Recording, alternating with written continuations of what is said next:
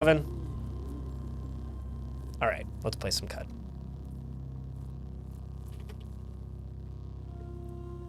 Drovine cheered. X100. Yuppers. Alrighties. YouTube chat, don't forget to leave a like on the stream. There's 30 of you watching and 9 likes. Sure, you can do better than that. Bring that like number up higher. Hey, Twitch chat, if you want to help bring the like number up on YouTube chat, you can find a link there. And Twitch chat, if you want to say hi to the VOD, say hi, YouTube. It's time to live and drink. So once again, this is a roleplay run, so if I die, it is what it is. I'm level 28, I'm a giant slug. My source of damage is I have a horn. And I also need to re-equip all my stuff.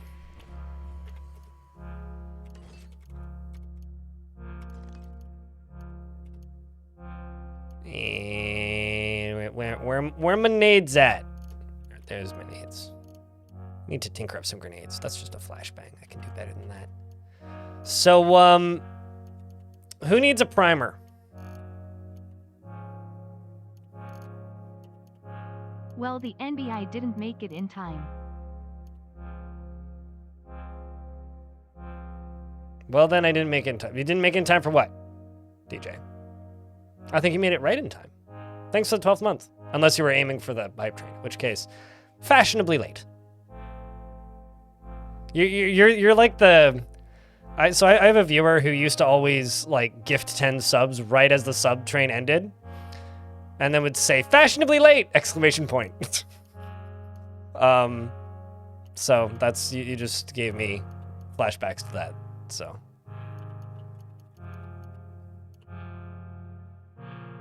That's to structural objects, non-structural objects.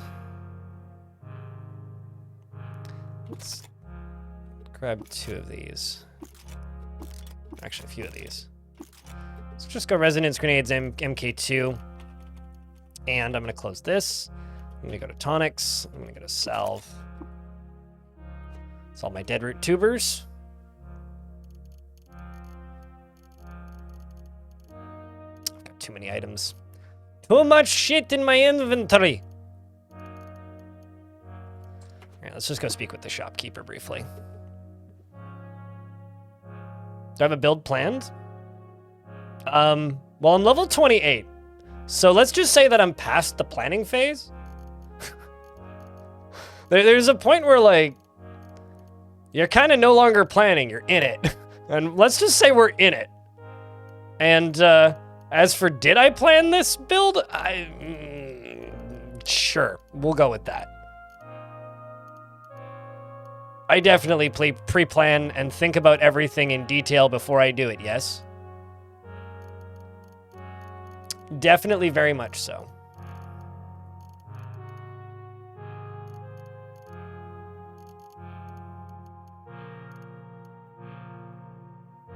I mean, would I lie to you, Deep Sea Fishing?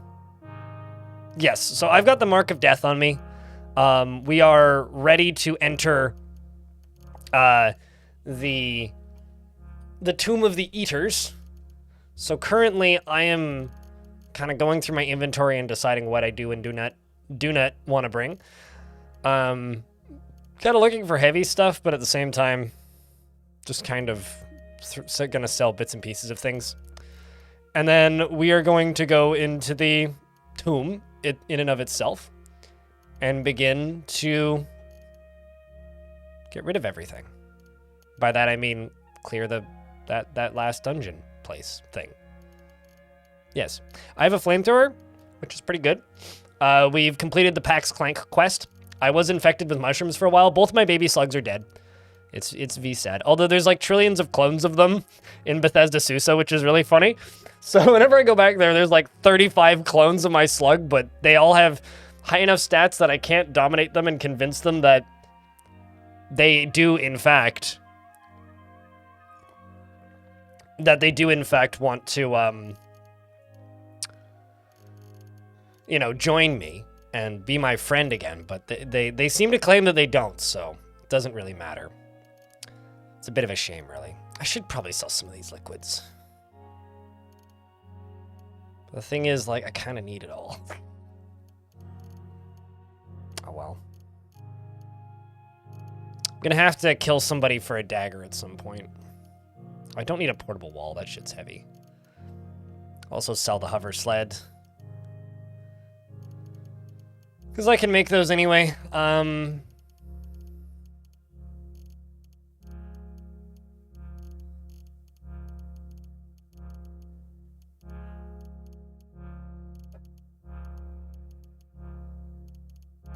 That's something else I can sell.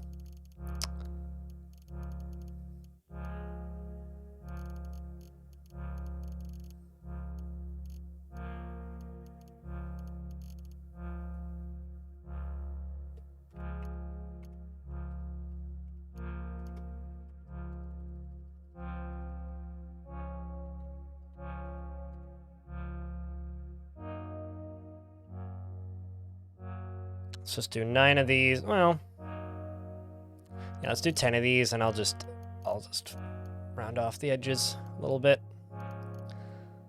I can sell those bananas. I'm not going to need those in there. And offer. All right, I now have a shit ton of meds. I'm going to go into my inventory and I'm going to swap out this rifle. We're going to remove that and put in the flamethrower. And this slug is ready to go to the tomb. You got cloning draught in one of your runs. Unfortunately, it was quantum jinners, so you couldn't really make proper progress. Oh, that sucks. I had cloning draught, but I feel like I misused it. I don't know. I feel like I misused it. So the herbaries that I just bought, those are a very, very, very, very, very, very effective healing item. They basically heal me to full right now. And the place that we are going is, oh, I'm not going to say endgame, but pretty damn close. These people off. I just wanted to look at what books were in that bookshelf. So, essentially, we are in the... Chad, is it fair to say that we're at the beginning of the back third of Cud?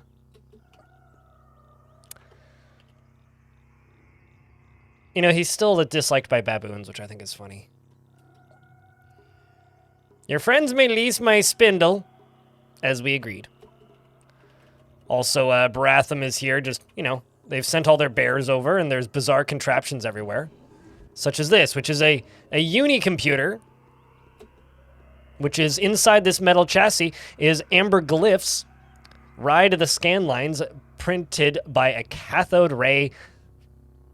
Frustum keys are arranged in quiet rows. Just camping outside in the forest with electronics. Seems very safe. A clay drum of oil.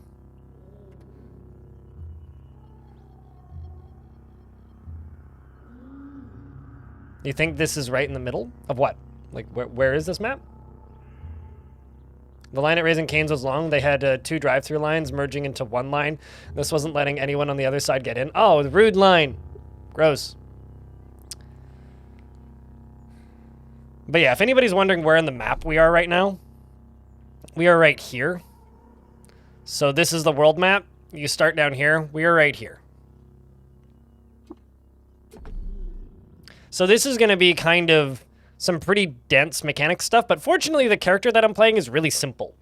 Because I am a slug, and I don't have arms. I just have hands. So literally this character is, for lack of a better term, I am a giant slug with a horn that headbutts people. So I'm basically a flopping narwhal. I had to tattoo myself with a thingy, and now that I've tattooed myself with said thingy, I can get through the wall. Although my movement speed has gotten real slow. So I kind of need to fix that. But let's get us some food. Apparently there's a campfire here. Let's go to my campfire. You're basically unarmed. Oh, I'm very much armed. Well, I'm more four-headed than unarmed. for whatever that's worth. All right, I'm going to go with goat jerky, fire ant gaster paste, and canned have it all. Let's go funsies. What do I get? Because I'm inspired to cook a good meal. I think hampered is my issue, actually. I wonder if it's my my gun that's making me hampered. Whenever you are set on fire, you heal the full 15% of the time. All right, I'll consider that. Whenever you drop below 20%, no thank you. You can use pyrokinesis at level 1 to 2. If you're out of pyrokinesis, it goes up by 2 to 3 levels. Okay, fine. Kind of sucks, but all of those really suck. So why am I hampered?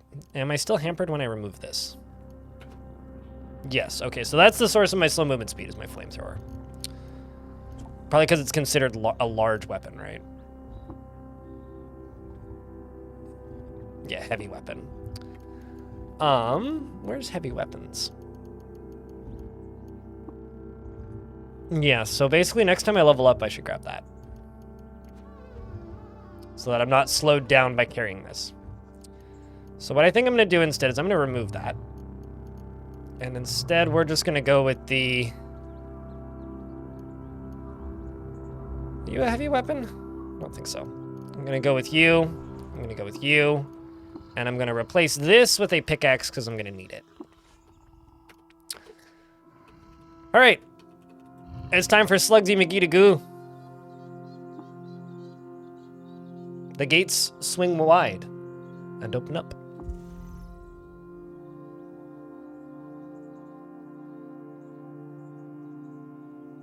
What? Just using carbide chef?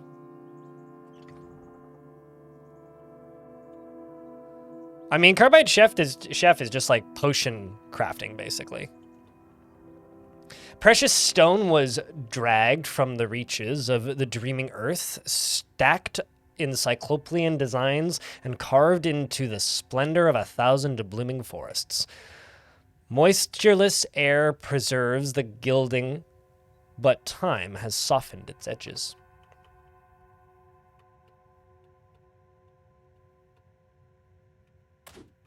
And then down here we have a small source of water.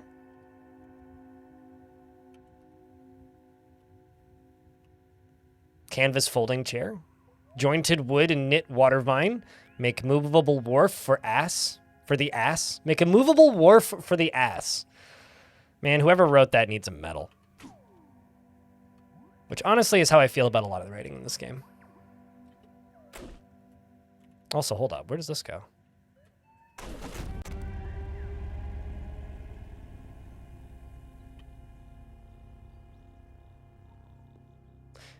That's fascinating.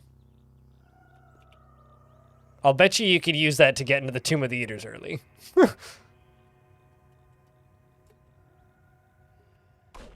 Things attack you while you dream.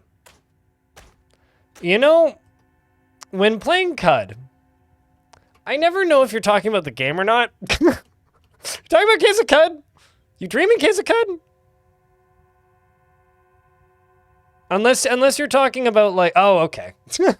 No? Question mark? I don't think so. The tomb mural depicts a significant event from the life of the ancient sultan. Bedates the first, the philosophical devil of the stone-worshipping province, but it's no longer legible. The music is so... Yeah, I don't know. Like, as far as creepy music in CUD goes, this is far from the creepiest, in my opinion. I actually really like the music in the tomb. Ironically, like, the Tomb of the Eaters is, like, sort of this super creepy endgame place, but it's also, like, a very wholesome place in a weird, grim way. If you've never seen the Tomb of the Eaters before, you'll know what I mean in a little bit.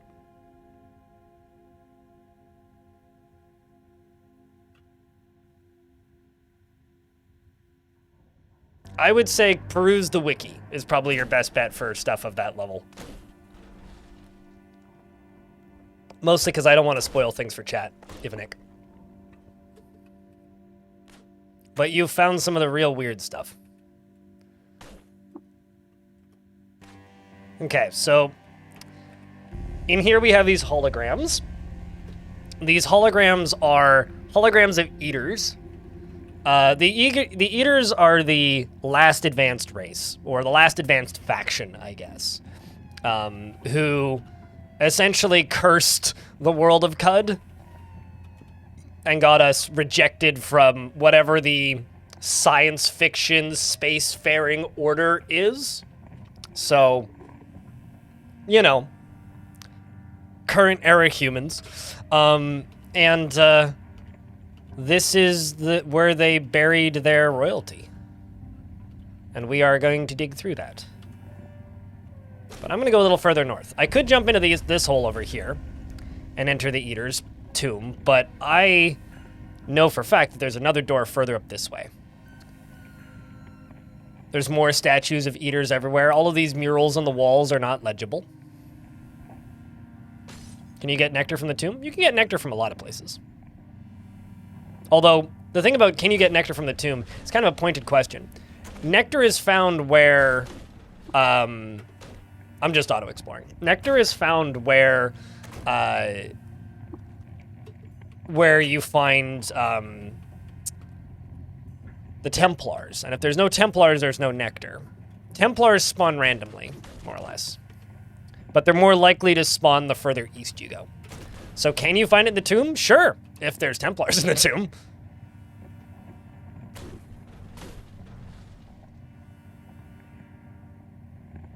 Ever looked into Moonring? I played a bit of it. I found it very difficult to stream.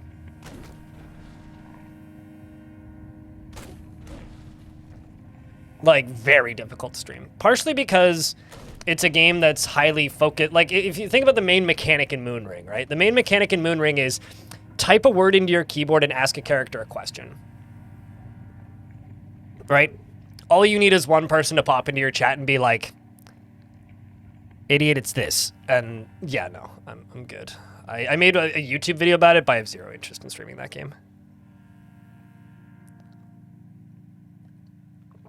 YouTube chat says that's a very eclectic assortment of animations, of mutations. Yes, well, you see, sometimes you don't get to pick your mutations. Sometimes your mutations pick you. So on the other side of that is just a full crate wall.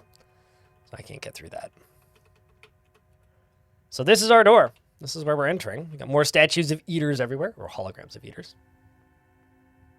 Yeah, I don't know. I'm very happy that Moonring exists, and watching Moonring come out and the developer like cry on social media with happiness was one of the most wholesome things I've seen ever. Yeah, no, I'm very glad that that game exists, but it's not something for me specifically. Also, I never played Ultima. Like, Ultima was never a thing I played. I played Ultima Online and a little bit of Underworld. But I was never like a top-down Ultima guy.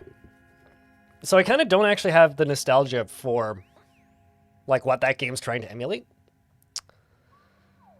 You know that your writing is good when like the description of a rock is interesting. It's a large piece of rock, older than every idea. Irregular volumes of stone heaped together across its surface. Points of order poke sporadically through a pile of entropy. A statue's finger. The gnomon of a sundial and a parcel of circuit board. It's a sizable piece of rock, older than every symbol.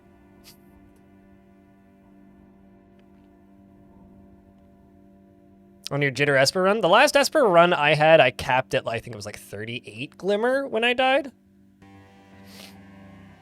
Yeah, no, that makes sense. I mean, that's why I've been playing way too much Tricky Madness, because I really like SSX and the SSX franchise. And even though that game is like underdeveloped and doesn't have enough content, like it's still pretty great. So here's a monster that's gonna try and horribly fucking kill me. This thing.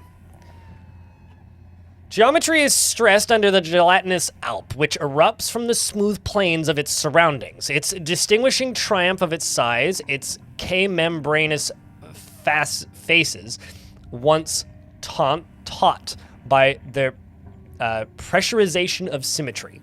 Now follow a sagging curve towards the wet core and through the blurry place tie?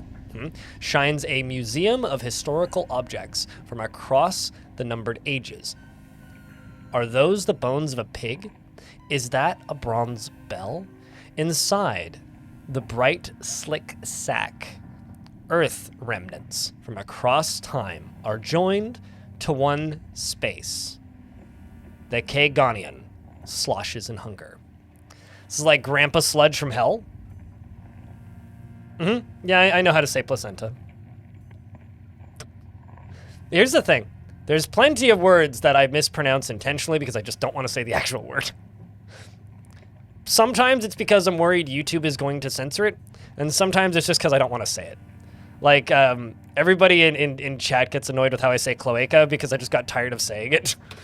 Anyway, like, do you know words like moist? This game has a lot of those for me. Yeah, so that's kind of what it is. And then chat's just like typing it in phonetically. I'm like, no, I get it. I get it. So that is a legendary slime. Now, there's 2 doors in, like I said earlier, right? Well, there's that third one, but there's 2 of the main doors in. The first door drops you in the middle of hell, sort of. It drops you in the midst of a bunch of hostiles. This one drops you next to a few hostiles and some friendlies. So I'm gonna kill this thing. And a grenade just went off on it, by the way. And now I think it's on. Is it on top of me now? Engulfed by gelatin. Okay. So I've got this first one. I need to be very cautious with my health. I'll kill it pretty quickly. Okay, so that died pretty easily enough, right? 700 XP. Now this one's gonna immediately eat me. And this one is gonna be a challenge to kill. Not really, I just need to watch my health. Because it's still fine and I'm losing health rapidly. So when I get, let's say down to 60 HP, I'm gonna eat an herberry. Wherever that is, it's right there. Boop, ba-doop, ba-doop, ba-doop, doop, ba-doop, ba-doop, doop-a-dee-doop, doo-doop, doo-doop, doop, doop, doop. Okay, we're down to 76, 67, 58. Time to eat another herberry. It's badly wounded. We've almost got it.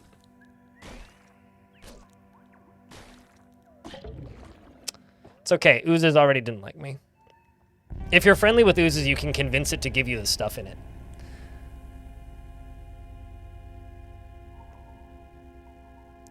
Feel a lot of it goes over your head. So you need to explore more lore.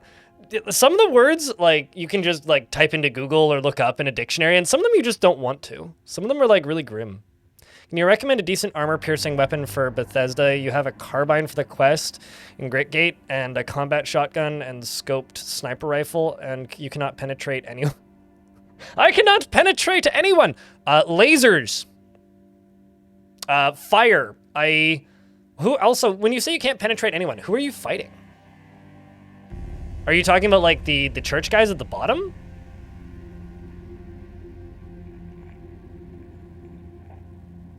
Is there any other games besides Cud and Dwarf Fortress that you recommend? Chat, recommend a game that isn't Cud or Dwarf Fortress. This person in YouTube chat asks me if there's any other... Path of Acra is a game I recommend. Jupiter Hell is a game I recommend. Cogmind is a game I recommend. Chat's recommending Subnautica and Planet Crafter. Sure. Guys at the entrance. Okay, who's at the entrance that you can't... Golden Krone Hotel, yeah, that's a good one.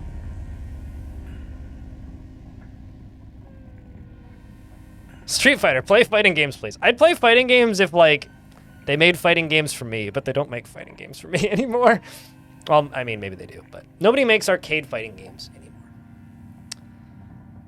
Frostpunk, sure. Oh, the boulder guys? We'll walk around them. Like... Also, to be honest with you, I've never really done high dexterity builds. Yeah, unfortunately I can't support Solash in good faith anymore, but Zorbus is great. Where are the Taco Supremas? You know, good question. YouTube chat, I have not seen a Taco Suprema yet in this run. I've not seen a Taco Suprema, and I've not seen any Zetachrome gear. Which means they probably rebalanced, like, stuff distribution. So, that creature dropped a bunch of stuff. Dropped the Slimy Leafy Vest, which I'm going to take. An artifact, which is a Bionic Arm. An item that's too complex for me to decipher. Which is Charl Rings? What the... What it? Let's look at it instead of hitting...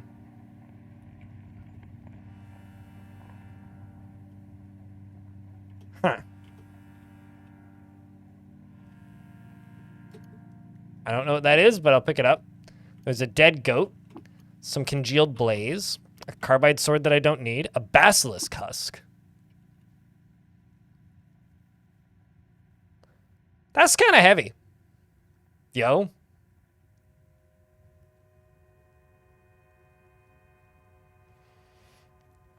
See, I used to find, like, Zetachrome just randomly in shopkeepers, like, mid-early game.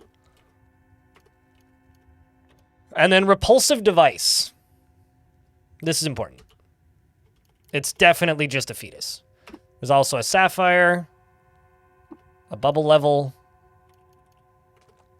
and then right here, I'm just going to wait until I've healed. There's a countdown happening. I need to find the floor with the hexagons. Right here is some dude. He's a grave robber. Scarred fingers with moss-cruddled nails clench a pigskin satchel, bilging with implements of dead digging. A sable hood and cloak swathe a nimble body, pitched on a crooked spine. She is used to bowing towards the ground. And I'm gonna kill you because I want your knife. All right. They drop a bunch of stuff, including pickles, shade oil, and a few other things. But what I want is I want this. I want that dagger. The reason I want that dagger is it procs with my abilities, whereas my current axe doesn't. So it's an upgrade to my weapon, sort of. Then I'm going to swap this pickaxe out for that dagger. Excellent.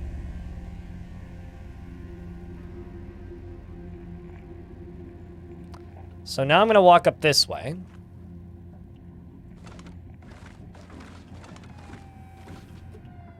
And now I'm tethered. So as you can see, it says the Bell of Rust tolls. The dead will be recalled in 80 rounds.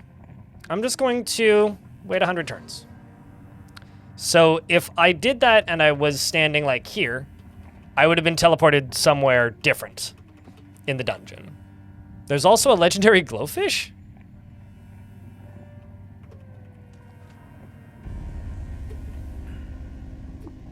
Has nothing to trade? Okay.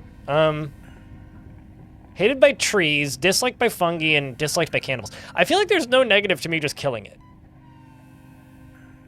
Should I kill this fish?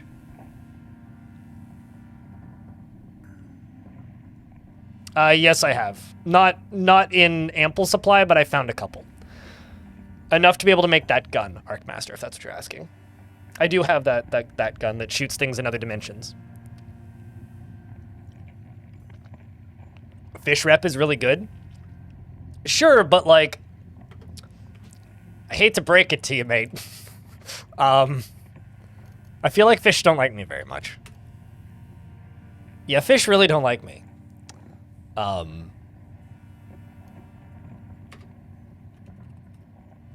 Whereas, like, trees kind of like me. It would be nifty to be, like, neutral with trees.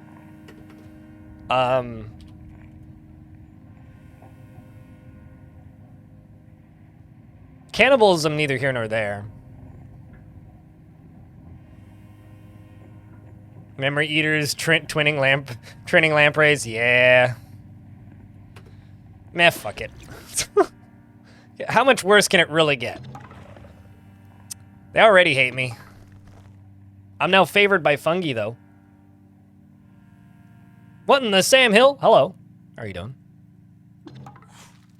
Yep. Whoops. Anyway. So here's a Mapago. Pilgrim. He's got bullets.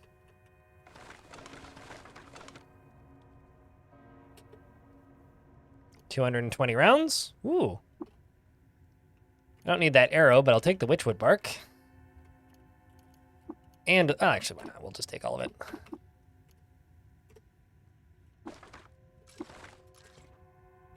Found some more random crud and some water. Rifling through the trash to the southwest, you gather clues to determine the location of a legendary cannibal. Okay. I'm sure he's friendly.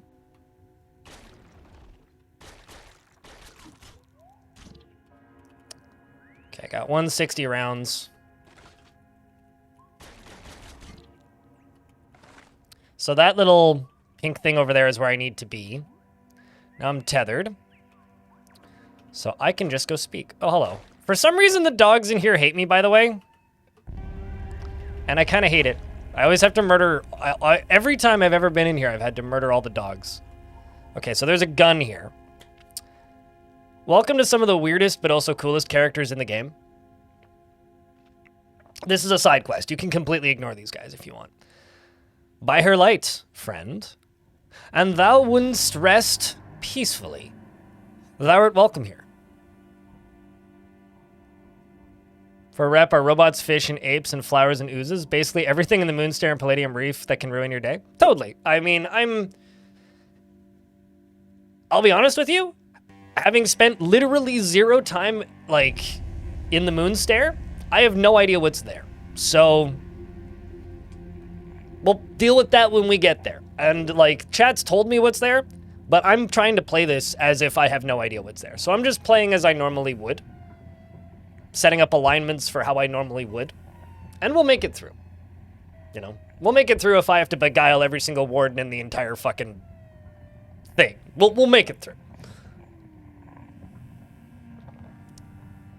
You know? Like, you gotta remember that, right? Like, I am intentionally foregoing advice under the assumption that I'm playing the game the way I would if I didn't have said advice.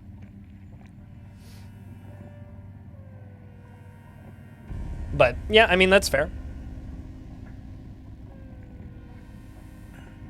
Flowers actually kind of like me, ironically. Oozes fucking hate me.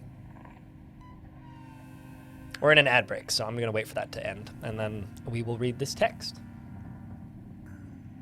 You know, like, I think kind of like as a streamer, you have 2 options, right? There's option A, which is take all of the advice, play everything perfectly the first time, and never learn. Or option B, which is... Or I guess it's actually 3 options. Option B, which is accept 0 advice and allow 0 advice. And then option C, which is acknowledge advice, but intentionally ignore it. Which is generally the one that I go for. Except for when I'm grumpy, and then I tell people just to shush. Because sometimes it can get annoying, but...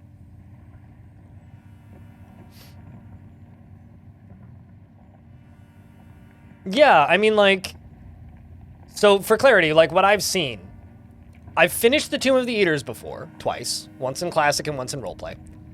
And I've finished the Baratham questline up until the Moonstare. So I haven't been to the Purple Zone at all. Like, that doesn't exist as far as I'm concerned. None of that was there. That was all just, like, the Deathlands or whatever. The last time I got to Endgame. And then when they added the Moonstare and all that stuff... all I was doing was just fucking around in, like, playing Sandbox and, like, digging as deeply as I could and, like, doing meme builds and, like, okay, what happens if I put everything into willpower? Let's go! Kind of thing. Are you going to upload the CUD VODs? Yeah, I'm going to upload them, but I'm going to upload them once I have them all so I can just schedule them all in a row. If Seth J in YouTube chat, if you keep an eye on my, Dwarf Fortress VODs, you'll notice they'll kind of go up in batches. It's when I have like 8 that are ready to go, basically. All of the VODs are already highlighted on Twitch. So if you just want to watch the VODs, they're already on Twitch. But if you're waiting for YouTube specifically, yeah, they'll start going up probably next week. Probably by Friday. Yutter, thanks for the brand new Prime sub. Thanks for helping me pay for, a mortgage. Jack, can I get a round of beers for the... I'm not sure what's better. Thanks for helping me pay for a mortgage, or thanks for donating money to the generous bidet fund. Do I need to explain that? I should probably explain that. Mr. Hobbs as well. Thank you very much for the 5th month. Welcome back with Prime. Specifically, there was a joke in this chat for a minute that Blind can't install a bidet because he's renting his apartment and his landlord won't let him cut a hole in the cabinet. So the entire reason, and I said this, like, I think it was last spring, where I was like, man, I need to just buy an apartment so that I could get a bidet. And it turned into a big hype train of, like, Blind's bidet fund. And now I'm just sitting here going, like, I'm not sure which one's more compelling. Because me saying, thanks for helping me pay my mortgage, implies that I already have lots of money and probably don't need more. Whereas, help me buy a bidet is just funny. So I don't know. Anyway, thanks for the Prime. Are you Vivira? Zotham sent me. So Zotham is a dude with a sword and shield who's hanging out in the graveyard in the town outside of the Spindle. And he's pondering his life's sins and awful deeds that he's committed, and is begging for forgiveness in a religious sense, and sends you to go find Vivira the friendly turret. So, that's who this is. Zotham sent me. Thanks for the XP. Thou art, of course, welcome here, Wayfarer. Speak to Agaira, and thou needest aught as I delighteth in hospitality. As a delighteth in Speak to Argaia, and thou needest aught as I delighteth in hospitality. The combination of the pronouns and the accent makes this really difficult to read. Why are you offering me sympathies? I was being petty. A little time Zotham spent here felt like weeks. So, conceited and aggressive was his grief, but Agaira would chide me for saying so. I need a long road to true self-realization, I realize, but if you ask me, Zotham's road is far longer. You're rather civil for a turret. So I'm told. I have never had the pleasure nor displeasure to meet another turret. I know only my friends here who uplifted me by chance and cared for me by choice. Were it not for me for my shape, I wouldn't be little different from another Mapago.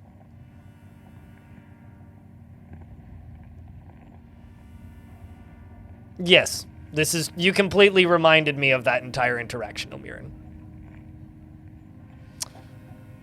What is here? Thou knowest surely that this is the Tomb of the Eaters, but behind me lieth nestled a settlement occupied by the Watchers of the Tomb, a small coterie of Mapago. And thou wouldn't know more of the settlement, if thou wants to know more of the settlement, ask the Watcher named Agara, resting within. I loveth sharing of knowledge. All right. See ya. Farewell. They're basically like they're basically tomb hermits, and they have an army of dogs here, and I have to kill them all because they don't like me for some reason. Although they also don't like them, apparently, so maybe it's for the best. Thankfully, they're not attacking me over it. Just also gonna go knock up the sleeping gas dispenser. There we go. Sorry for messing up the place. Well, now they're fighting with something down there. What is that?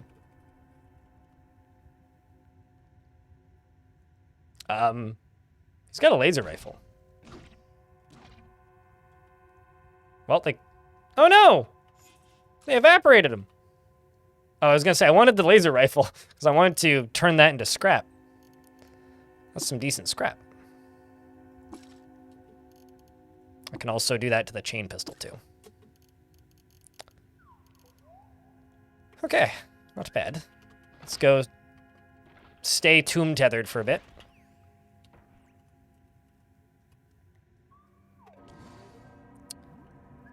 Let's speak with this poison.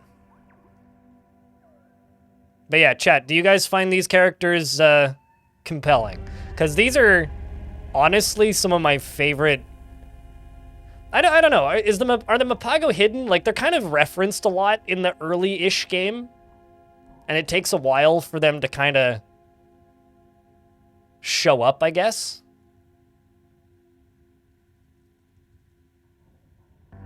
Greetings. I am Tinkered Bell. Who are you? And thou hast any questions, I would fain answer them. Greetings, friend. Thou art welcome here. If you're not looking for them, you can miss them pretty easily. Yeah. They're also kind of amusing to me because they're one of those... They're like a, I'm trying to think of the correct word here. They're like an androgynous faction. And they, like, have very interesting pronouns. And they're one of those factions that really annoys certain types of people, which makes me really like them.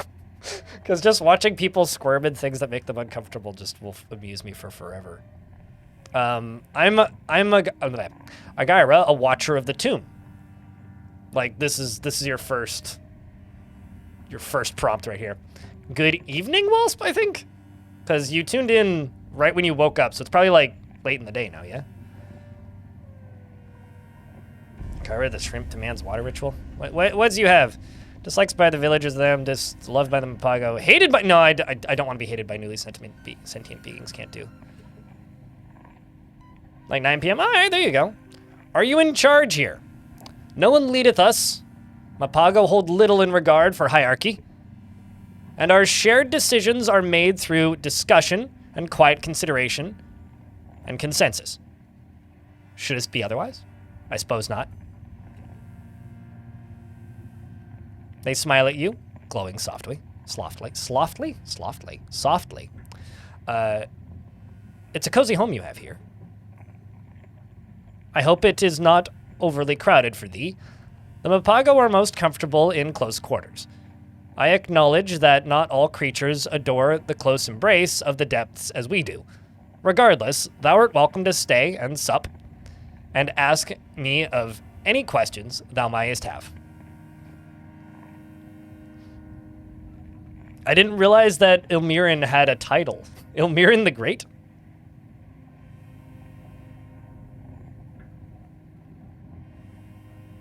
Don't try to lie. I see how Congress works. Works.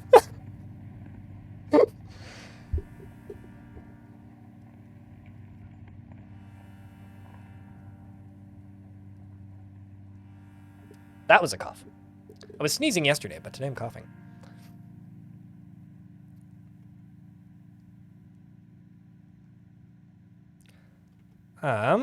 What do you know about the tomb? The tomb of the Eaters is a consensus of 12 strata, or 10. Once thou accounteth for the transitional levels, the folk catacombs in which thou currently standeth, the ceremony and columbrium, and the 2 crypts, and the 6 tombs of the Cuds Sultans above. And thou seekest the fortune here. Gird thyself for disappointment. The tomb playeth host to objects, wondrous and profane alike, but little of what surface dwellers considereth treasure. Wondrous and profane? Now I'm curious. I admire thy curiosity, and hope thy prudence informeth it. I have an example at hand. Mere days ago, one of our consortium named Liba happened upon a repulsive device. A was so shaken after attempting communion with the object that A hath spent less time away from her nook than ever. They're hiding. Ami Maramasa, thank you very much for the 10th month and the fun name to say. I'm doing all right, Aura Enchanted. How are you? I'm doing okay. Still kind of in the waking up phase of the stream. It's like it's funny. There's some streamers out there that stream for like 3 hours, and I was talking with a friend once at TwitchCon about like the very how do I word this? About like why they do short streams. Like he streams for like 3 or 4 hours a day, right? Usually stream goes live at about 5 p.m. and he's live until about 8, sometimes 9. And I asked him, like, how can you do such short streams? Like, I'm barely awake in the first 3 hours of my streams. And he's like, well, like, you know, I stream right after I get home from the gym at the end of my day.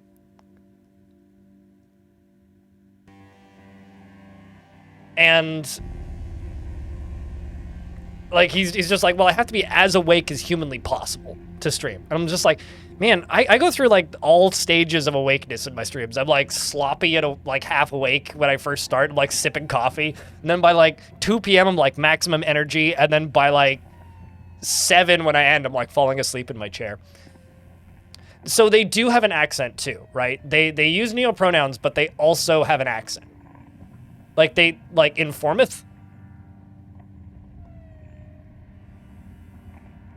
Hope thy prudence informeth it. Like, if that's not... Like, I know that they're using neopronouns for thy, but if that's not an accent, then I don't know what is.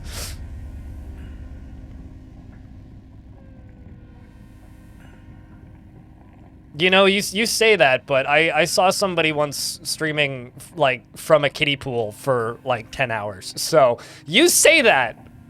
You say that, but... It's either, like...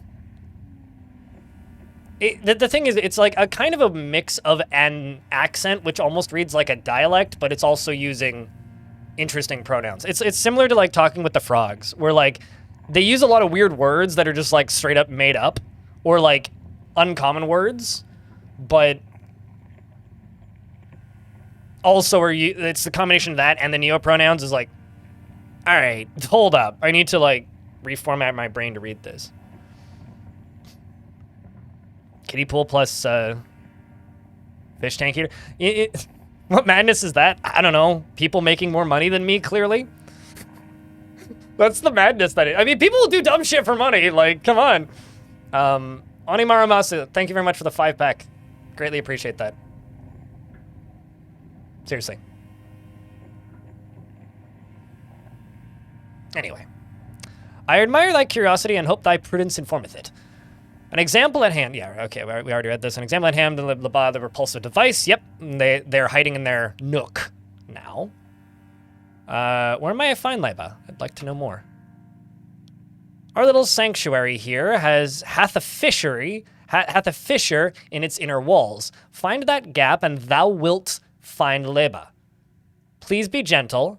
A hath ever been most insightful reader among us, but beareth the weight of an anxious mind.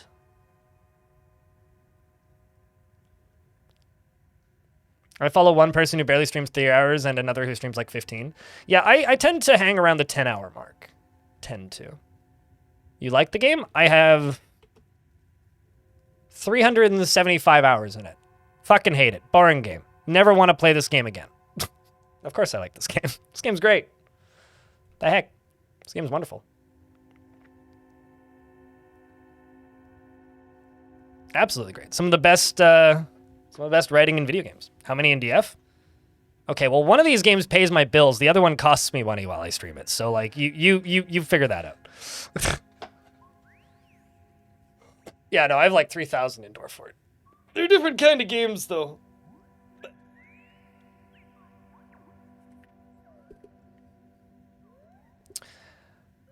All right, I will live and drink. So now I have to find Leba. It's a lot of free XP, this whole thing. Also, I'd like to... I want Bubka. Oh, that's what that does. I actually don't want Bubka. I don't need Burrowing Claws. I have a pick. I'd like my health boost, thanks. Although whenever you identify an artifact, you gain 6 armor value for... Actually, no, never mind. I will keep that.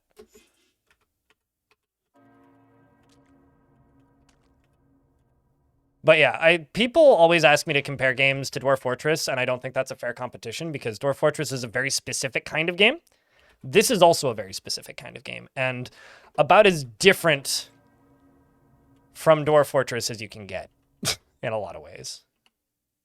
Also, speaking of tectonics, I just picked up some tectonics. I did not mean to hit that wall. The little watcher stares at you. Hello. Aye. Agyra tells me you found some sort of repulsive device. Aye. Most repulsive device. The mind echoes of that common yet haunteth me. Like, that's what I mean by they have like a dialect, because haunteth? Haunts. It's haunting, not haunteth. That or they all just have like a collective lisp or something. I don't know. I would compare Cud to Kenshi. Like, I don't like Ellen. I don't mind Kenshi. But it's like, it's a very large open sandbox with a very, very, very, very, very, very well-written RPG in it. So you can play it as a story-based RPG, or you can play it as a nonsense sandbox and sprout a trillion limbs and become a Cthulhu monster with 40 swords. What do you want to do? Very, very hyped for Kenshi 2, man. You know, I don't get excited for games, Casco. I'm excited for games that are like out in 6 weeks. Or like next week, you know? Like, I would say I'm excited for Adventure Mode to release. Could care less about Kenshi 2. Talk to me when there's a trailer and a release date, and it's... Although, knowing video games, Kenshi's gonna be that game that gets announced, like, 3 days before it comes out. 2030 is generous. Yeah, but, like, that game's gonna come out, like, and then just be out, right? Like, it's just gonna suddenly appear, and everybody's gonna be like, bah! And fly off their seats. There's so many disappointments in games, yeah, because people overhype themselves. People have, like, no idea how to balance expectations for things. And then every now and again, an Indiana Jones comes out, and it's one of the funniest physics sandboxes I've seen on Twitch in a long time. Will I play it? Probably not. Maybe in 5 years when it's 40% off, 60% off. Anyway, most repulsive device, the mind echoes of that communion, yet haunteth me. What was so bad about the device? Not the device, repulsive as a key to a prison doth repulse. To know key is to know of a prison. Our watched children are bound, and lock swalloweth key. And thou feast, and thou freest one, 3 remain forever. Kagonian hath it now, and thou you seekest. Bound and lock swalloweth key. I've been trying to like I know what how this quest line ends, and I'm still trying to like decipher what they're saying there. Our watched children are bound, and lock swalloweth key, and thou freest one, 3 remaineth forever. It's like, simply put, the way this quest line goes, because it's going to be done in like 10 seconds. It's a very short quest. There is several creatures that are wandering around here that are stuck here, that have some portion of their personality destroyed. This device gives them that back, but you can only give it to one of them. Yeah, and I've heard from Kitfox that it's not going to be playable or like publicly accessible until, oh god, like it's like 2028 or something is like what they're targeting. So sure. Yeah, I mean, I'm aware of Streets of Fortuna. I like the look of it. I love the idea of like an Arabian Nights kind of like Aladdin-ass looking immersive sim top-down sandbox thing with a lot of procedural generation. Like that sounds great, but like again, you know, it's really like you can go to their YouTube channel, watch their development videos. Like it's coming along and it looks cool. It's definitely got a lot of promise, but like, does it matter right now? No, not really. All right. You mean this thing? Sorry, I like that response. Lebeth yelps at the sight of the device, curling into an armored ball. Leba? You receive no reply. Live and drink, I suppose. Just pull out an electric fetus. Okay, so now... Oh, I just attacked a wall. Okay, sorry, wall. I seek a use for this repulsive device. By her light. It's ghastly. May I touch it? You may. Deboya's face scrunches in pain as A communes with the device before finally pushing it back into your grasp. By her light, that was unpleasant. How it twisted and turned, leading me to visions of Nasum's past, scraps and flashes. I can discern only glimpses of significance. Once a crater, an innovator. Can these parts of itself return intact under the device's influence? Thou sendest void away, hast thou lost part of thee? Perhaps we will find out. Live and drink. So this is one of the characters I can give it to, I think. This is another one. And then there's a third one that's just going around. So I'm going to ask you guys who you think we should give it to. But let's go speak with this one over here. Sure, let's ask about Keganian. Keganian is an ancient, venerated gelatinous capula. Doth patrol the catacombs. Arrived centuries ere we discovered this place. Keganian hath hardened and eateth not through the floor, and yet it eateth prodigiously. Safe from the conservators, as Keganian long ago consumed the mark of death itself. Please be careful. Keganian hath devoured watchers.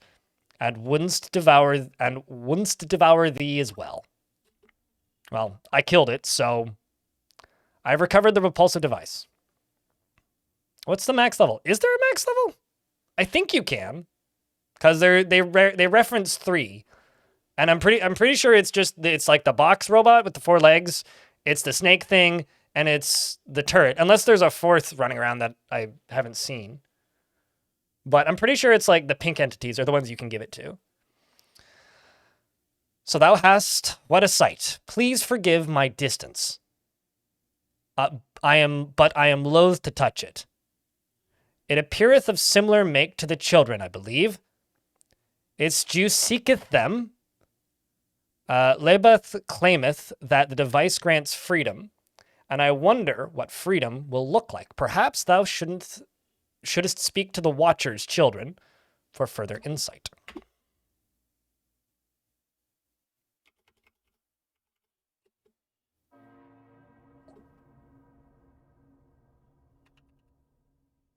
Well, maybe you can't. Oopsies. Going to forever be accidentally attacking walls. How much time do I have? 160 rounds? Okay, let's just explore a little bit.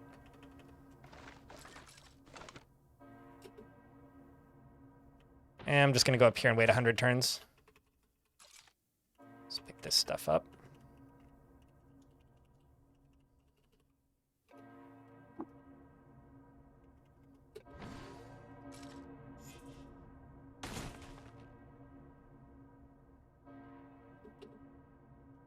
Just keep exploring. 200 rounds. Found the location of a goat folk village. 180 rounds.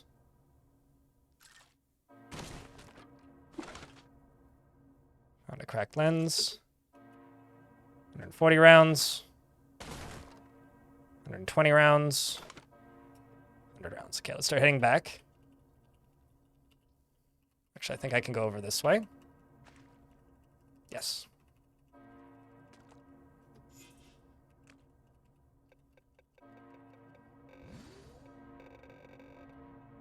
Okay, 180. Let's explore again.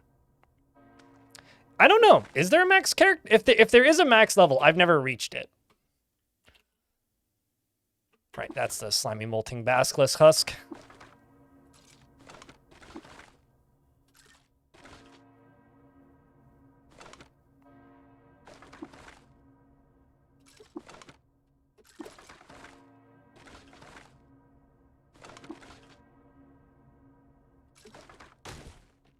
Okay, then there's a 4th one that I've never seen, which I'm certainly not writing off as a valid possibility.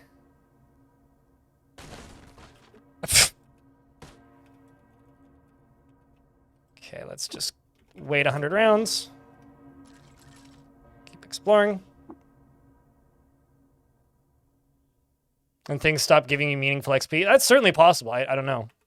Like I said, if there is a cap, I'm not familiar with it.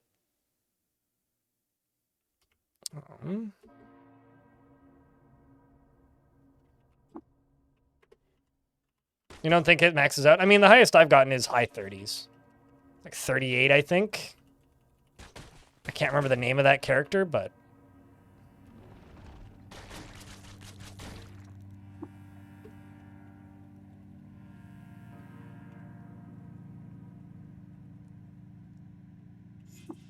Okay, so we've cleared this zone. Let's go this way, where I'm tethered. Or have easy access to tethering.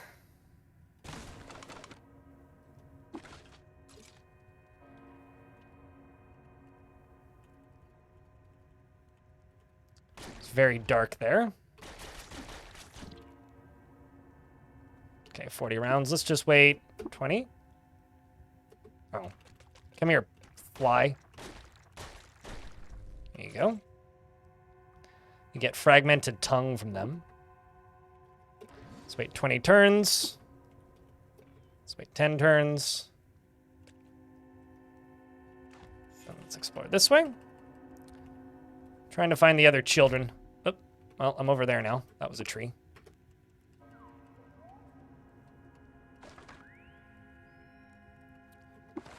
I absolutely hate the trees, especially the annoying launchable ones.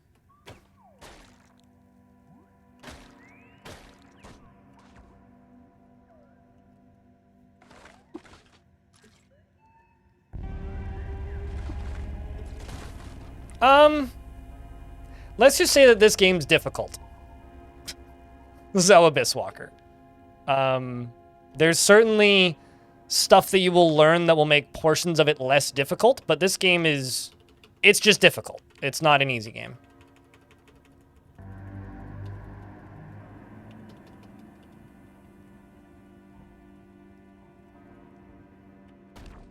Oh, God.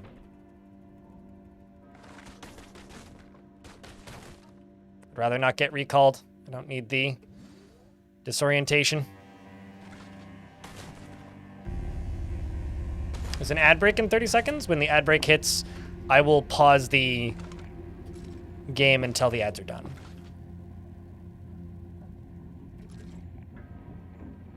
By that, I won't move.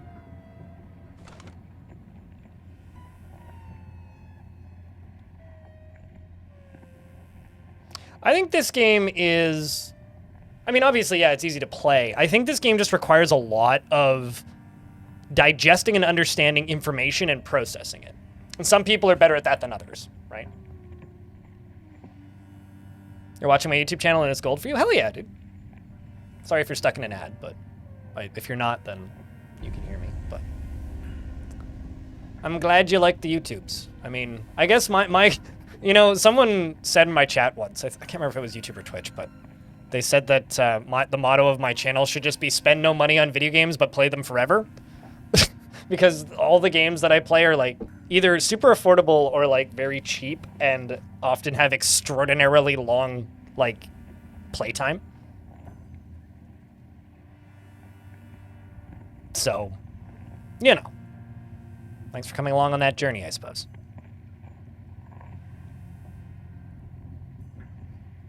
Or even free. Yeah, go play Brogue.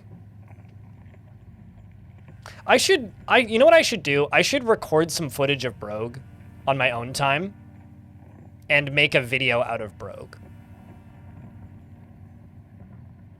So I'll bet you I could do like a 10-minute video of a complete... Like if I beat Brogue, I could do like a 10-minute video of Brogue. That would be pretty dope. Bet you I could do that. Nobody would watch it, but it would be great. Really engaging with CUD requires you to both be comfortable with not understanding things completely and having the desire to learn more. Yeah, that and having like a really good Control-F shortcut on the wiki. like either that or being very good at wiki diving.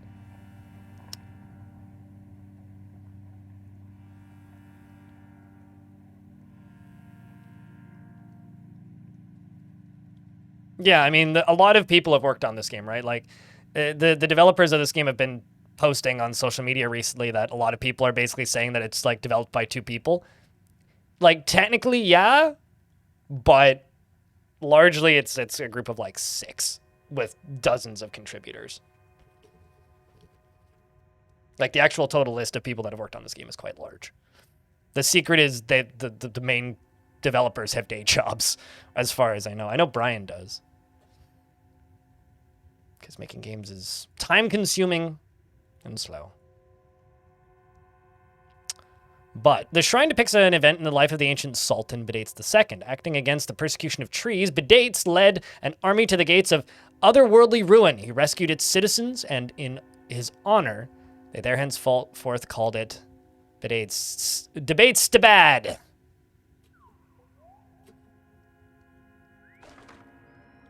Got 160 rounds. 120 rounds. Still have to finish the repulsive device, but I want to find the others. Oh, that's cool. Found a legendary spheredom. What do you have, Grave Robber? Blast Virgo, pickaxe, okay. Oh, geez. Well, it took too long. Oh, well. I thought I'd make it, but nope. Oh, no, I got teleported by something else. Well, I've been recalled. Fortunately, this base level of the tomb isn't too hard to navigate. And if you need to get to the... Found the location of a gel weed. If you need to like navigate back to the McPago, you just go northwest. So I guess since I've been teleported now and I've lost my location, we'll just auto-explore. I don't know why these spiders in here hate me, but...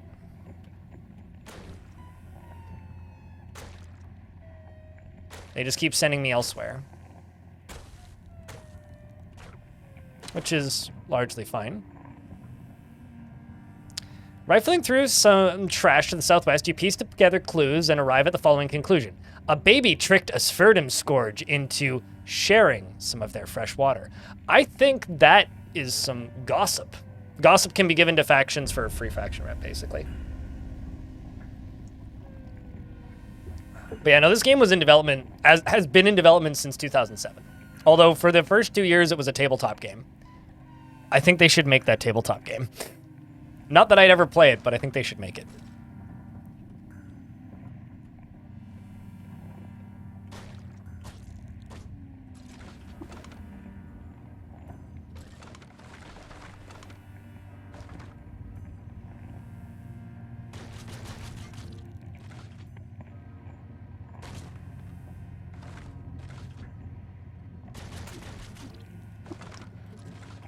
So I just keep running around. Something teleported. I'm getting so many crafting materials. Rifling through the trash to the north, you gather together clues and determine the location of Herva. And look at this. Well, right next to some Mapago. There's a slime eating me.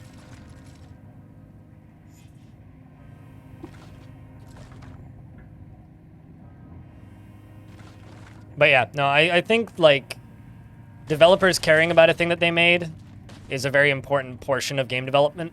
But I think my favorite, like...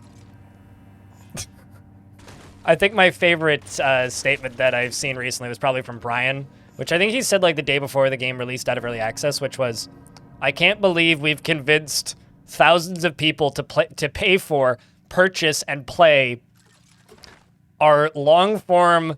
17-year-long in-joke to convince people to say that I love cock. Which, like... all I can say is, yep. I respect it.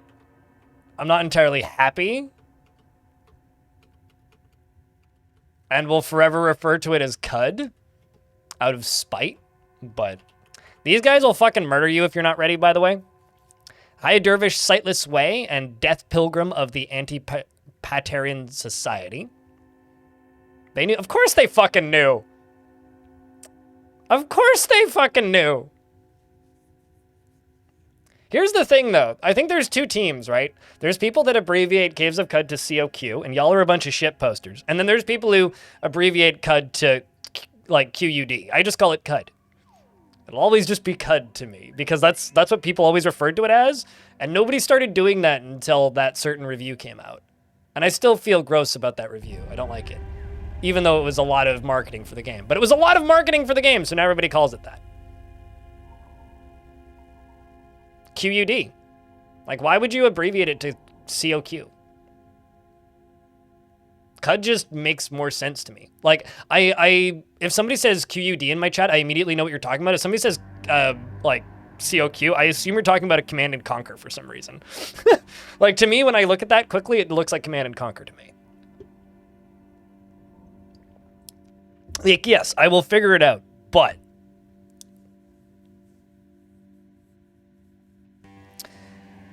fat was shorn from his spindle limbs and psychic lathe, and the irises of his eyes are patterned on shapes that cannot dream in geometries of the natural world.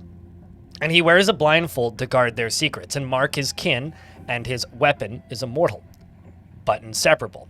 It was spun from the thought stuff as his ego. From the same thought stuff as his ego.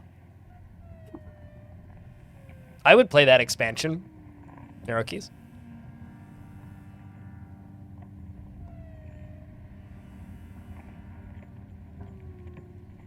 Oh no, I know they know it, but like here's the thing, right?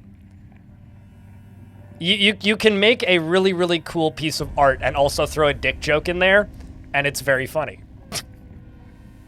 Because you need to remember the kinds of people that they're annoying with stuff like that, right? Grey Hat Nub?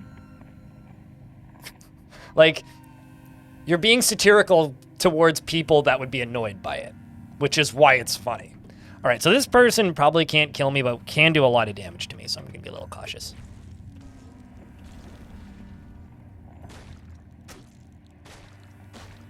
Please die. See, 31 damage. Like, hits hard. It's because of the... You know, actually, that I'm going to use. 5 pen, 1d12 plus 1.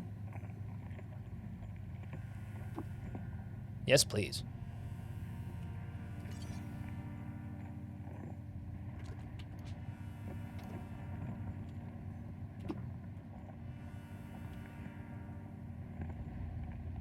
Ego bonus cap 8. Gotcha. Which is fine, because I don't have much ego. Although, this has much better... This has better pen, actually, because I don't need the ego. Yeah, I'm actually going to use that. That's a shame.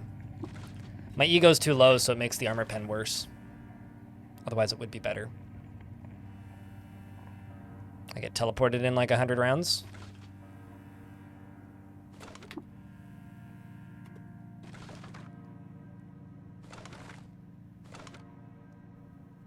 What? A bear that wants to kill me? I guess I'm no longer favored by bears. Yep.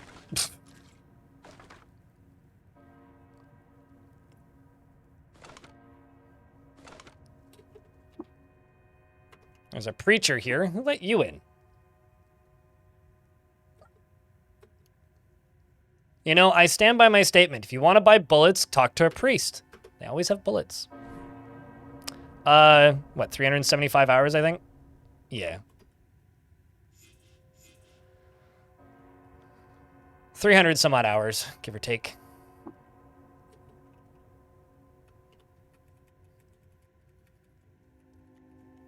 I think I'm actually just going to... Oh. Tree man. Let's wait 100 turns. Wait 100 turns, and then go this way. Okay, there's nowhere else to explore here. This is the one with the topmost. Guess my meal wore off, so I'm actually gonna go to their oven. Bonesaw wants some beers for Qud. Chat, can you post some beers?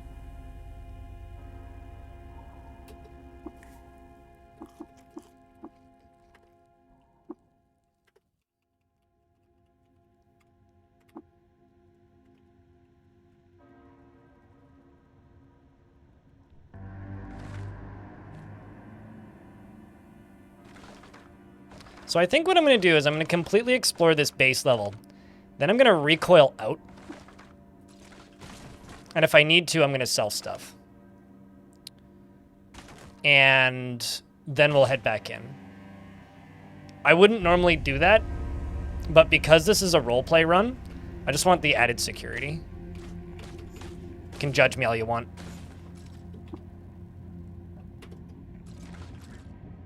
But for this run, it just kind of makes sense to do it that way.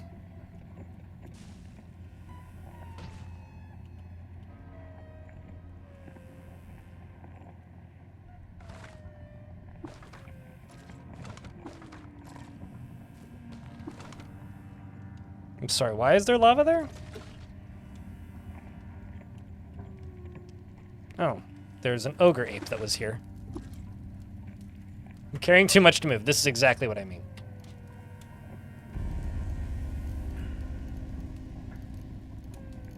Ah, I'm just running around with semi-automatic pistols. Treat these as scrap. Disassemble. You know, I'm gonna break down this and then just remake it if I need it.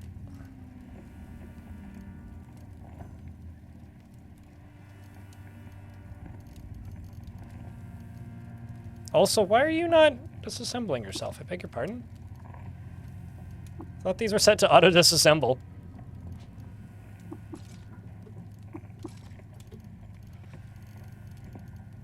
Oh, I see. I picked up 3 ogre ape pelts. Those will sell for a fuckload. Them's heavy.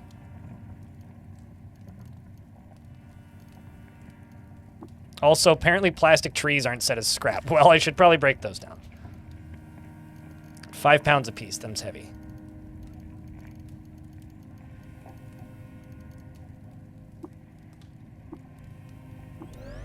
Let's just recharge that.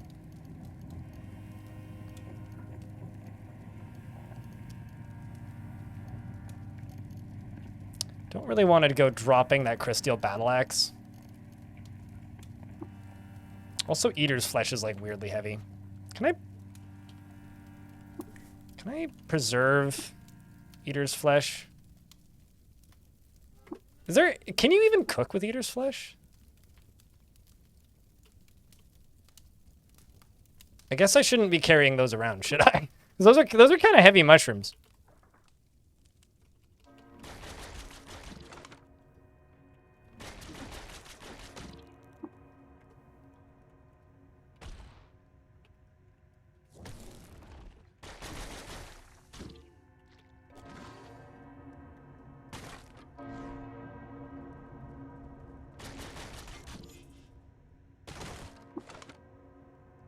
Is a camel? Maybe they are a camel.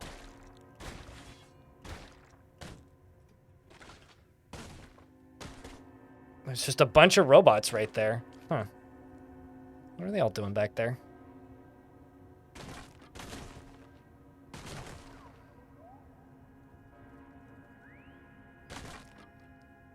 To those of you who play through the Tomb of the Eaters, do you bother exploring this entire base level? Because I find it super useful just for all the secrets you can get if you have scrap gathering.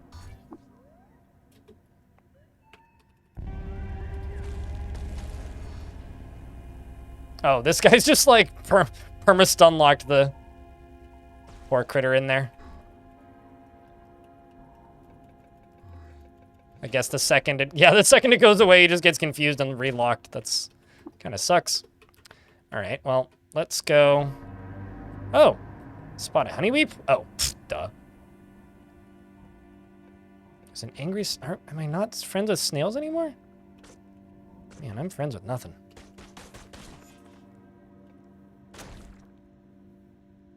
Well, that's cool.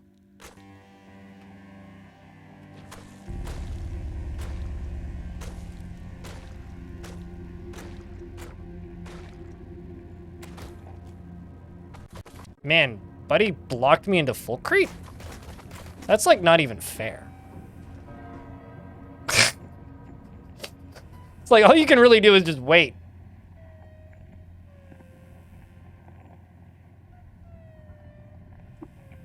to trade and steal.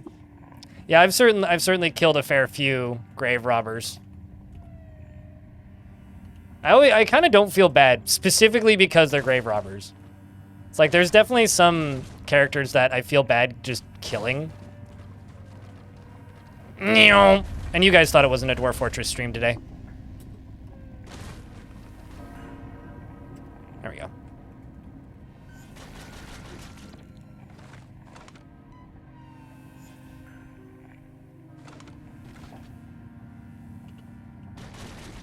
Then sometimes you find random legendary characters down here that are decent to water ritual with. What do you has?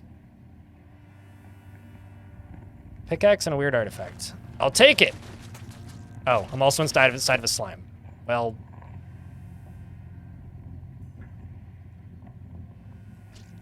What? Well, that's never happened to me before. Huh. Well, shit. I just got eaten by a cube of gelatin and then fell through the floor. I guess today I learned that can happen. I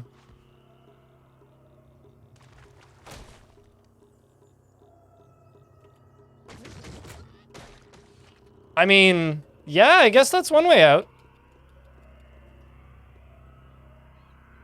I should probably just recoil out, eh? We'll explore this area, see if there's any loot down here, but I doubt it. So wait, if you're inside of a slime and you get teleported, does it just, like, send you down a level? Like, what caused that to... Does the slime eventually eat through the floor? Like, how does that work? I gotta say, I've never seen that happen before, so... That is very perplexing. Fucking hate death dakas, man. And it's the one situation where it truly doesn't need more daka.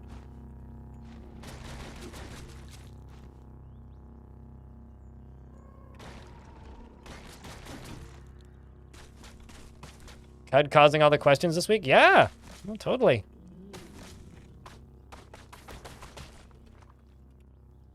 All right, well, I'm certainly not going to get back into the tomb, so...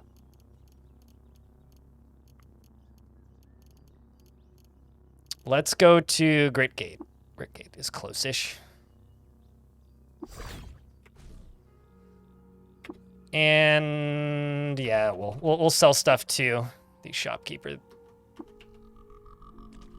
It's because it's the only slime there that doesn't do that.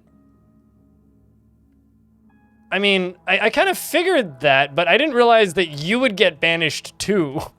I guess that's the disconnect that I had. No, I don't care about you damn ruins. Found some historic ruins.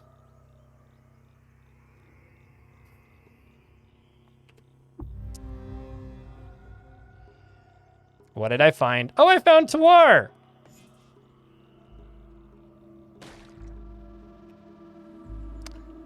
And it's a mushroom-infested place. Hey, chat, do you guys want to do a side quest? I don't really want to get infested with mushrooms, to be honest.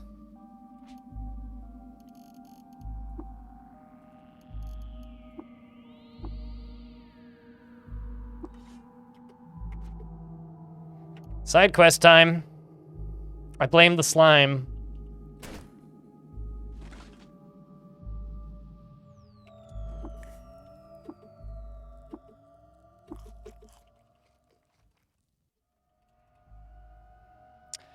While visiting an obscure cottage, Urim met with a group of historians and commissioned an account that invoked the presence of a desiccated leaf. It was named Leaficus. I think this might be where Leaficus is. I've got 2 Yonder Cane already, so this is very much worth it. And then I got yondered by the Yonder Cane.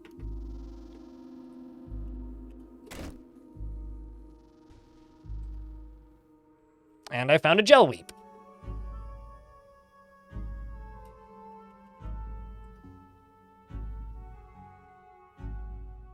Just kind of don't want to get infested with... I don't want to have to go kill another leech and eat another leech corpse. I've eaten too many leeches this run. Eating leeches is how you cure fungal infections. And I've had too many of them.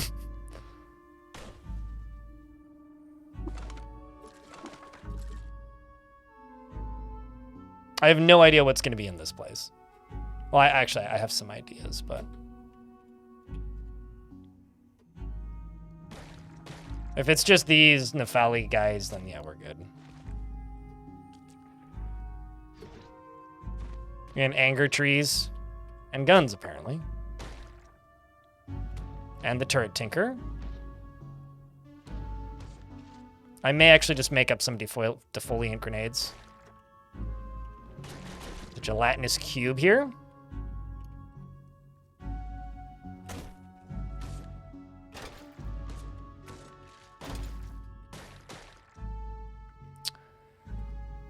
Yeah, I don't think I even need the defoliant grenades. Found a freeze grenade.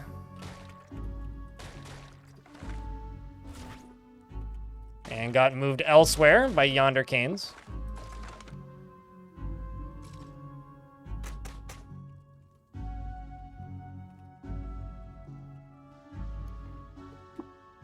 Yeah, I don't need that bow, but I'll take the copper nugget. Sure. Another yonder cane in my property? What? There's no way this is... There's no way that this is it.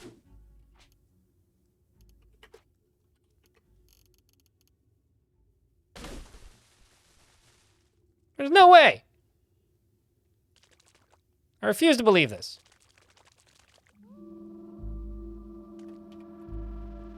Waiting to be, or just numbered bits waiting to be freed. Yeah, I mean, I don't need them. It depends on how bad the, like, amount of baddies around gets. There's no way that this is it, right? I don't have, I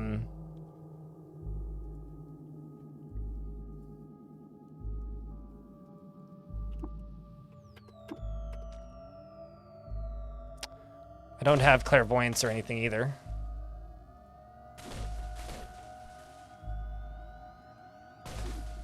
The item itself could be on the surface though.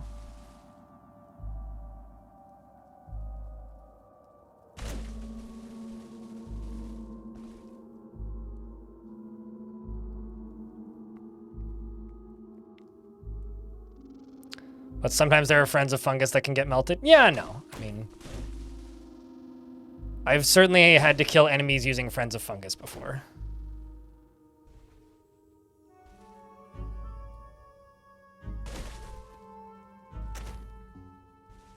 Yeah, I guess that's it. Oh, duh, there's another stairwell, like, right fucking there. Well, that is not the smartest thing I've done all day, but, you know, here we are. I'm famished. Who's surprised? I'm certainly not.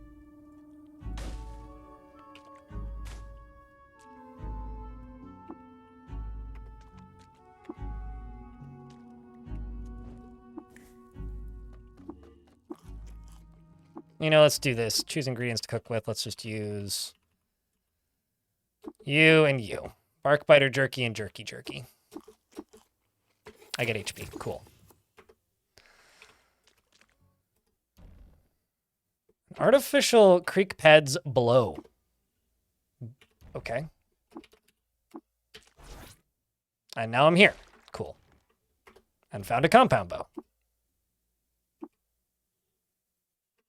And a random book. Whenever I see pink books, I always presume that they're important for some reason, even though they rarely are. Hopefully I can get some dead root tubers, too.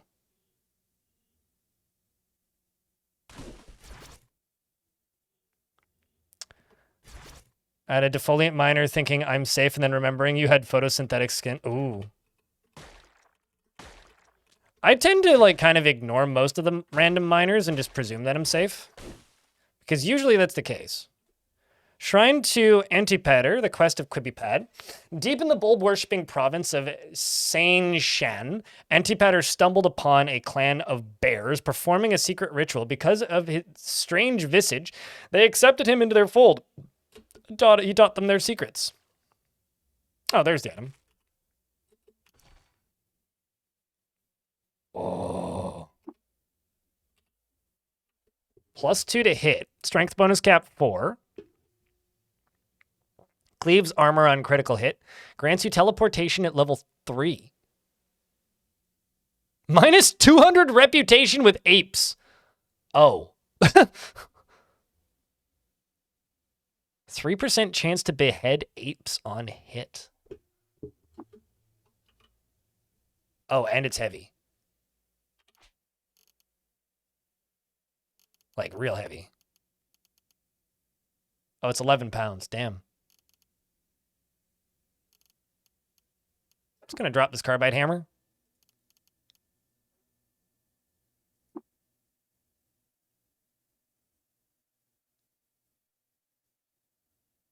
Huh. I should hang on to that. And then up here.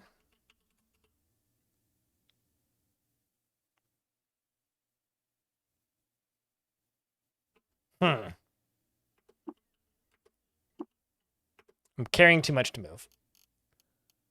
By kind of a lot. I'm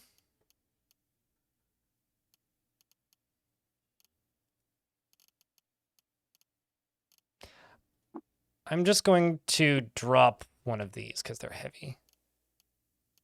We'll just drop all 3 of them, actually, because they're too heavy. Even though they're probably worth quite a bit. Refuses to speak with me. That's a shame. I don't really want to kill it. Because I don't really benefit from killing it.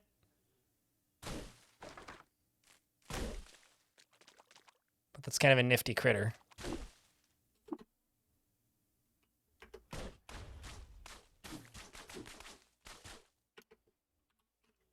And there's an ad break in 10 seconds, so I will pause the game when the ad break hits. There's a stairway down. Let's go down another level.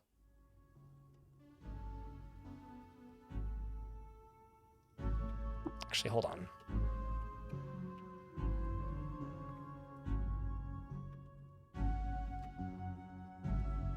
Okay, so...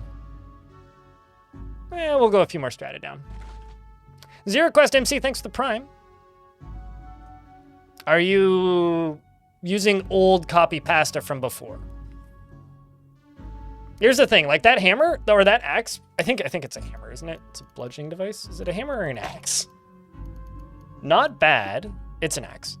But not a weapon I'm going to use primarily because my weapon's actually better. It's basically like, although that's strength bonus. Let's just have a look at it. The teleport ability is good, though. Oh, it's two-handed, too.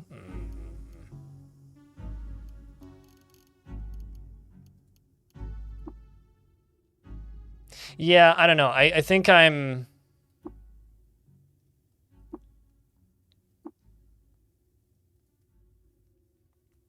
There's an engraving of apes being launched into orbit. It's good for swapping for an O-sheet teleport. Yeah, totally. Like I feel like it's an extra escape device. But I think I'm gonna like, this is my dagger, which gives me bonuses to my horn hit because I'm spec'd into short blades, which I think is much better.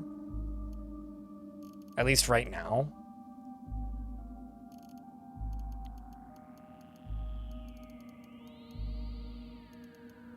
Also, I feel like I should go into multi-weapon fighting. I feel like I should go into multi-weapon fighting because I'm technically using a dagger and a horn.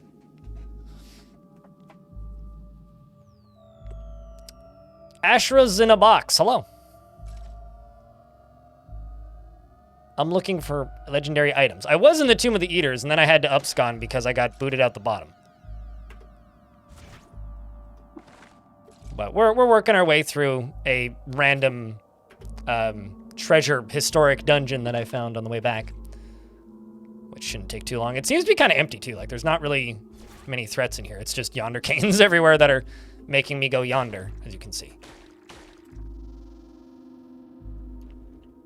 And books, apparently.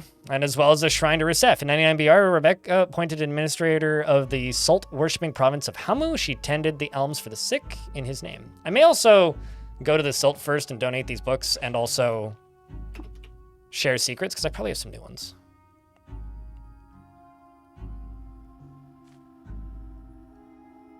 But thank you very much, Zero Quest.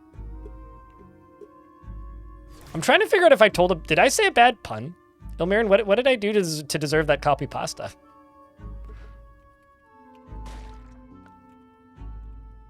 Because I'm not currently running the hot potato, so... Which, by the way, that last one's super good. Let's go down 5 strata deep and see what we find. Shrine to Mathri Duct, the weighted specter, deep in Cud, Mathri Duct stumbled upon a clan of robots performing a secret ritual. Because of his forgotten eyes, they furiously rebunked him, and declared him a villain of their kind. You have a small question. You found a box of crayons and heard they do something very special. Uh-huh. What should you look for to do the next thing with the crayons? Mm-hmm. You had to type it? Ow.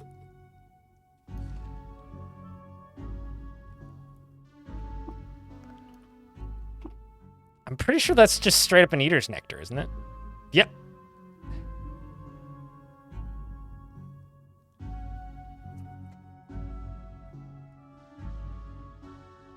Dude. Isn't eater's nectar +1? I need to cook with that.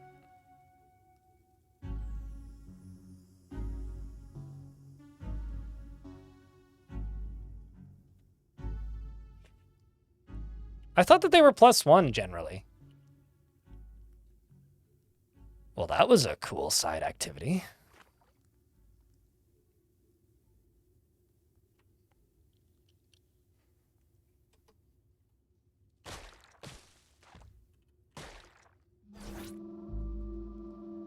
There's also some implants I can grab if I can carry them. Let's just set these as scrap and disassemble. So I'm not going to be using a pump shotgun anytime soon.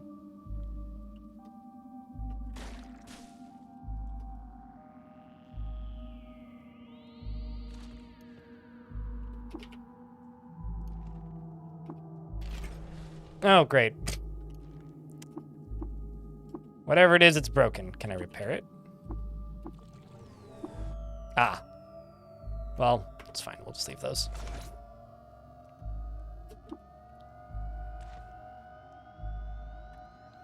Because I don't think there's a stair down. Yeah. Got any polygel? Nah. I don't even know where I would get polygel. I'm willing to sit on it for a bit, though, until I can find it.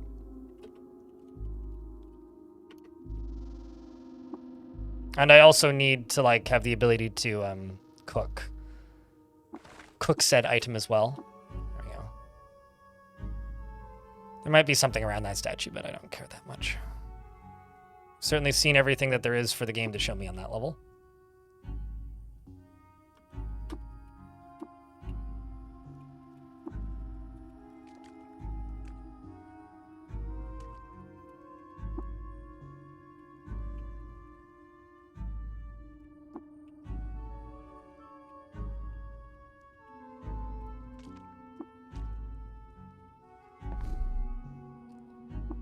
Although, actually, I'm just going to finish exploring the surface here.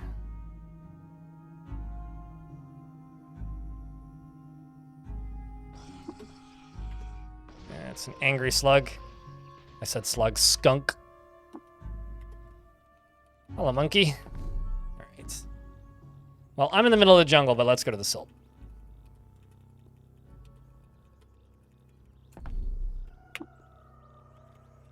Just because then I can just go to you. Do that. It's worth it for the 7,500 XP. So where would one acquire polygel?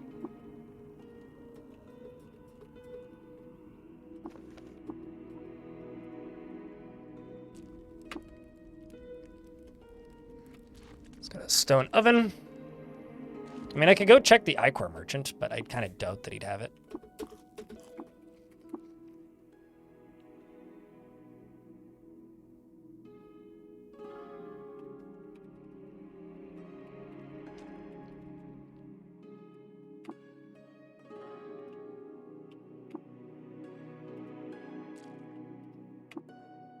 I've apparently been blowing people's mind with this backspace to just... There's a ruin up here? Apparently I've been blowing people's minds with just hitting backspace and seeing all the notable locations on the map. Apparently, like, nobody knows that. So... But yeah, if you hit backspace, everybody who's notable in any case shows up on the map, and it's very helpful. Might as well dig through the walls to get into things.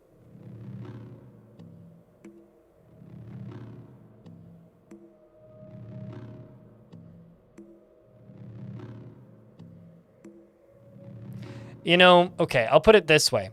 Crayons are one of those items where, do they do something? Sure. Is it a big secret cool thing? Sure. If the person explaining it is kind of mean and trying to trick you into wasting your time. That would be my presumption with the crayons thing.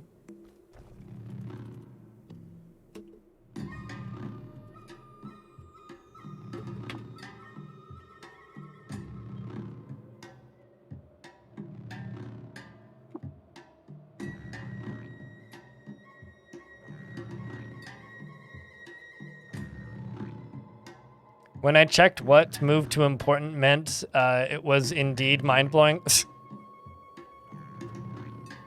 are you selling? You sell like shawls, don't you? Ichor merchant. Yeah, I think I need to delve deep to find poly Ichor, or polygel rather. Yeah, just normal gel. Although I kind of want to buy the 2 files. Molten wax, stuff I can get without too much difficulty. Although, actually, hold on. I'm going to buy the desalination pellets, though. Desal pellets. I got some crap I can sell for them, too.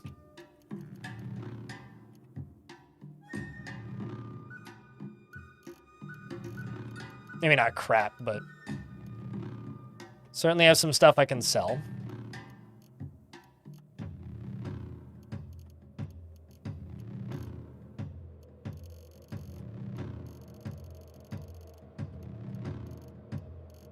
Sell that battle axe. I don't know why I have bones or a bedroll in my inventory, but you can have them.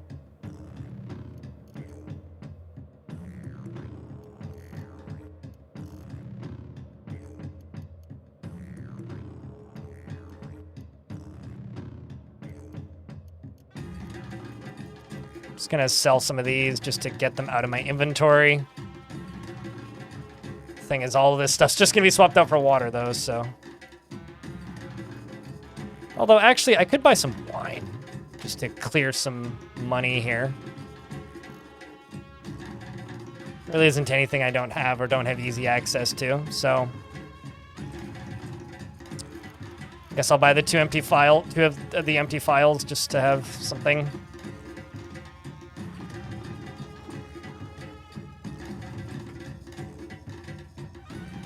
See how that's doing for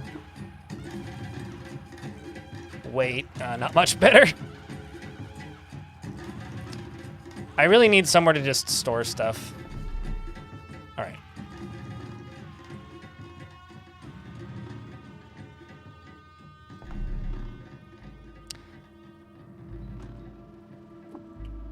That's this place is full of molten wax. There's also an acid weep here.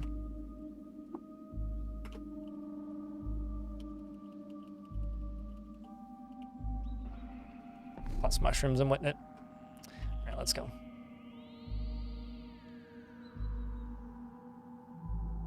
You've discovered so many NPCs and actually the ones that look like decorative, especially the ones that look like decorative plants. No, like that's very real. Like there's so many things that just look like house plants, but certainly aren't. Discover just a normal ass village. Oh my god.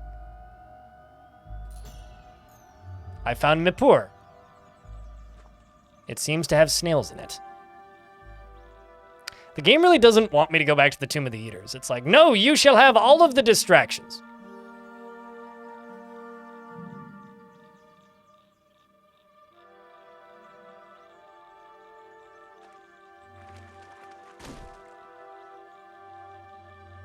I once had a battle that required me to find 3 boxes of crayons. What kind of character am I running? I am a giant slug with a horn and a shell. I'm basically a narwhal snail. I roll around on my belly headbutting people, and it's weirdly effective. It wasn't a build that I went out intending to make, but it's the one we've ended up with, and we like it the way it is. One night under the beetle moon, a mate from Mippur voyaged through the land and root strangled to the earth.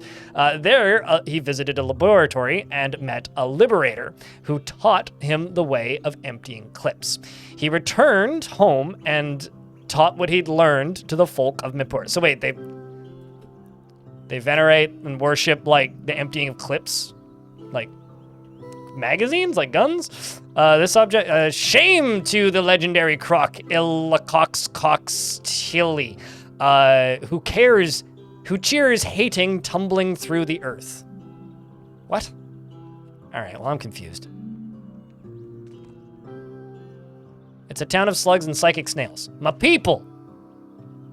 And please tell me they're run by a salt kraken. Oh, there's just a salt kraken here? Okay.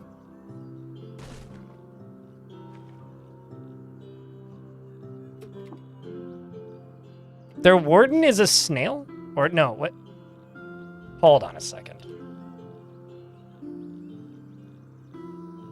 Warden Kila. That is such a good name for a warden.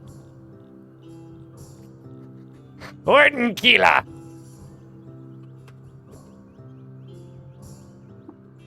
Oh, he's got nothing to trade.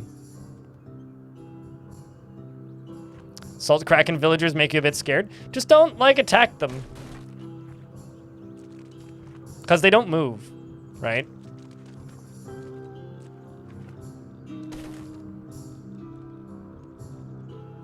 It's just such a good name for a warden, though. Kila.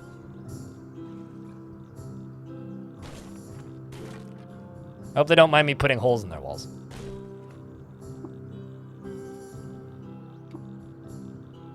Could also pick up low weight stuff. Yeah, no, I know. I mean, what I really need to do is just actually select a home base. Legendary. Oh shit, they've got a Dromad merchant. Let's go trade. Let's see what this Dromad has, because we're in the middle of the jungle, so. Mayherps. We'll have some decent stuff. We got herberries. Okay, now this would have been a not bad one to find early on.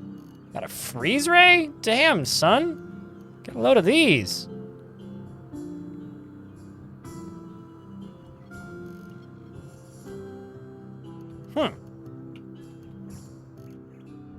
I mean, like, jewel-encrusted bronze dagger, not a bad trade good, right? Huh.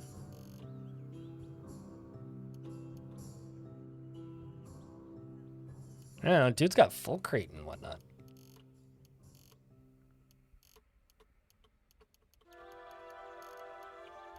Kind of tempted just to buy more, herberries, but herberries are kind of heavy, kind of annoyingly heavy, actually. They got a weird artifact and strange tubes. Oh, sorry, I'm thinking out loud based on what you're saying. Don't worry, Spaghetti.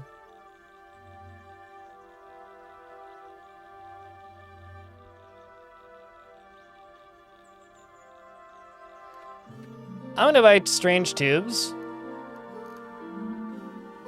which is actually probably quite heavy. It's 80 pounds.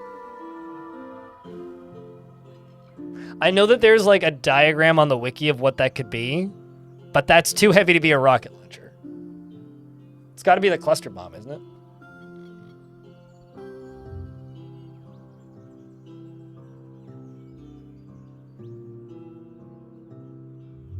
I need to know what that is.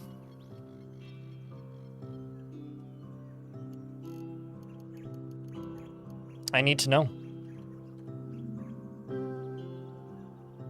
I'm sure you know, V. If you tell me, I will ban you for the rest of the day. I want to find out for myself. I could also look it up on the wiki. I have the same powers as you.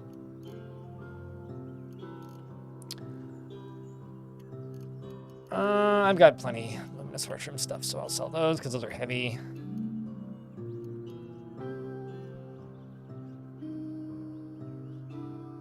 Yeah, but you're immediately bringing up this conversation, V, which makes it unpleasant, so.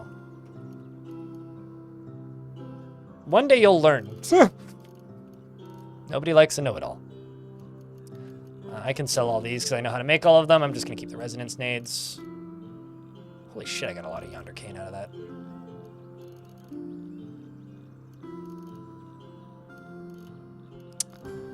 Can you sell you, sell you, sell you, sell you.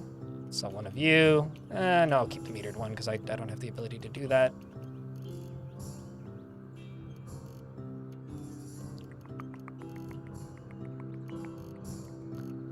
Don't need that.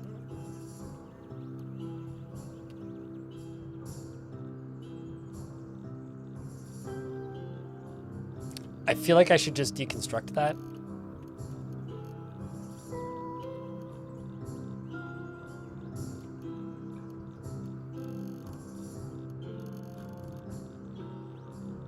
I mean, if you ever went into, like, the church that I went to when I was growing up, you too would consider them artifacts. I don't need anywhere near as much jerky as I have. Because it all has the same effect, so...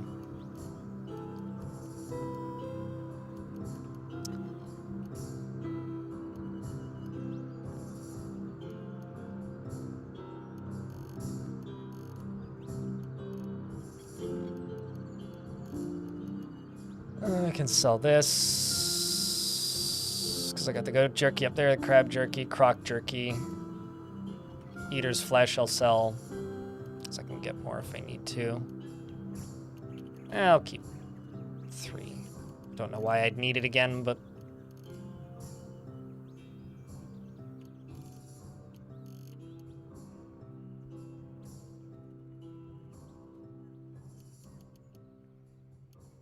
Just trying to clear out my inventory more than anything. Gotta say that the key cards are also some really good stuff to hang on to for selling.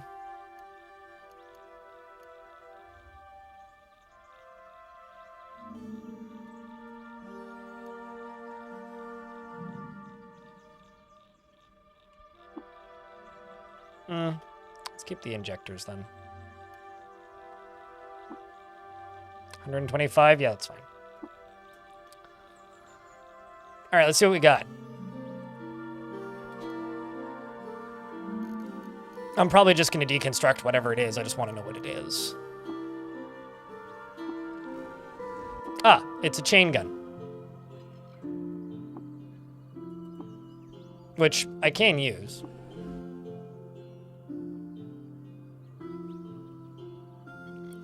But I don't think I will.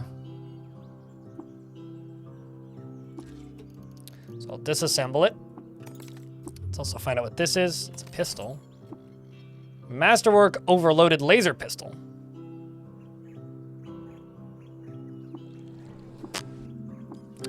Maybe one day I'll have the intelligence level to be able to figure out how to do stuff with that.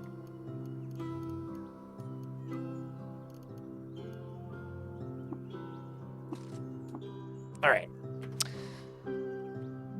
Well, I kind of want to know what their quest is.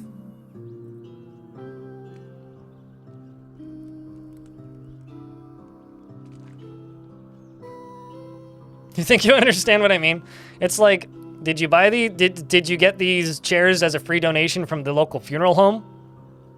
Voxatheris? Kind of deal. Welcome to the village of Mapur, friend. We are the people who pay homage to the practice of emptying clips and scorn the preservation of emptying clips. So, they're gun hobbyists? Okay. Do you have work that needs doing? I've been introduced to a stone statue of Eloxatol at Erquipad. It is a foul shame to practice of emptying clips and everything else we cherish it. It would comfort if you would desecrate it. Yeah, I can do that. I know where that is, I think.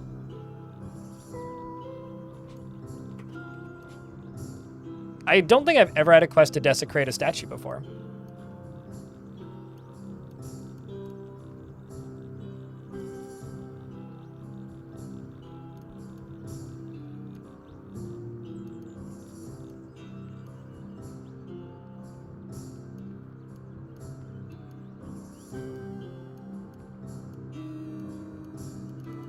So many quests, it's ridiculous.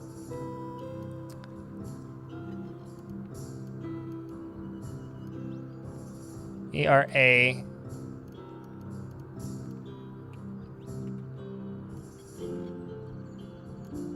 Just search for pad. There it is. Okay, so it's just, okay, I know exactly what that is. And I found a lair, apparently. What is it? I found a legendary glow pad. Let's just go do this quest, and then I will actually go to that glow pad.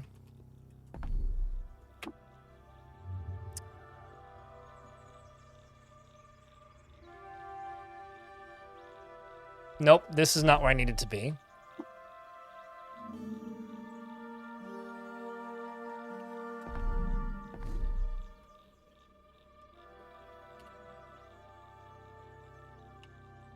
Is it this one? Oh, that's the wrong town. Duh.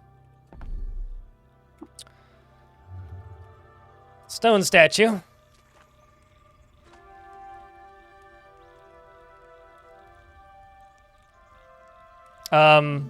Because I didn't write the English language, and I'm not an English, major, and couldn't tell you. Maybe ask somebody who, does that. Knows what they're talking about in that sense. Just double check that this is the right statue. Wouldn't want to desecrate the wrong statue.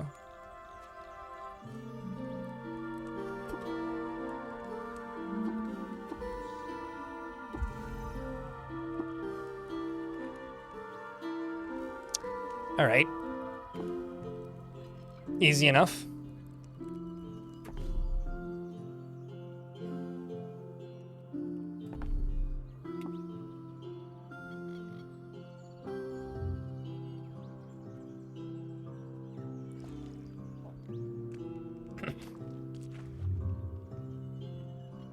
That tracks, so I definitely secrete everywhere all the time. I've desecrated the statue. Adventurer, you have our thanks. Our village owes you a debt. For now, please choose a reward from our stockpile as payment for your service. Thanks for the free stuff. I kind of don't want any of it. I guess I'll take the fidget cell and the injector. Okay, let's just run through this real quick. Because most of this stuff's going to be friendly. Except for the madpoles, which I'll obviously walk away from. All of the madpoles! Okay, never mind. Fuck it. There's too many madpoles. I'm out. Fuck this shit. I'm out. Fuck that shit. I'm out. Just too many madpoles.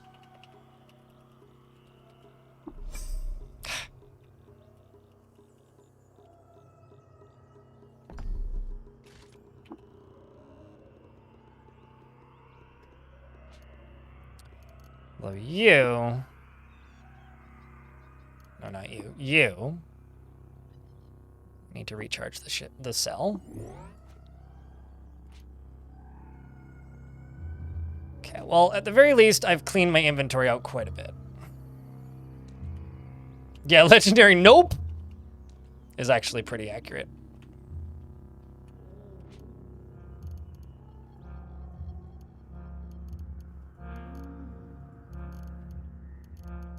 I don't need the tattoo gun anymore, so I can... Just disassemble it, it's fine. Um...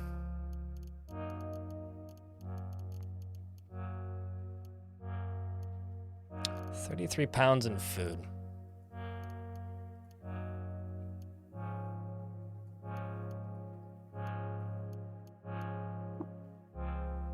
Kind of weirded out by the fact that I can't deconstruct a compass bracelet. So this thing just looks fucking weird. I don't know what it is. I also don't know what it does. Like... it just kind of floats nearby. What does it do floating nearby? Flattened rings of coveted steel. Their wearer is an astronomical body to serve as a celestial equator. Declination and meridian edges filled with the Nanian lathe. It's through orbiting debris. Oh, you need 2 free floating nearby slots. How the fuck do you get more floating nearby slots? Twitch garbage layout? I don't know. Is there a new Twitch layout?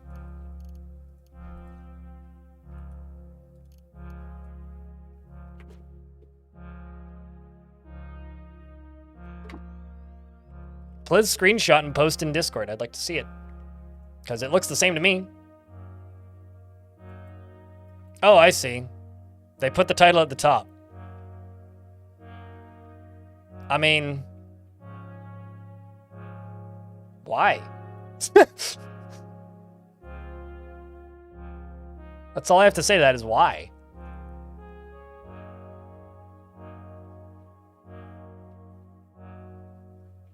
I mean, mobile is sure, yeah. Mobile's always bad, but that's because it's mobile. Because it's designed for people who use mobile, which isn't me. So thus, by default, it's bad. I don't need all of this oil. Well, I mean, I'll use through it, actually.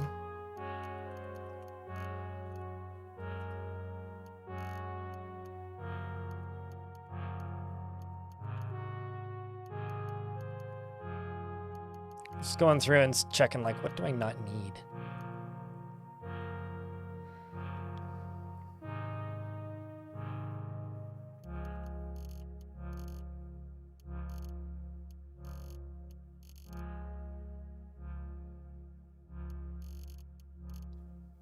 Congealed Hulk honey.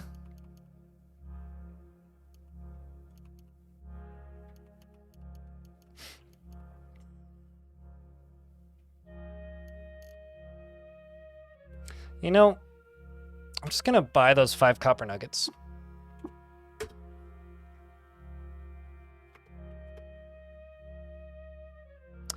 I had a dram of water for every time I looked at the mobile app feature and said, but why though? It's because they're not designed for us. And also, like, I've been trying to use the Twitch mobile app a little bit more. It's fine. I don't like that it defaults to something that's live, but that's really my only complaint about it. There's a change that's been made to an app that genuinely bothers the ever-living shit out of me, though. So YouTube has 2 apps. Actually, they have 3. But they have one called YouTube Studio, which is like for the behind the scenes for like streamers. And it used to be you'd hit content and it would just give you a list of all your videos. And then at the top, there would be, here. Let me bitch about this. And then at the top, there would be like a list where it would say like live videos, shorts, all the different types of stuff, posts, all the different stuff you can put on YouTube, right? Now it gives you this list like this, right? And then you can scroll vertically or horizontally, right? And it gives you way less information on the screen about what I actually care about, which is my videos. I don't care about the rest of the stuff as much. I just care about the videos because that's the majority of what matters to me on YouTube. Everything else is like secondary. I can't set a default one. And if I want to just see the type of content, I have to go to this drop-down menu and then select what I want to see, and you can't default it. So it's like unnecessarily added like a dozen clicks. Another thing is the community tab used to just be the comments tab. You'd hit this and it would just give you all of your comments originally. Now it gives you my top, audience members, which shout out to Retired Navy Vet and Skull Get Kills, which I recognize those names. But like, you know, if I want to see all my comments, I then have to hit this, which is show all, right? So it adds another tab. But it doesn't show all comments. It shows highlighted comments, which is what YouTube deems as a useful or important content or comment instead of just all of them. So I don't get comments in order from people. I get comments that YouTube has decided are worthy of being shown to me, which isn't useful. And I can't disable that as a default. It's like, in order to read comments on my phone, it's like 6 taps now instead of just like 2. Which like, Anyway, let's go back into the Tomb of the Eaters.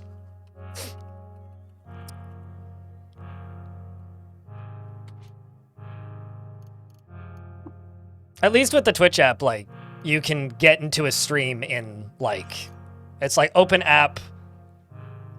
I think it's following and then live or whatever. Like, it's two buttons at the bottom. Like, it's not that many clicks to get away from the annoying stuff, but like, geez.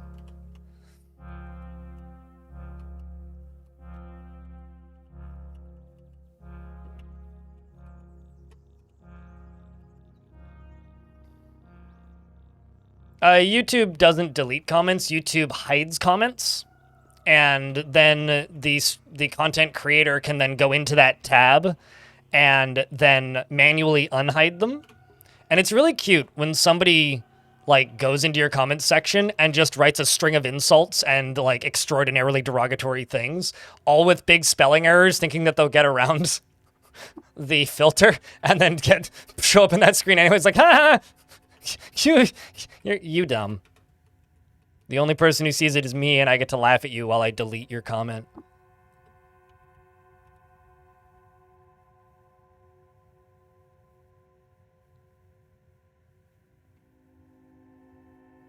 I'll say this. If you want to use the YouTube app, just pay for YouTube Premium. And unsubscribe from Spotify. I am, like, honestly a supporter of that because Vanced is kind of a shitty company. But you do you. YouTube Premium is fucking cheap. If they raise the price, I would agree with you, yes. But at the asking price for YouTube Premium, it is cheap.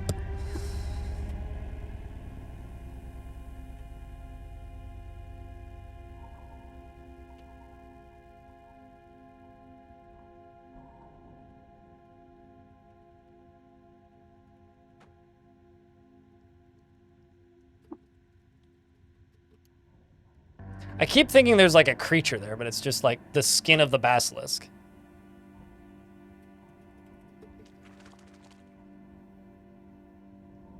Yeah, but YouTube Music didn't exist when it was YouTube Red.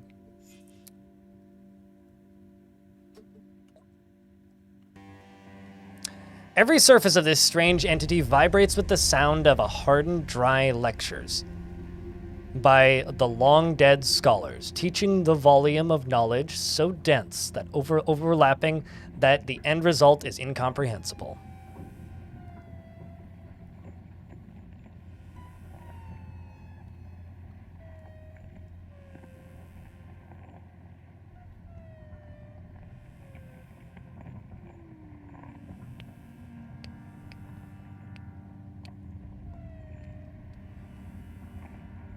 Exactly. I mean, no, very few things are premium exclusive on desktop. But anyway, I don't know. I personally, as a YouTuber, I hate YouTube Vanced. Like, if you do that, then you don't like YouTubers, basically. Which, okay, that's fine. I don't like YouTubers either, but like, you're participating in a structure of income for company and creators, and all that YouTube Vanced does is it directly takes money away from creators. That's all it does. So,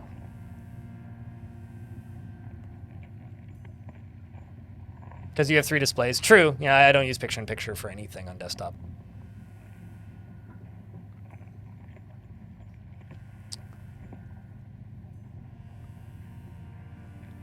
It's weird. I was just eating in at Taco Bell and the workers were saying that. What?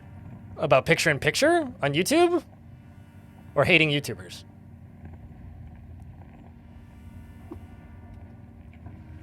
You know, screw it. We'll give you the repulsive device.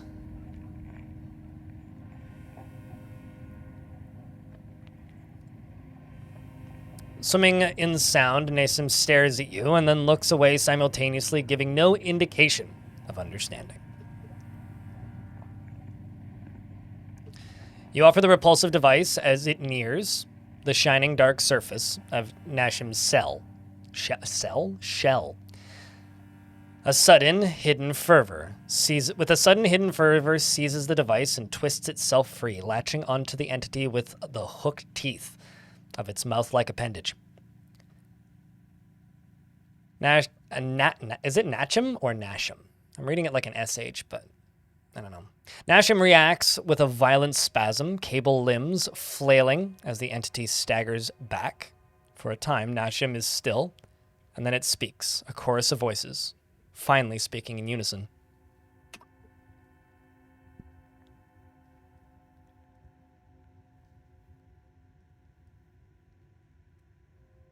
Oh, complaining about YouTube ads? Try watching cable. Like, literally, I've never felt that ads on Twitch or YouTube are bad because I've sat in a household that has television before.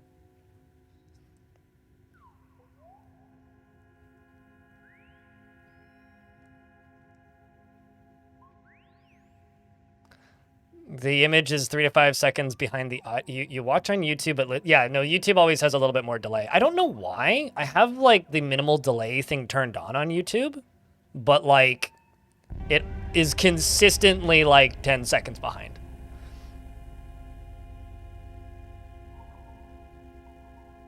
You watch for the first time and there's ads running every 20 minutes. It's every 20 minutes and it's 5 minutes every 20 minutes, right? Like, it kind of boggles my mind a little bit when people complain about ads that I run on Twitch because it's like 1 minute and 30 seconds every 30. And I won't turn it up above that. Twitch keeps telling me to turn it up above that. There's like, you could make another $200 a month if you set it to 4 minutes. I'm like, nah, I'm good. Nah, I'm good. It's fine. It varies from country to country, but it runs from 5 to 7 minutes. On television, yeah. Yeah, well, the unskippable pre-roll ads isn't YouTube. That is a toggleable option, right? So when you are making a video and uploading it to YouTube, you can distribute ads through the video manually, or you can let YouTube do it. I just let YouTube do it because it's actually pretty fair generally, and it changes from viewer to viewer based on how many ads they're okay with watching and how often you hit the skip button, which is interesting. So people who hit the skip button a bunch actually get more ads, which I think is kind of funny. It's kind of ironic, actually. But I just let YouTube do it, but there's a toggle at the bottom that says skippable or unskippable. And you can enable unskippable ads and like manually put unskippable ads in. So like, don't blame YouTube for that. That's the YouTuber doing that. That is the person uploading the video who's doing that. Yeah. Thou hast quelled the mania. I can focus. I can render sensible. I can render sensible the things I have seen and heard now. Though I remember little of my time before the mania. Was I an artisan, a teacher? I possessed great knowledge that this shell twisted into a prison. I thank thee for the gift of my untwisting. Untwisting, not unwisting. The Mapago have cared for me, whilst I could not care for myself, giving me the only name I know. I will stay to help them. This chassis is a prison no longer, and perhaps deeper truths may yet be found within it. To thee, new friend, I offer a piece of this former prison that thou mayest find useful, along with my thanks. I don't even know if I can use the ribbon.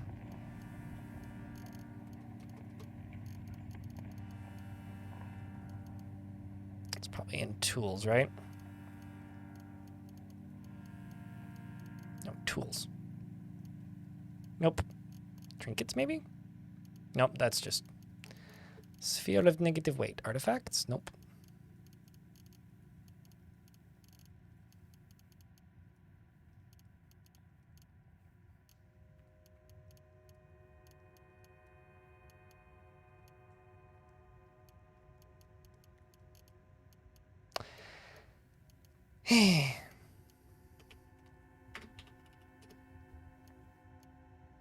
Oh, it's armor. Yeah, I can't use it. Curtain of thrumming cables make a mantle for hatched shoulders. They pitch at neutral frequencies, long dormant. When powered, this item grants a 40% chance that a tinkered item will have a random item modification. Oh, wow. This item may include item modifications that aren't normally tinkerable. We once built alongside of the people we remember. Little of the memories whom can no longer be distinguished. They showed us the fabric of knowledge, and we built a loom. So many beautiful things we spun all together. Was I trusting? I believed myself aware. Perhaps it was not my trust that was misplaced, but my mistrust. An ambiguous distinction, but a distinction nonetheless. Regardless, we were betrayed and brought low by one of our own. And it's been a long time since then. But once again, I awaken by your hand, bearing new knowledge. Sit, and I will build you a loom.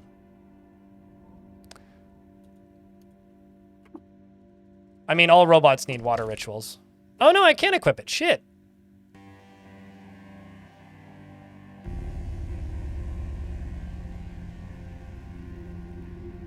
That's dope.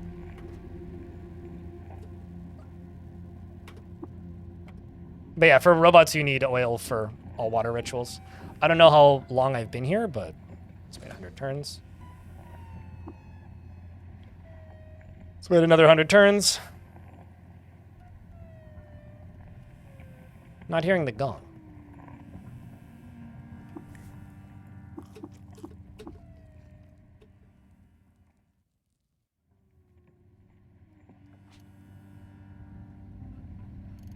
How heavy is it? It's 12 pounds. It's not that heavy.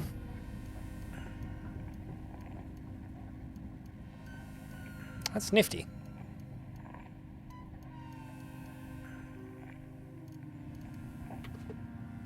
All right. Whoops. Let's see. Is there anything else I can do here? Thou hast changed the world, Climber. These strange beings have been confined for thousands of years, and thou hast given one a voice. If Nachim is as wise as Deboya believes, we stand to learn much very soon. Perhaps our coterie will spread the knowledge we gain, and we become a step closer to the Casphorescence. Thou art welcome to visit and stay here whenever thou wilt. Whenever thou wilt.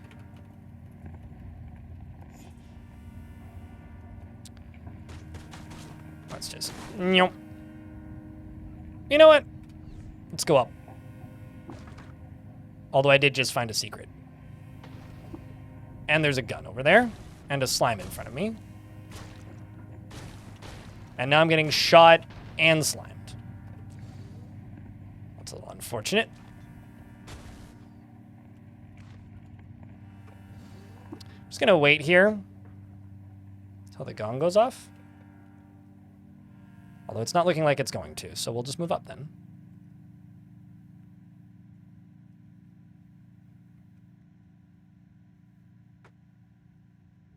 Ah, there we go. It's like it blown off the edges.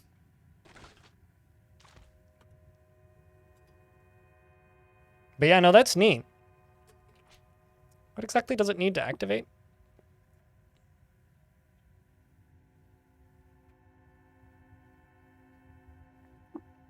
So if I tinker things,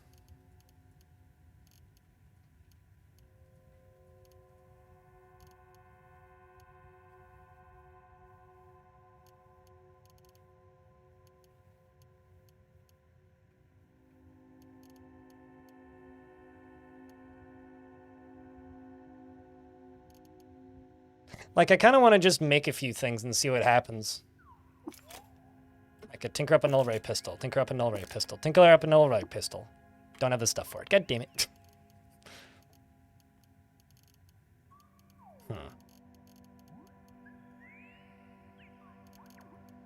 It's quite literally just like surprise mechanics, I guess.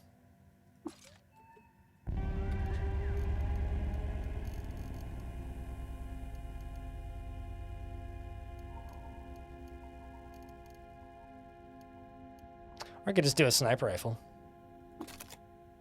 Oh, shit! I got an engraved sturdy sniper rifle. Normal sniper rifle. Normal sniper rifle. Normal sniper rifle. Masterwork sniper rifle. Masterwork sniper rifle. Sniper rifle. Sniper rifle. Sniper rifle. Man, you could learn secrets like this. Masterwork. Sniper.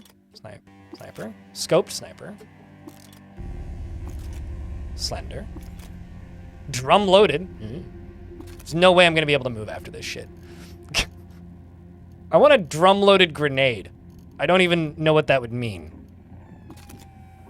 An airfoil resonance grenade? Airfoil resonance grenade? Airfoil resonance grenade? Good lord.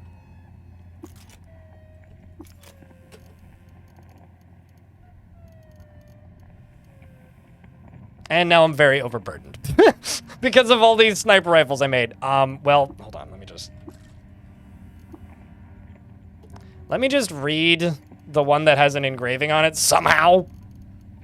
It's Bedates in a cathedral ornamented with quills. Bedates cemented his friendship with urchins by marrying Remigi Redudiurch. And to show their appreciation, the urchins bestowed upon Bedates a wedding gift they called Joinicus Urchin's Boon, which, by the way, is... I'm going to have to do all these manually. Which is an item I already knew about. So... that's nifty, though. That's pretty nifty. I'm going to keep the Slender Null Ray thingy, though. The concept of a scoped... okay, so what is a not scoped sniper rifle? It's like, I already deconstructed it, and like, I know that it's just got a... but don't sniper rifles have a scope on it? Isn't that like the point of a sniper rifle?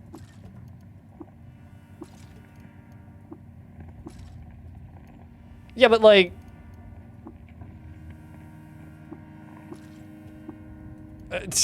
bigger scope, I guess, maybe? I like the drum-loaded sniper rifle. That's funny.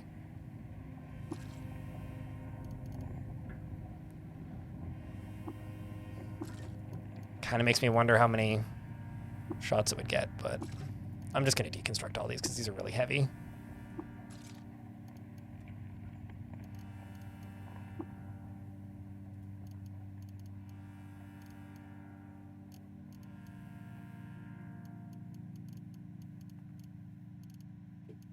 I've just got so many airfoil resonance grenades and normal resonance grenades. Yeah, it's just like a scope with a bigger scope taped to it. I like that mental image. Vacuum tubes slice through circuit typography, like rivers on a belt fold. Machine walls. Black islands of carbon gravel populate an ocean of bitumen and rise from the horizontal plane towards the emptiness of the air rasp.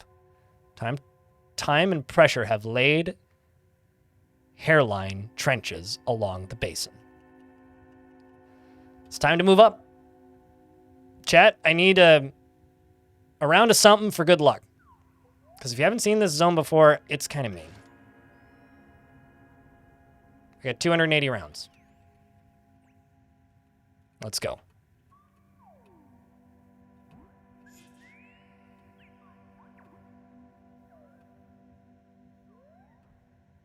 Let's start sprinting.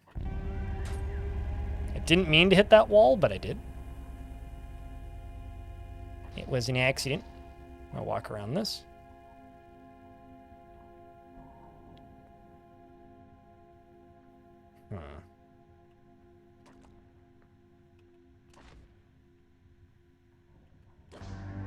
All right, not bad. And also just freeze these. Then move out of the way. Move back into the way, then out of the way again. Oh, I wanted to pick those up. Ugh. Okay, fine. Going around it.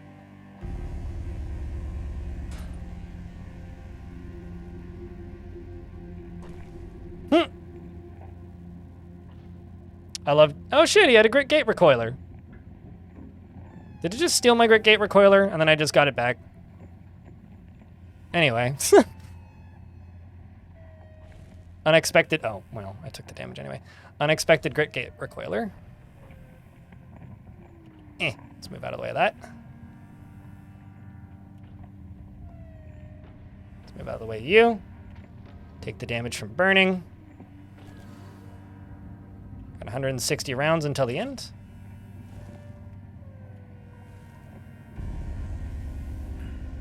This is where things get truly mean. So I'm often tempted to just dig through this and not care so much. Sure, but as a guy who knows sniper rifles in a video game context... Oh shit, that's gonna hurt. Oh wow, did it not hit me? Holy shit, it didn't. Okay.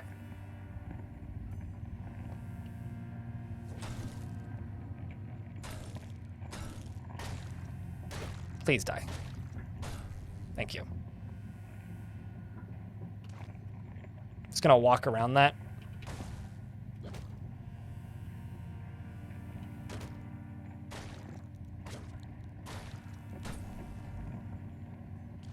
What'd you drop? Bunch of my stuff. They always steal your stuff. Item thieves are my least favorite enemy type. That and enemies that like reset you to the beginning of a thing. Looking at you, Legend of Zelda. I'm gonna start sprinting again.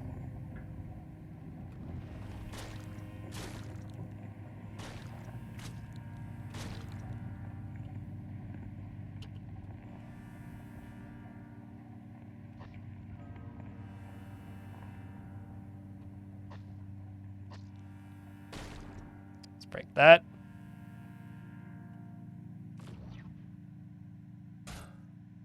Don't know where I am. Sweet. I'm very confused, but we made it out. I'm now tomb tethered, so I cannot be taken out. Did we just lose our cape? Did I? Shit. Yes, we did. Welp. That was fun while it lasted. I didn't see who took it.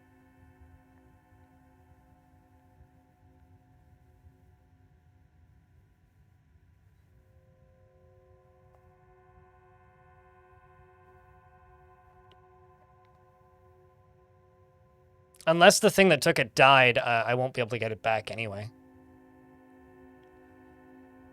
There was one time one of those things stole my item, and I was able to kill it, but I wasn't able to pick the item back up, and then it fell down a few seconds later and showed up in that trash bin, but...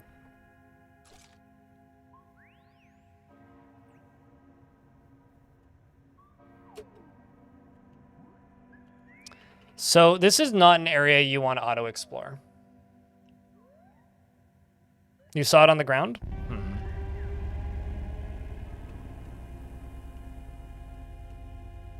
I could do another lap. Where, do you know where it was?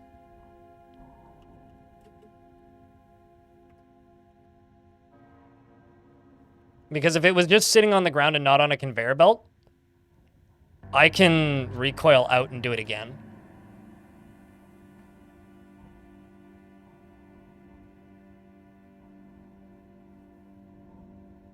It was in the previous room? Actually, hold on. No, okay, I sold the mechanical wings. I had mechanical wings at one point. Although I don't think I can fly here, but...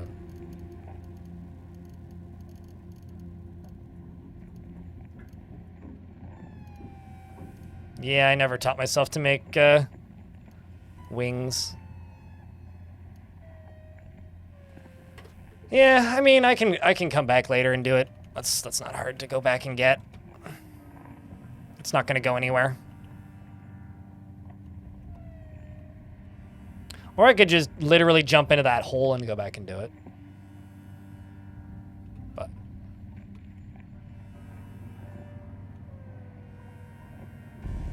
so we're tomb tethered down here. It says tomb tethered, meaning I can't get teleported out.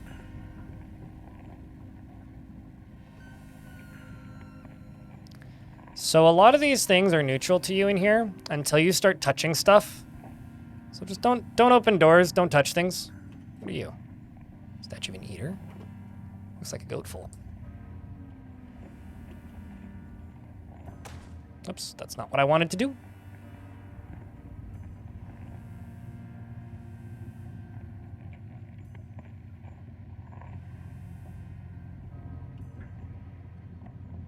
To the right. Yeah, I can, like I said, I can go back after we finish this zone and do her. Hopping at him. Because, like, it's yes, it's armor, but I can just re-equip my chrome mantle, which gives me the same amount of armor. Or agility bonus, I guess. Because the agility on it, I want to say it's agility, right? It's a little circle. The armor is the diamond.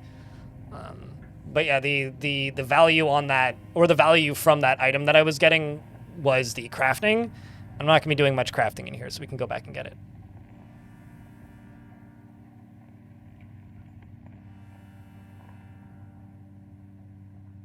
And wanted to change your character sprite's color again and made a typo so everything was mad at you? What? Wait, did you not have, oh, so you screwed up the mark of death so you couldn't get in here?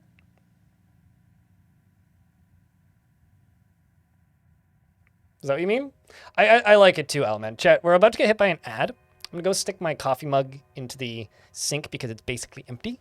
And it's got some, like, sugar-free creamer in it. So I'm gonna clean it. And then we'll continue in a minute when the ad's done.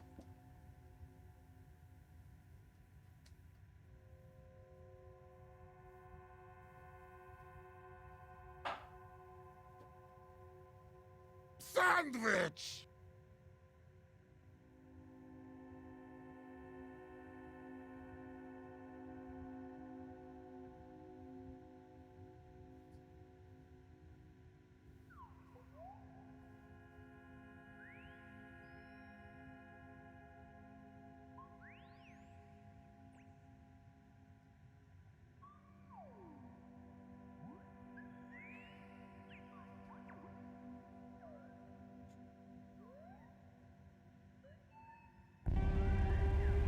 You know, the first time I ever did the Tomb of the Eaters was far and away the hardest.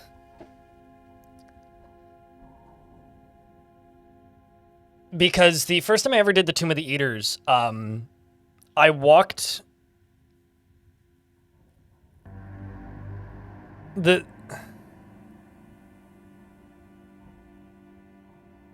was brought to heaven by cherubs. What do you want about V? The first time I ever did the Tomb of the Eaters was the hardest one ever for me. Every other time it's been like significantly less difficult than that.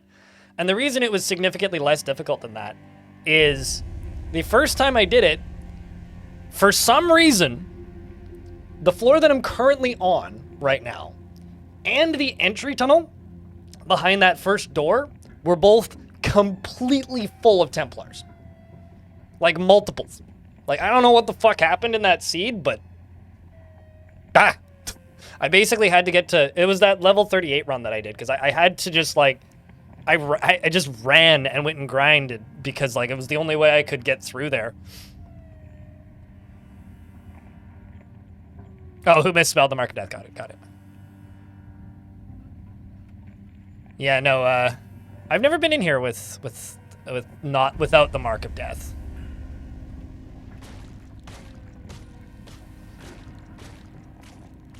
I'm happy that the sphere didn't like me, though. Makes some things a little bit easier. Still Vine.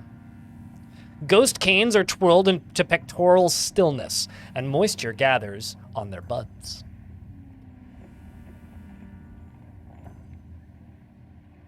Yeah, I've had that happen in 2 separate occasions. Although it killed me in the Pax Clang event, it didn't kill me in the Tomb of the Eaters event. I've had some very unlucky Templar spawns. Oh right, yeah, I'm not tethered here. Hold on, I'm just gonna go back down because I'm not tethered. Excuse me, mad pullums. Okay, let's just wait. 100 turns and 100 turns. 40, 20. Okay.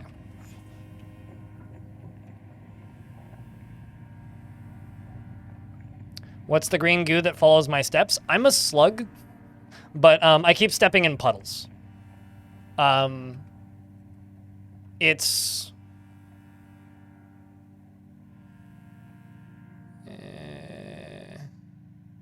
yeah. So I keep hitting things that explode into goo. They're gelatinous wedges. They're basically like... Rude. They're basically like jellies from Dragon Quest. And they consume you, and you have to break out from the inside of them. They're fun like that. These things. Yeah, they're basically just like slimes. Now I live with the spiders. Spiders have spider-napped me. They teleport you away and then you have to kill them.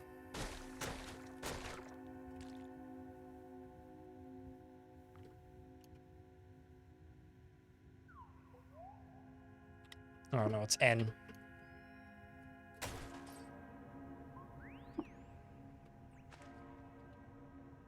$120 rounds. I'll just wait 100. I will wait 140 rounds. Wait 20. And wait 20. Now the timer's gone through. If you get caught in an area that doesn't have this perk on it, Tomb Tethered, when the bell hits on the hour, I guess. I don't know what it actually is. But when the bell hits, it teleports you elsewhere. And then you have to redo chunks. It's kind of annoying. In the year 2, the gear widened and the second plagues affected the land.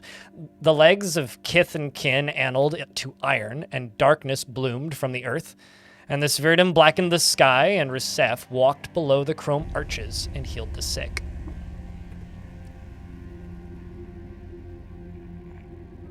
Hey, Ash. How you doing? It's good to see you, mate. So you can just go straight up tomb robbing here, but you will piss off things that can and will kill you. So I broke out of the gelatinous goo, and now there's stuff coming off of me. Which is gross. Icky. I love these... the glowing trees. Oh, you can die. How much time do I have?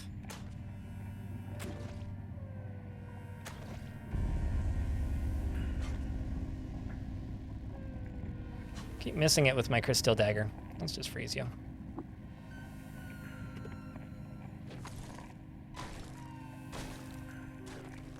There we go. Oh, come on.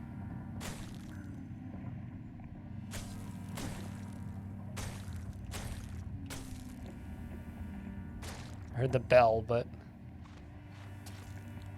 feeling I should probably head down quickly. 120 rounds, yeah, that's plenty.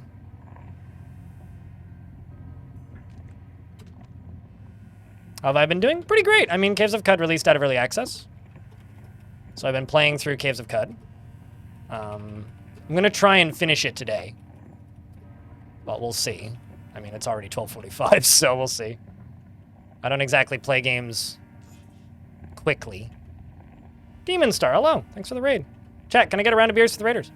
But things have been all right, Ash. I'm in the process of purchasing an apartment, which is exciting. So life's been busy, but good. Busy, but good. And kind of stressful. But good. Oh, God. Quit grabbing me.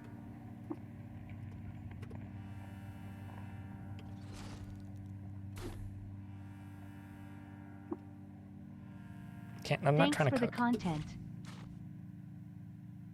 Ladran, thanks for the 3rd month. Welcome back. Appreciate you.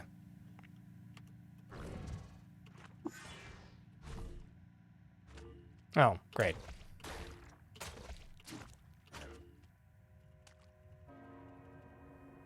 $160. I should be good.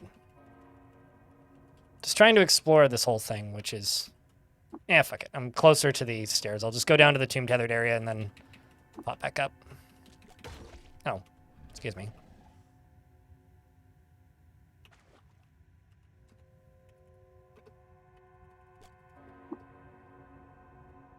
Let's wait 100 rounds. Let's wait 100 rounds. Let's wait 100 rounds.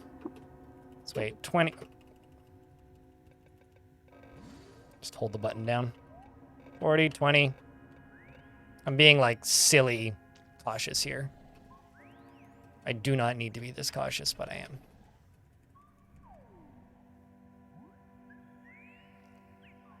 Housing market is whack. Yeah, it's kind of crazy currently, but from what I can tell, it's usually like that.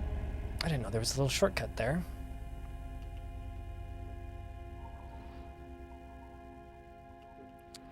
Still not tethered. I'm just gonna run. Get around all these little critters. Avoid the doors. Follow the pathway. Through the tombs. Yeah, there is actually some really neat lore in this zone. If you do things such as look at the doors. Because some of these will just have histories of, like, who was buried there. That is kind of terrifying. And you, I need to... Oh, hey! Here's one of the other guys I can give the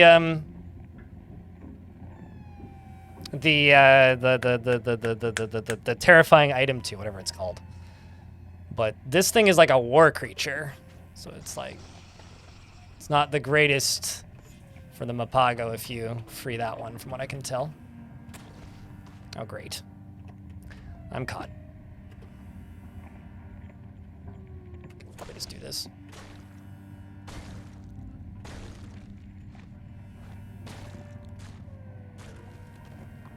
I've got good enough cold resist to be able to do that. 120 rounds. Let's just sprint. Just fucking scared of that thing, man. What the fuck happened here? It's latched onto what? Alright, to hell with this. I'm gonna go this way.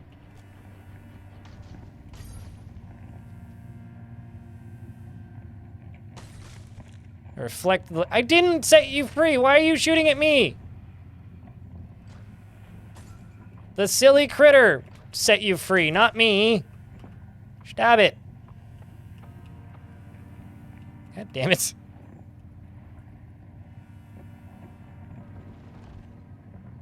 Well, now I'm in a gelatinous cube. Great.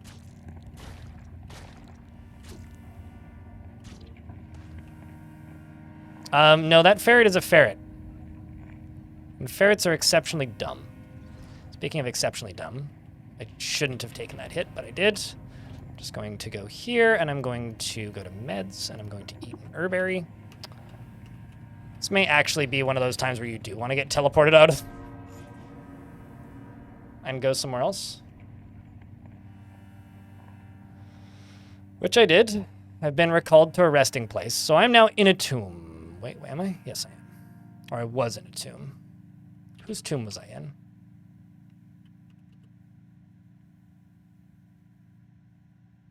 The black marble was quarried in the vast reaches of the underearth and chiseled into a stone blanket for the dead. Don't ever get in those. Just don't ever get in those unless you absolutely have to. Okay, so you teleported me to right here.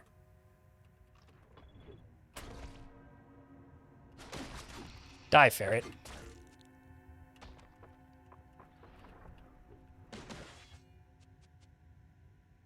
I'm just going to be cautious. Just gonna keep being cautious, because you're scary. Although I could probably kill you.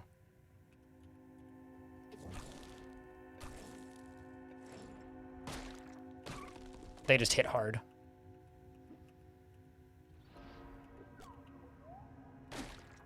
We're close to where I need to be anyway.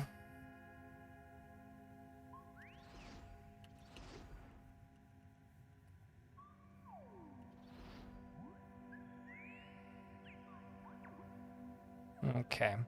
Need to get to those stairs. And I'm inside of a... I love being stuck in a jelly and also having just a ferret holding me in place. Oh, no, he wasn't holding me in place. That's nice of him. Okay, I can clean myself off in the water. A lot of these entities are neutral. If I hold down Alt, it tells me who's neutral. So a lot of these things don't care about me being here. The robots are all cool with me.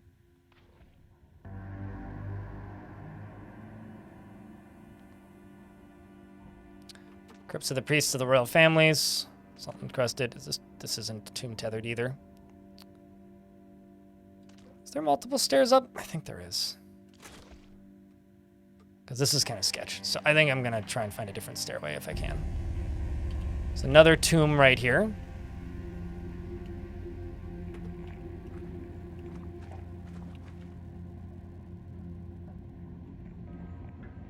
Got 180 rounds.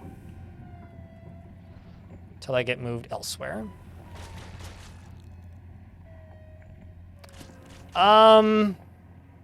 Is it possible to get positive relations with everything? Is it possible to have possible relations with? So you can have relations with everything, and everybody kind of hates somebody. So my knee-jerk response to that is no, you have to betray somebody to be friends with somebody else.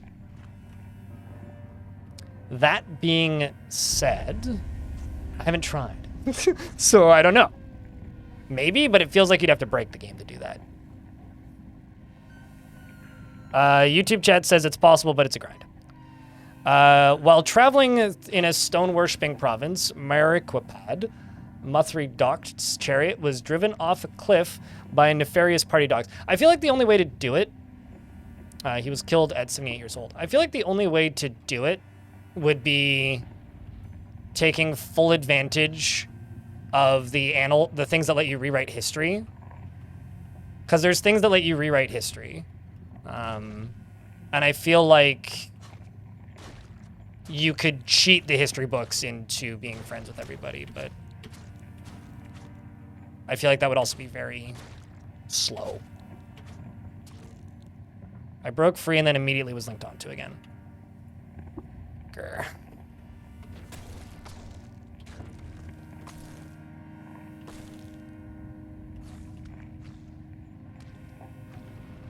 Great.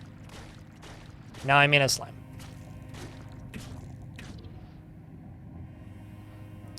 I do need to heal myself, though. It's going to stick to the herb berries, I think.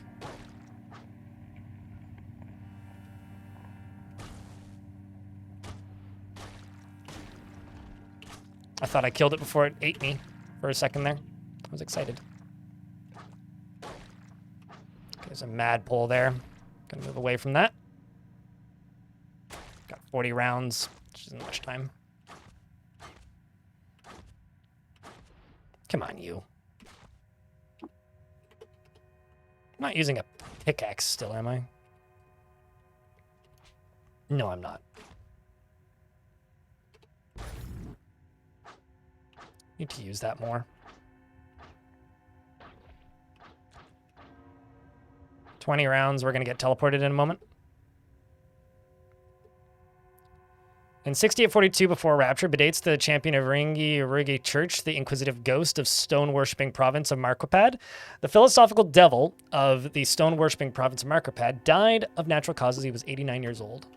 It is good to check these for reasons you'll learn soon if you don't know. My faithful companion slugs have both passed, but... Oh, for...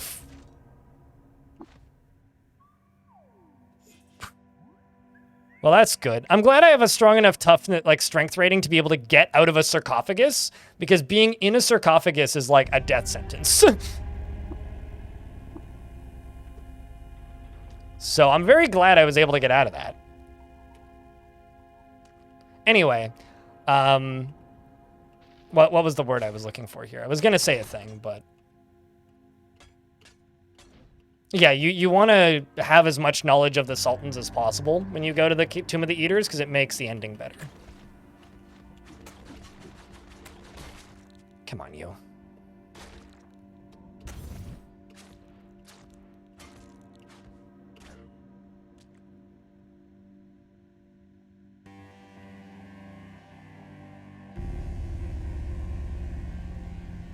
It's like a barcode for the robots. It's the marker. You know, there's been like ideas thrown around of like, oh, you know, when self-driving cars take over, this is not a pitch in favor of self-driving cars take over. Pedestrians can just wear like a smartwatch or something with a sensor in it so that the cars don't hit them. And you can just walk across the road without getting hit by cars. And it's like, well, that's kind of fucked up, but maybe that's what the mark is. It's just like an employee key card.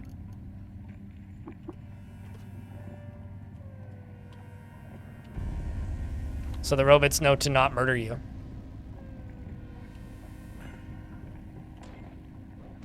No, it's the watch of not death.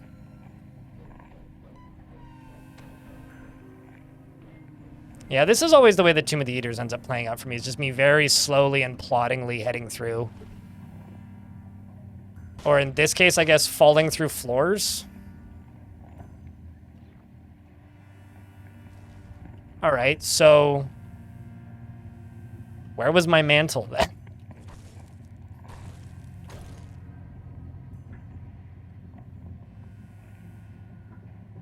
Does it steal anything?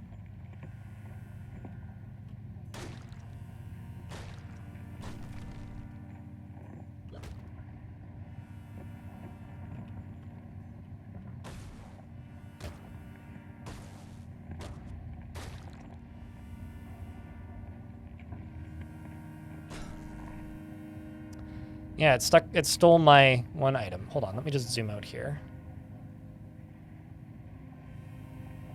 Yeah, I think I'm too far away. I mean, I could run back to where it was. Potentially. I mean, I have 120 rounds. I don't know how long my pickaxe is going to take to get through these, but...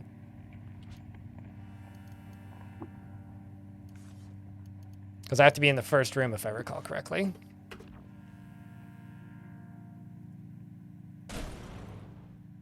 All right. I always forget there's lava there. Why is it 13 grams? It's rude.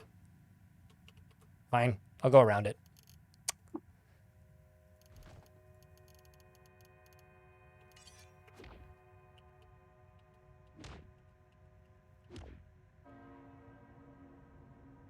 Got 100 turns. I don't think I got the time to get through this. Yeah, I'm not going to bother. Just going to leave. Ow! Dicks. Rude.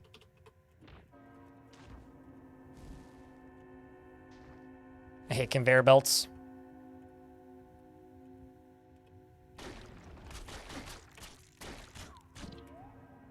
$60 rounds. Uh-oh.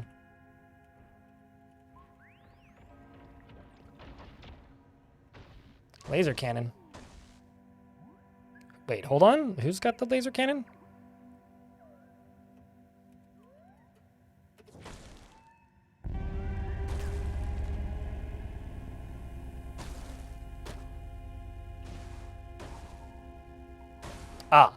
So it's the grave robber with the laser gun.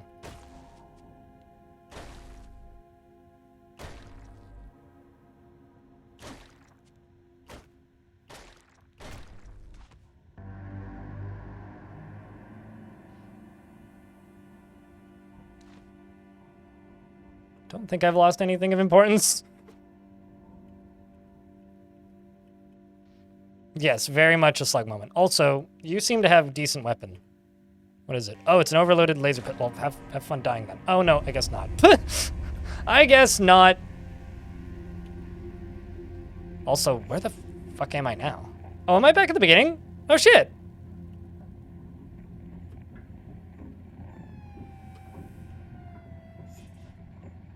Well, okay, so I've been forced to backtrack quite a bit, but the good news is I can maybe get my thing back.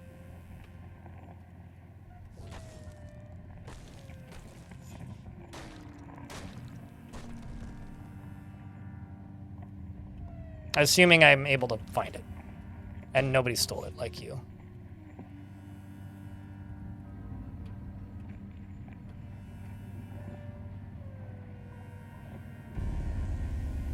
Question is, where the hell did it end up?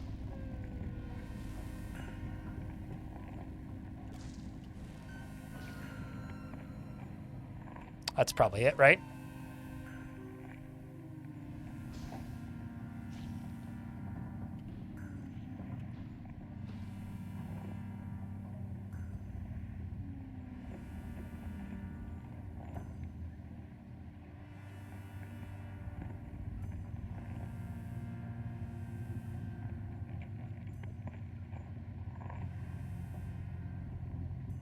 I think that was just a grave robber.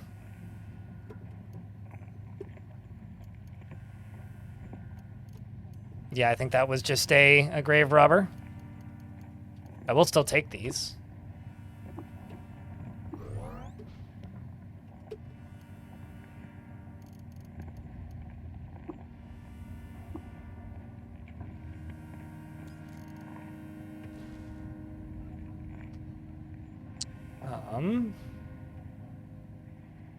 Whereas this...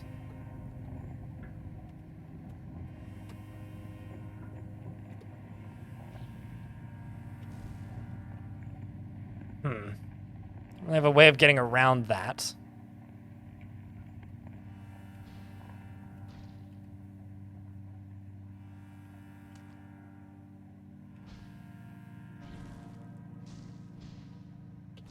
Well...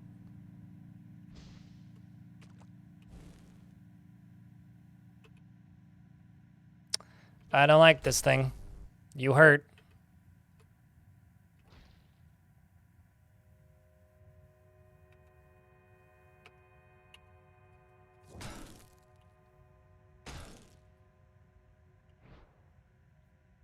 Yeah, I still don't see it. I'm sure I've gone right past it.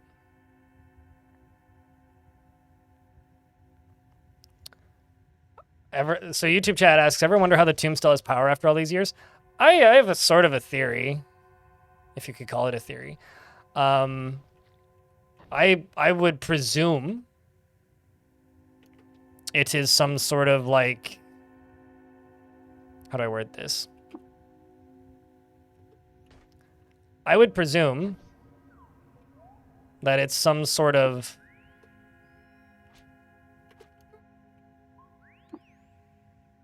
like fission power or something.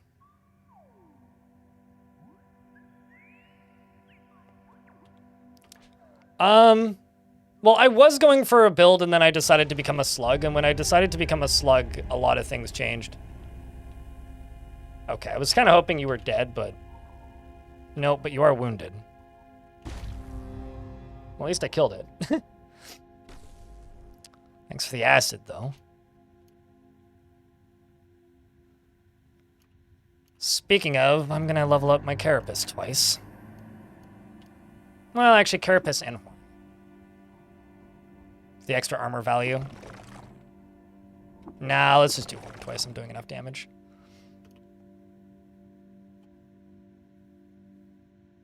It's very much a slug-based experience, yes.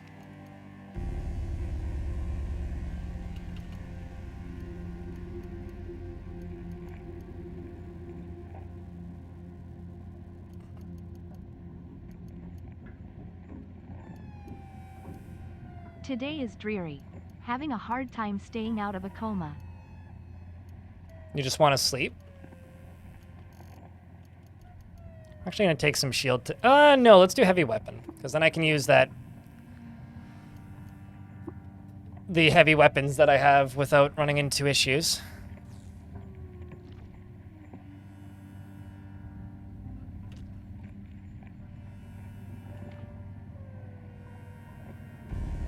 There it is. Found it!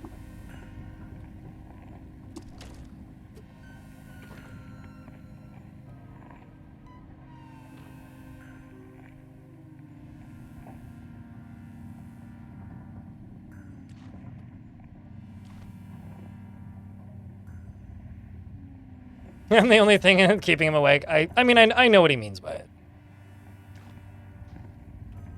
I wouldn't take Frog too literally in that. Unless Frog is actually in the hospital, in which case that's terrifying. Oh. I thought I had enough speed to get through that. Clearly not. Let's just eat a herberry. 140 rounds. Just gonna dig around these in case I need to do this again.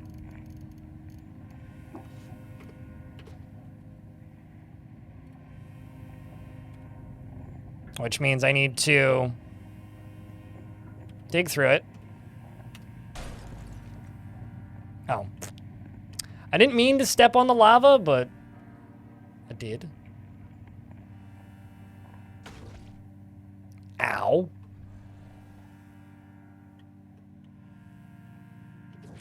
Here, have that. Madpole.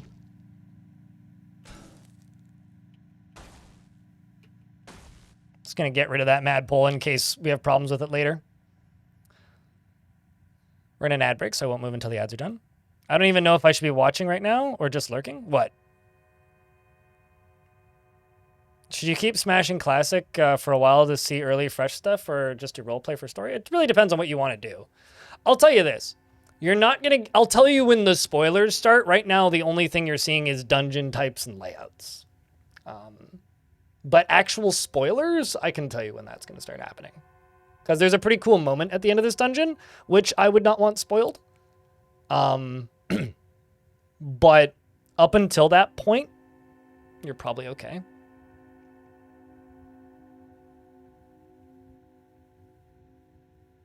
I feel like removing a snail's shell just kills the snail. Frog Fryer, by the way, thanks very much for the 45th month chat. Can I get a round of beers for Frogs? Keeping that subs alive.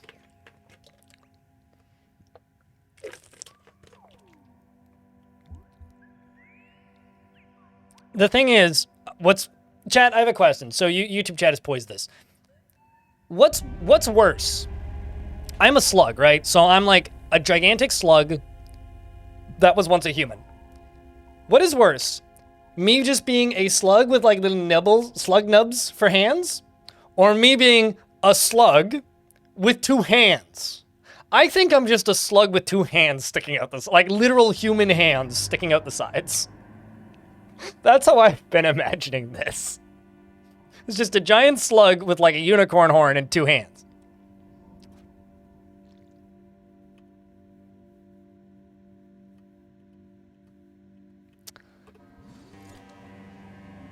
All right, progress has been made.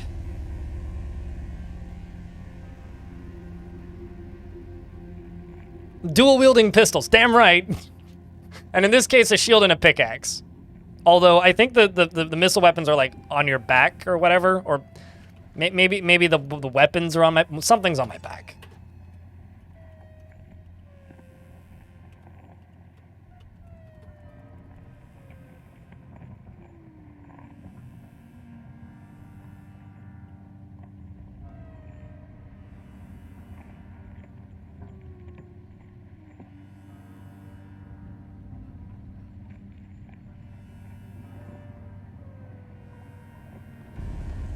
Oh, great. Uh-oh. Oh, it's friendly. Oh, it's you. Never mind. Okay. Whenever I see big purple thing, I freak out for a split frickin' second. That's one of the other creatures that you can give the horrific relic to.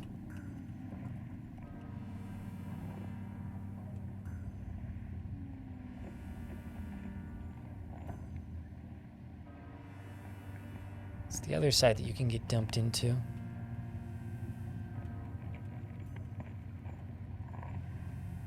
I love these tombs. These tombs are super cool. I don't know. It's one of my favorite zones in the game. Just love wandering around in them. Anyway. Up through the middle.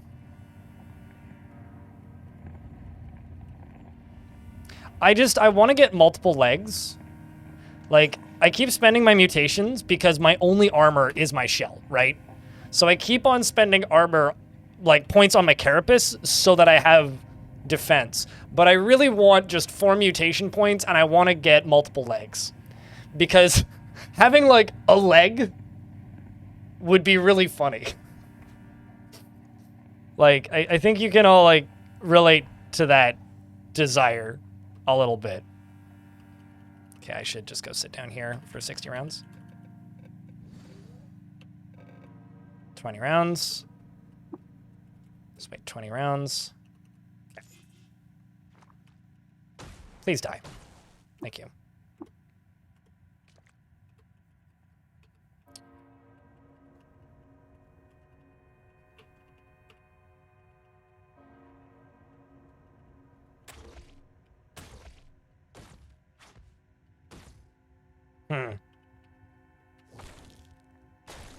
There you go.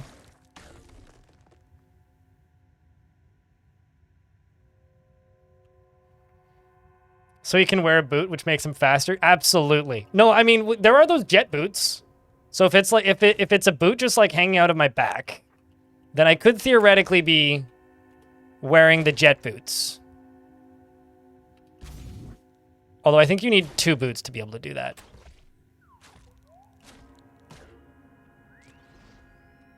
Two shoes to be able to do that. All right, well, shit's going all crazy up here.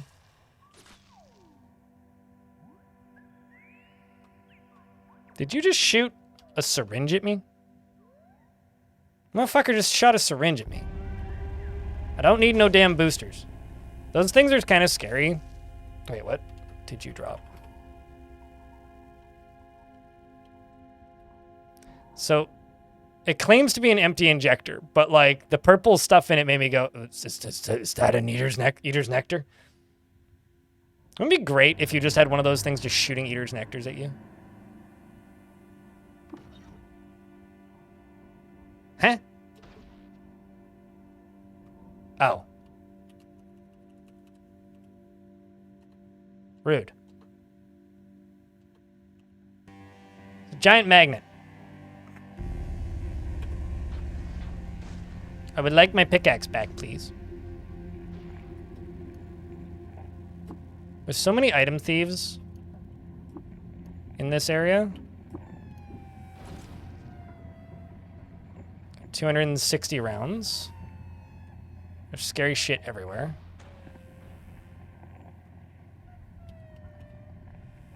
Shrine to Bedates the First. In a cathedral ornamented with quills, Bedates cemented his friendship with urchins by marrying... Okay, I've seen this one before.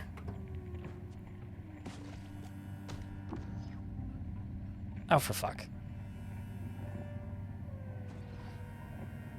It also it pulled all of the light sources to over here. Ugh. I would like to be able to keep that rifle. All right, you stupid...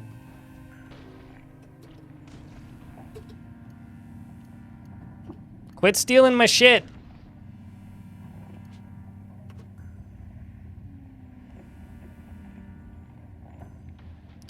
Eater's Nectar is a pretty hard to get. Not buff. Buff is the wrong word. Oh, that's not good.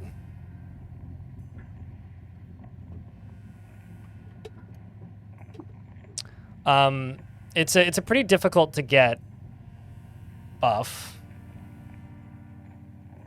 That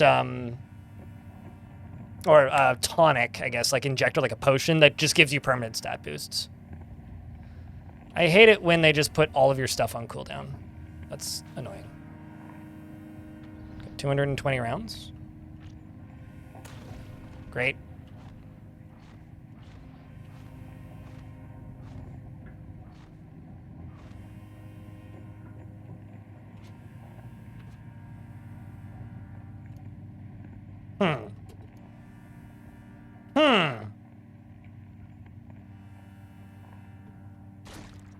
I see why.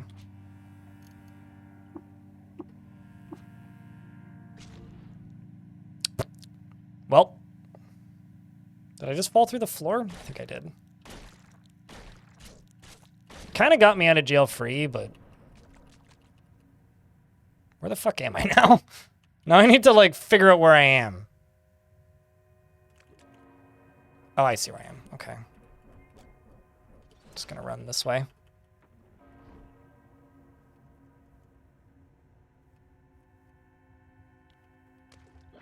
You lied, you do play code. Well, there you go. Look at you, liar. Am I tomb tethered if... Yeah, okay, I'm tomb tethered if I stand here. Let's wait 20 rounds. Uh-oh. Just gonna close the door. Yeah, okay. Fine.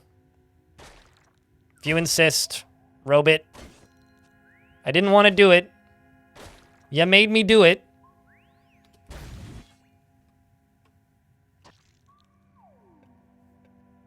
The things I do not get teleported away.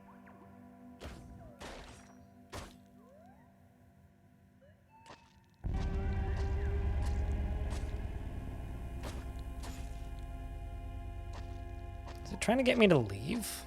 So I get zapped away? Okay. Got some decent tinkering bits. Let's wait 20 turns. Okay, cool.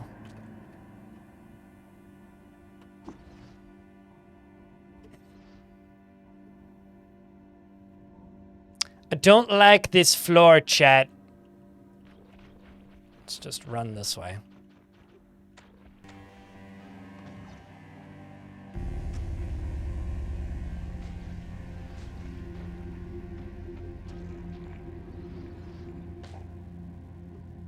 Fortunately, it seems like just about everything is pretty distracted with their own bogus bullshit. So that's good.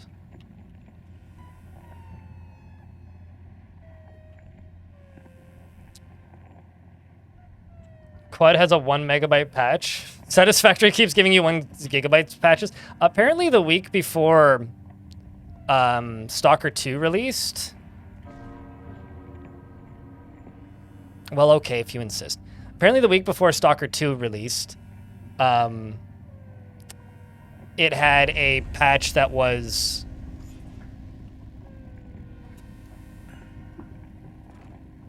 It had a patch that was about the size of the game, and that's like a 180 gigabyte game. So they put out like a 170 gigabyte patch. That has to be breaking some sort of law of computing.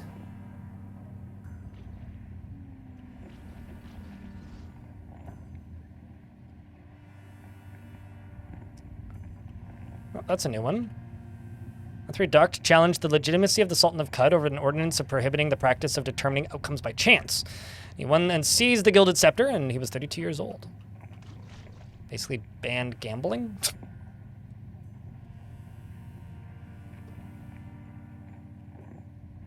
I don't like cave ferrets.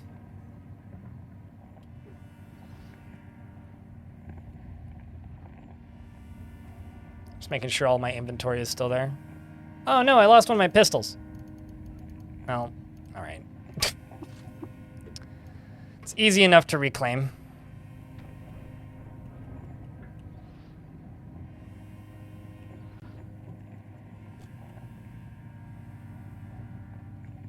Oh, well.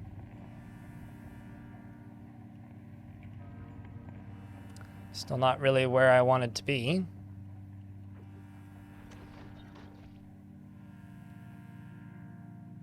Does this take me back down to the beginning?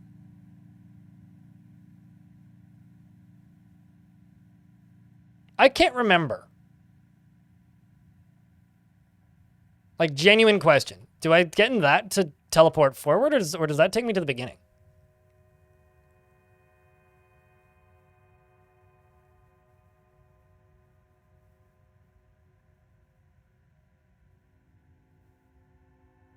I don't have precog. Precog is not a requirement to play the game.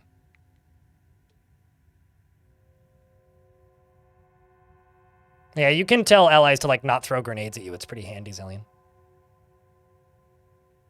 Next floor stairs? Okay, so then I do take that.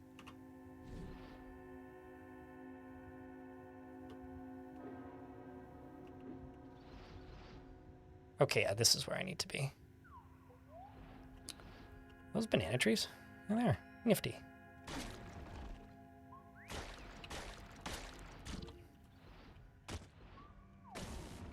Bazap.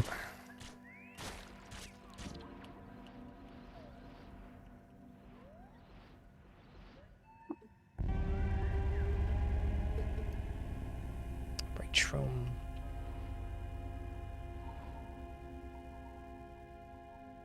All right, let's move up.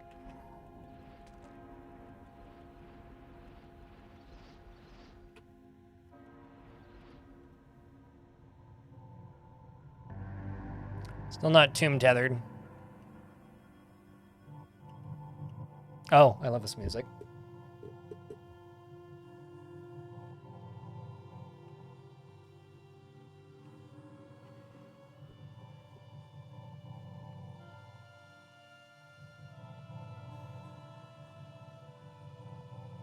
You know, I distinctly remember getting teleported out of here after going like, whoa, where the fuck am I? And then getting real mad.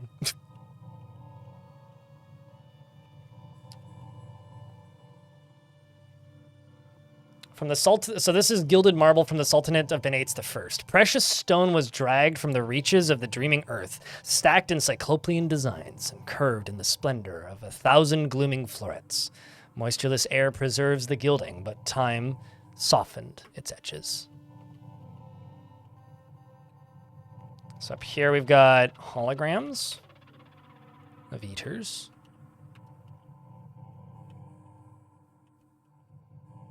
Got 120 turns.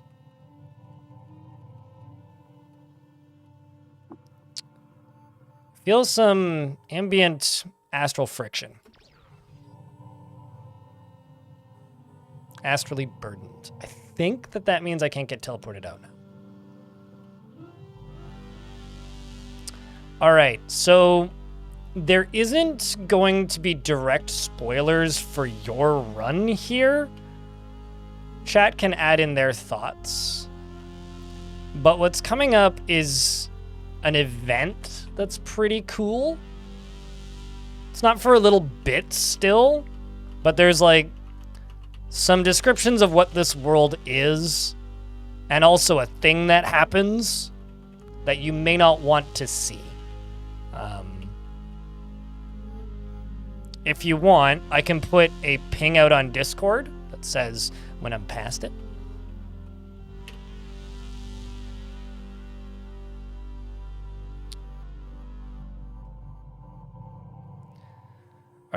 So the way I see it is like eaters are like early post-human stuff. But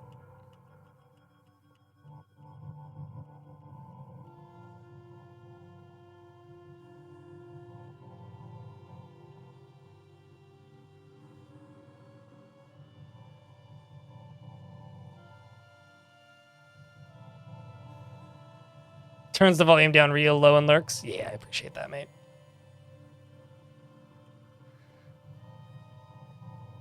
Man, it's always sad how many of the murals are ruined. Oh, there's something that I didn't know. Stone worshipping province of Marikopad, a band of treacherous crabs sabotaged the cosmic octahedron. Bedates Rosecraft, causing it to explode. It was presumed to be dead at 46. This tomb depicts the life of the ancient sultan, the philosophical devil of the stone-worshipping province of Merkapad. In the year of the swaddled sprout, companion to Ranagari Raldbaruch, the inquisitive ghost of stone-worshipping province of Merkapad, the philosophical devil of the stone-worshipping province of Merkapad, laid his body to rest into Brightshoal. He was 89 years old. So what this is, basically, is this is the chronological history of the sultans, basically. In the stone-worshipping province of Merkapad, Bedates arrived at his descendancy, the fossilized sods from the fossilized sods, who were known for contemplating the meaning of things by holy rite. He ousted the pretender sultan who had prohibited the contemplating of the meaning of things in favor of kind worship, and crowned himself Sultan of Qud. He was 17 years old. So these are what? Learned Frog Cherub. Very tough.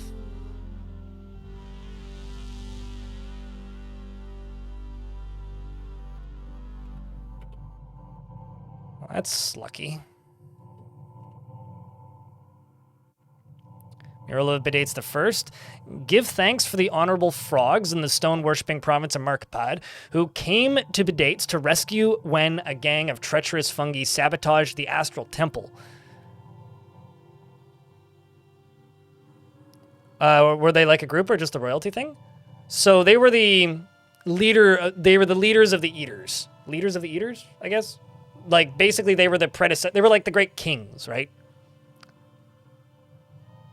Getting through here with a misspelled mark would be difficult. Yeah. Yeah, what? So, like, essentially, this is my theory, right? Like, I've played through this before, so I've seen this stuff before. But will you tempt fate and fight the cherubs? No. Fuck no. No, I won't. I will walk past the cherubs. But essentially, I've always understood them to be like the royalty of the Eaters, essentially. Like, they are the, whatever format that was. They are the things that were in charge at one point, that ruled Qud and drove it into a place bad enough that intergalactic societies decided that the planet should be abandoned and nobody should get help. Which sounds pretty real. I don't know about you. Maybe like a pope? Sure. Pope or a Tsar. Who knows? Give thanks to the honorable frogs for the stone-worshipping province of Merkapad, who came to Bedates' rescue when the gang of treacherous fungi sabotaged the astral temple in his crossed craft, causing it to implode. So that's that one. What do we have here? Remember the year of the Sheathed Drifter, when the corrupt administrator was appointed to the minister of the stone-worshipping province of Merkapad. He was outlawed in the practice of contemplating the meaning of things. And also, the reason I say that, like, this could be spoilers, but kind of isn't, is because all of these stories will be different every time, right? So this is the story of this world, but the world that you play through, like that little loading bar at the beginning that's generating the history, this will all be completely different. Let us remember the year of the virtuous pontiff, while wandering around the stone-worshipping province of Merkapad, Bedates subjected Eskrimish and subdued the savage tortoises who lived there. To prove his knowledge to them, he wrote a treaty.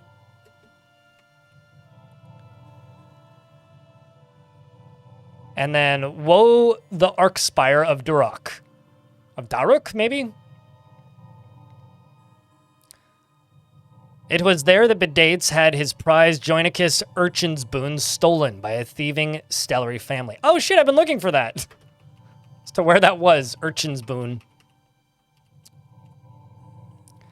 The stone-worshipping province of Merkapad, Bedates lost control of his chariot and he was killed at 68 years old. And this one is, sacred are the mated Bedates and the Ranarungi Raladirch, whose imperial alliance by marriage allowed urchins to manifest shrines inside a stellary Heartagon.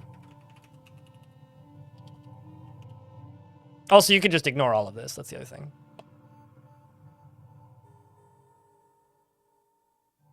Thou hast remembered it. Yeah, true. They could have written it in Spheredin, right?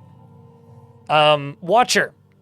I am in awe of the philosophical devil of the stone-worshipping province of Merkapad, who in the year of the Crimson Theocracy eluded death and materialized from either the ether ovioid. I think this is the last one. On the night under the beetle moon, the scholar found a babe with a philosophical inkwell in each hand. Outside his academy, the fellow scholars named him Bedates. There might be one more. Then here is the Imperial sarcophagus. And right there's the wet reliquary. Also, thanks for lurking, chat. Round of beers if you're sticking around and enjoying this. I think there's one more. Oh, no, I already looked at this one. Yeah, that one. Okay, that's the other one that's no longer legible.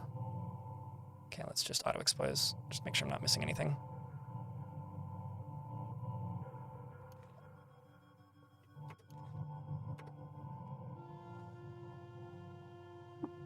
Please don't hurt me, big tomb guards.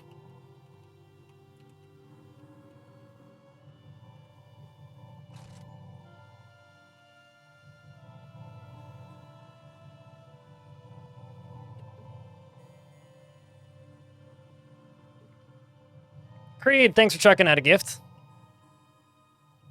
Appreciate you, mate.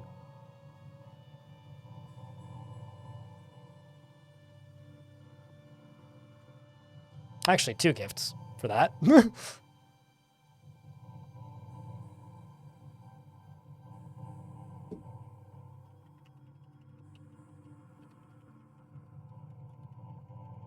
head south.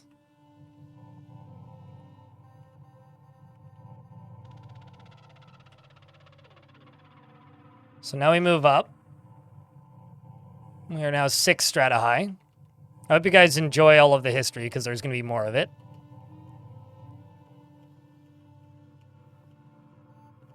You guys gearing up for your cage match?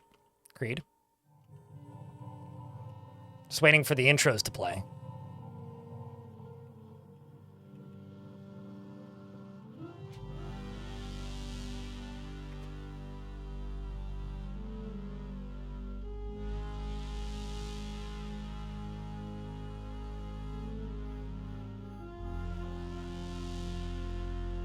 So this is Mathri Doct.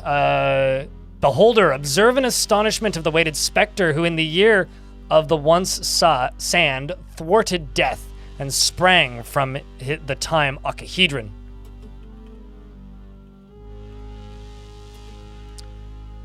On the anniversary of the great battle, a babe was found swaddled as in a copse of sacred trees. Cosp? Weird. With charms on its eyes, and the babe was known as Mathri Doct. And then we got, oh, these guys I can kill. Probably not, but I've killed these things before. Yeah, I could probably kill the urchin cherubs, but they're friendly, so I'm not going to do that. They're just there to guard a tomb. Remember when the wandering around the stone-worshipping province of Mathri Doct taught the clan of unshelled reptiles the ritual of the temporal crypt, which can only be performed by one with the reputation for murdering someone with a 10-sided die. Okay, made of fate specifically. And the unshelled reptiles were grateful. In return, they accepted him into their fold and taught him their secrets. I like to think that these are just interpretations of hieroglyphs, so like we could be completely wrong. Agony to the Aquapor, the steeple of the bulb-worshipping province of Sanshin. It was there that Mathri Doct and his prized Lakuta Mathri Doct gift was stolen by the thieving Empyrean clan.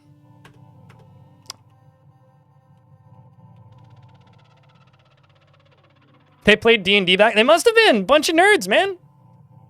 And they got into a fight. Those are urchin cherubs, yeah. Can they even move? Good question. I don't know if I want to test it. Remember, ye heathens, in the year of the Honorable Finger, an alliance of frogs and dogs betrayed Mathridoct and hijacked his star Taurus. Remember the chastisement. That's a word I don't know. A put upon by the Mathridoct and the scourge of Marqueped. It's like the chastidented. Remember the year of the tungsten trope, when the moral of depravity of core worship was rampant in the bedroll worshipping province of Betara. Remember that Mathridoct, to win the moral code, appointed a minister who mandated the practice of determining outcomes by chance. I mean, what I could do is I could finish this dungeon and then come back here and then try and steal stuff.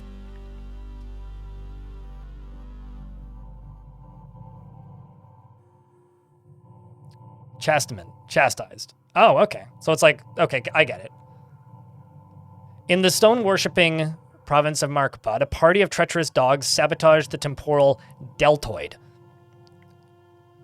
causing it to explode. It was presumed 78 years old. He was presumed dead at 78 years old, but apparently he cheated death, according to the first one I read.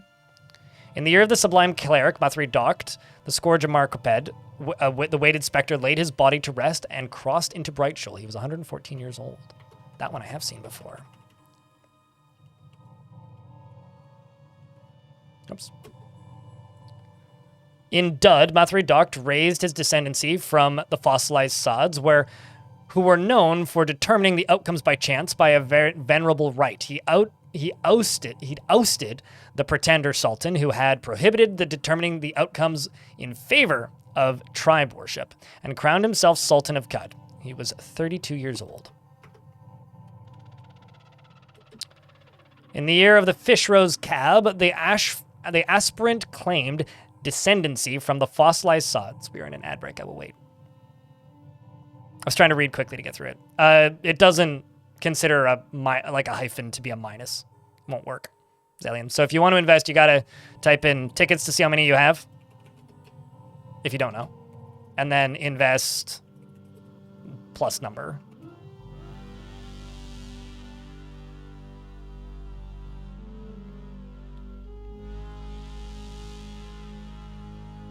And yeah, pulling something from V in YouTube chat. I do agree, the urchins do kind of look like Old Testament angels, don't they?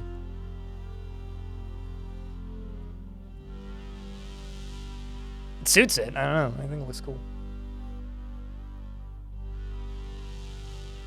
Thanks for beer. You missed it. I mean, hey. Creed's got a good sniper rifle on him, I guess. I love the music in here so much. I can't get over it. It's so good.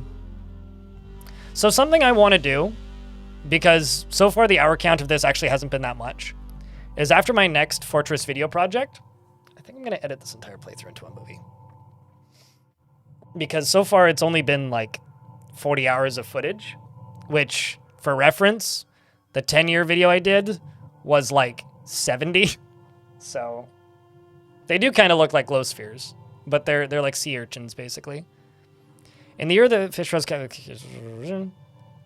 and challenged Mathridoct over the tradition of venerating robots, naturally Mathridoct won and had the aspirant buried deep under the earth. This one is no longer legible, right? Oh, no. Recall when the deep in Dud, when Mathridoct taught the clan of robots a ritual of the cosmic annals, which only performed by one of his fortuitous eyes, the treacherous robots broke faith with him and stole secrets of the ritual. And then in this, let's say it's in this. Yeah, I'm not gonna touch those.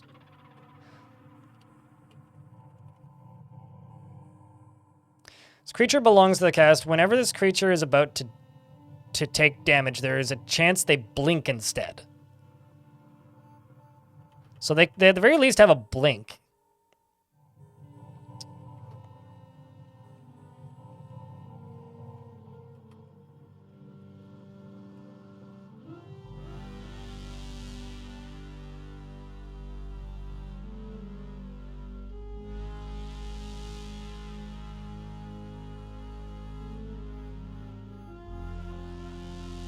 You like the idea of deciding outcomes by chance?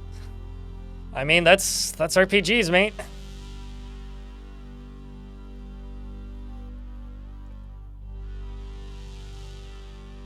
Ooh, this one's got cool walls. This is gilded marble from the Sultanate of Antipater, because they basically like built a tower for their tombs. You know, honestly, the more I play of this playthrough, I'm starting to just feel like the Sultans are like Egyptian pharaohs, but high tech.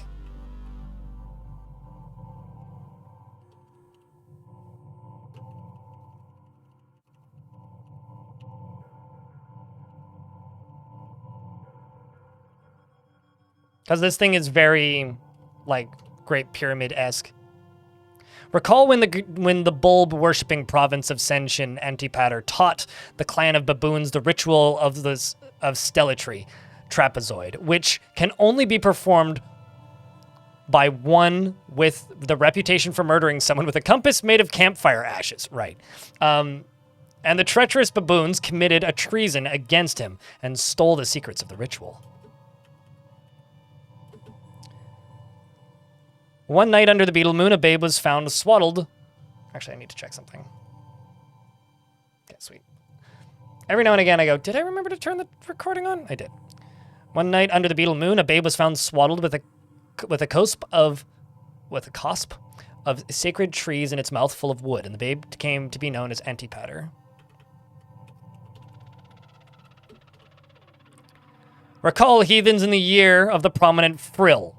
Unions of hermits and apes deceived Antipater and hijacked his Quinnacuck's craft. Recall when rebuking put upon them by Antipater, the pest of Quibipad.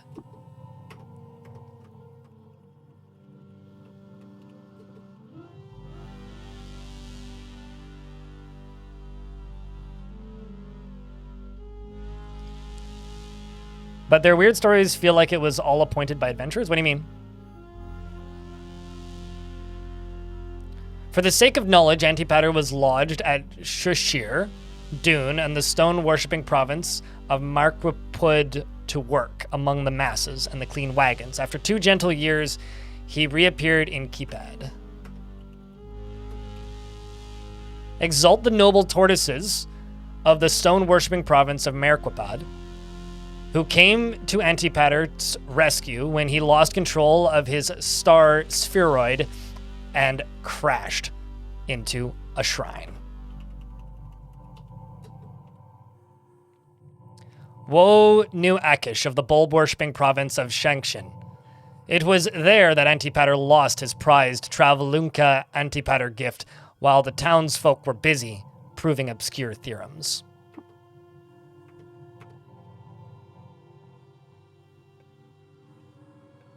The way is... Oh, I see. My hand moved on the keyboard slightly and I was hitting the wait button. In the year of the severed dawn, Antipater, pest of Quibipad, laid his body to rest and crossed into Brightshoal. He's 105 years old.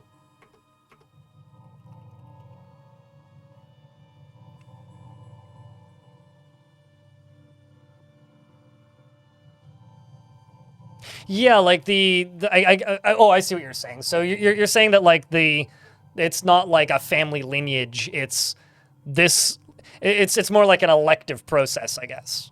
Like they seem like adventurers, but like they could be like, I don't know, warrior politicians or like something a bit more like Conan kind of deal. As I presume that's what you're saying, Robin.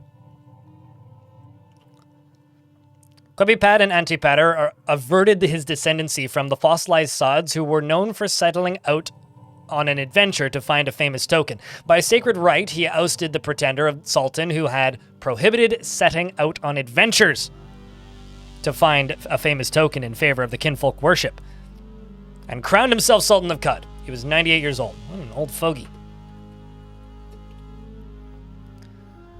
Torment Eremish of the stone-worshipping province of Marquipad. It was there that Antipater lost his prized Froingika Antipater gift. That's like impossible to read. During the ritual of the Sad people.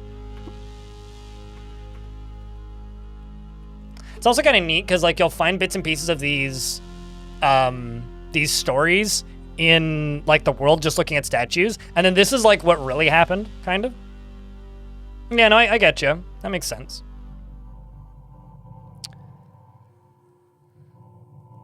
A smite upon Haraquipad of Dud.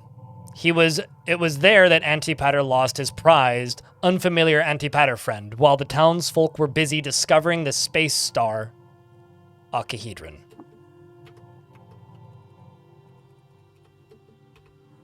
This one's no longer legible, which I presume means I haven't found it. But I've always presumed that. I don't know if that's actually true or not. In the year of the accepted city-state, Antipater vanquished the fish party brood who commandeered his star blimp. Let the emptiness of the wandering quagmire serve as a testament to the power of Antipater, and an example to those who would provoke him. Well, I think we've found the dictator. Earthface. Spooky. So what do you think of the Tomb of the Eaters, chat?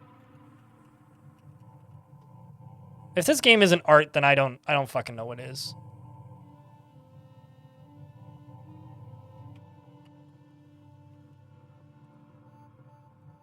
Think it eats? I think it kind of slaps. What's up, Groundsy?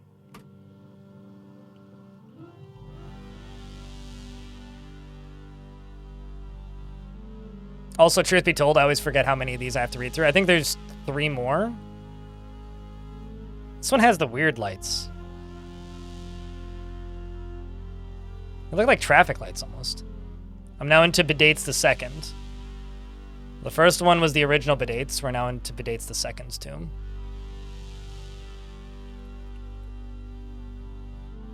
At the dawn under a strange moss green sky, the people of Batesdegrad saw an image on the horizon that looked like a compass bathed in moss green. It was Bedates II after he came and left Batesdegrad. The people built a monument to him, and there henceforth called him the Moss Green Compass. Onlooker, observe in reference to the strange specter, who in the year of the odious sod, spheroid eluded death, and sprang forth from the Terra Roost. Her game was directed by David Lynch. I recommend David Lynch Teaches Typing.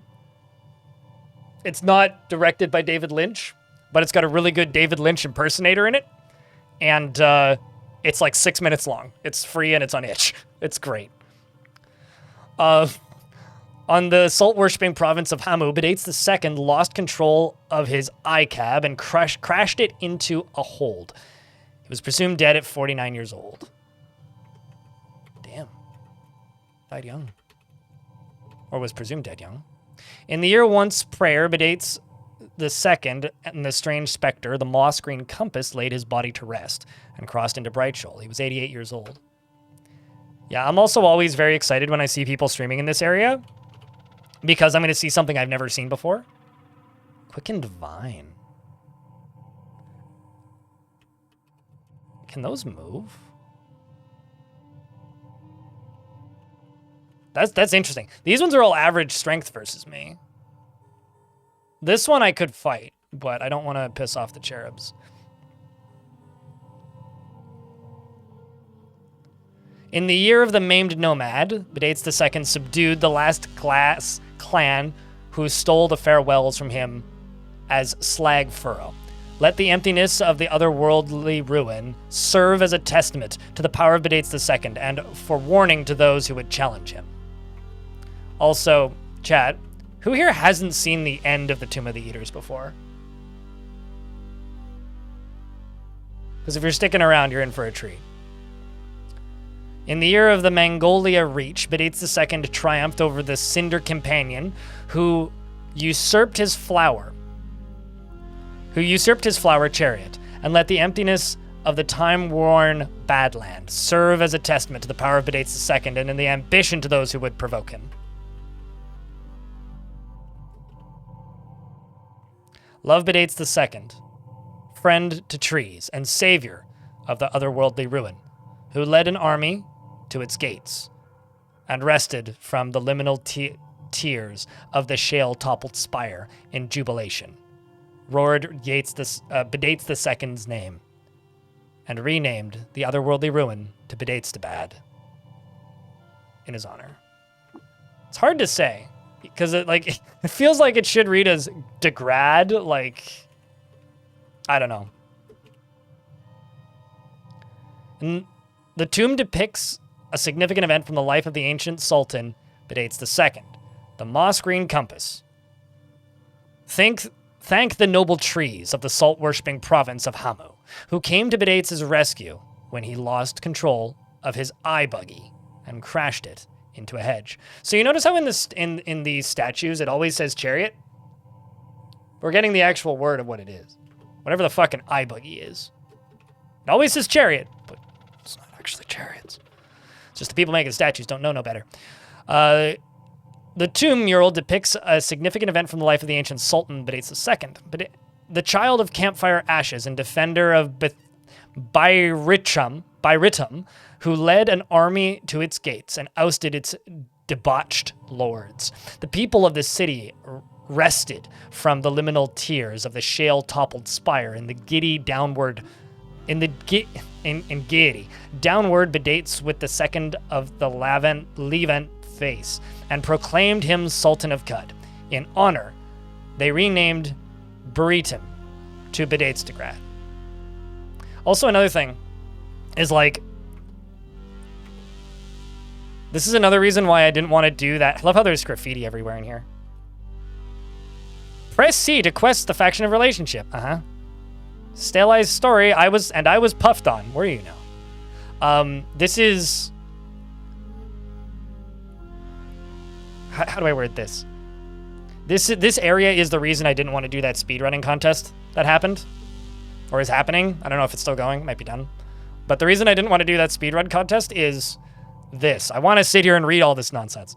Remember the Battle of Bedatesdegrad, where the view of an odd and foreign sands, Bedates II wielded his axe and struck down the sand cabal.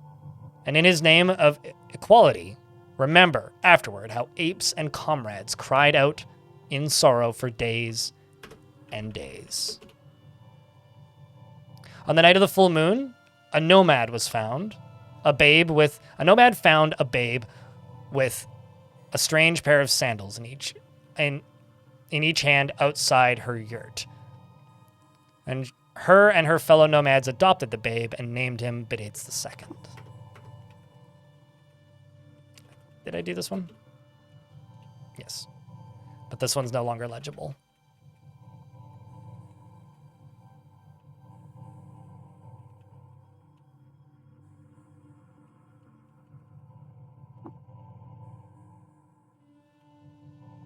So now we are into the tomb of Iram. I don't remember finding much about Iram. I'll be curious to see what's here. This one's very white. White and gold. Let us remember the year of the crowned ceremony when, deep in the bulb-worshipping province of Sainshen, Iram discovered Shuruk and pacified the wild arachnids who lived there to display her wisdom. Also, for those of you who know how this ends, I haven't done this with the new UI yet. I've only done it with the old UI. So I'm actually really curious to see what it looks like. Anyway, I just had to say that out loud because I'm excited. When the deep bulb-worshipping province of Sanchim, Iram discovered Suruk and pacified the wild arachnids who lived there. To display her wisdom to them, she fixed them a satisfying meal.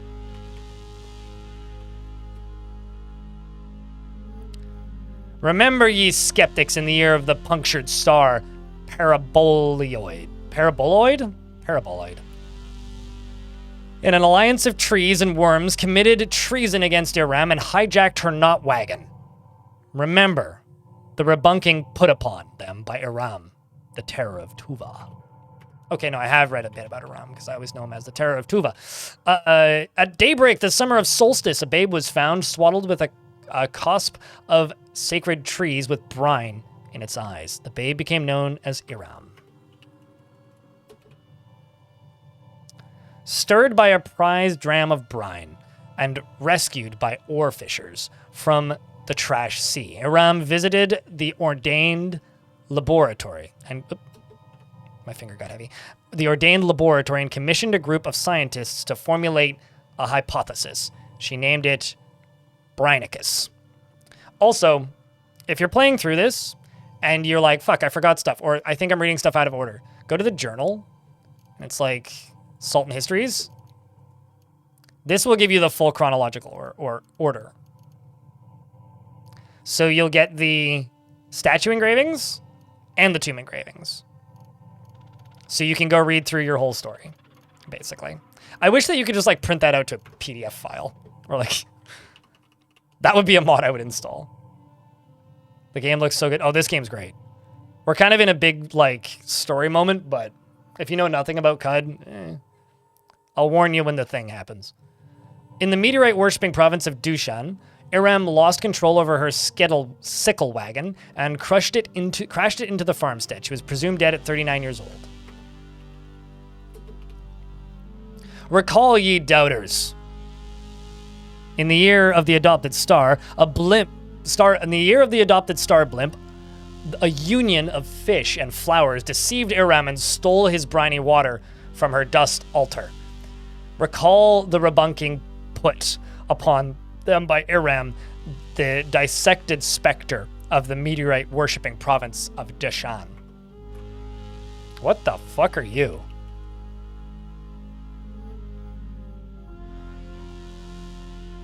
Dials tick and vacuum tombs mantle under the synthetic chitin. Inside the plastic joints of the eightfold gams and 100 lenses, the ageless bearing are wrought from vast and furcrete machinery into the ideal form of the spider by the artistry of its construction, and it closely resembles its referent, but exposed cog here and an exhaust valve there betray the truth of its nature. Its movements are short and mimtic.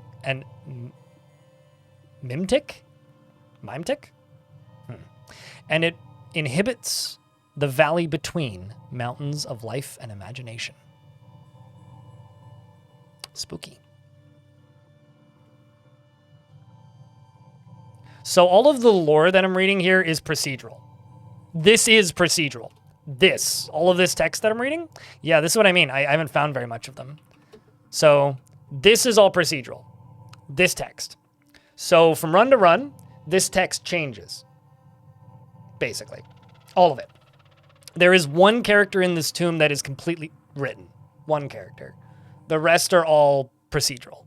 All of the creatures that are in here, the effects they can have, everybody else is procedural. So the one character, Risef, which YouTube just pointed out, is the one that is the same every time. Every other one is random and fits in to build that story, basically. So yes, it is procedural. But there's a lot of handcrafted elements in it, which is what make it so cool.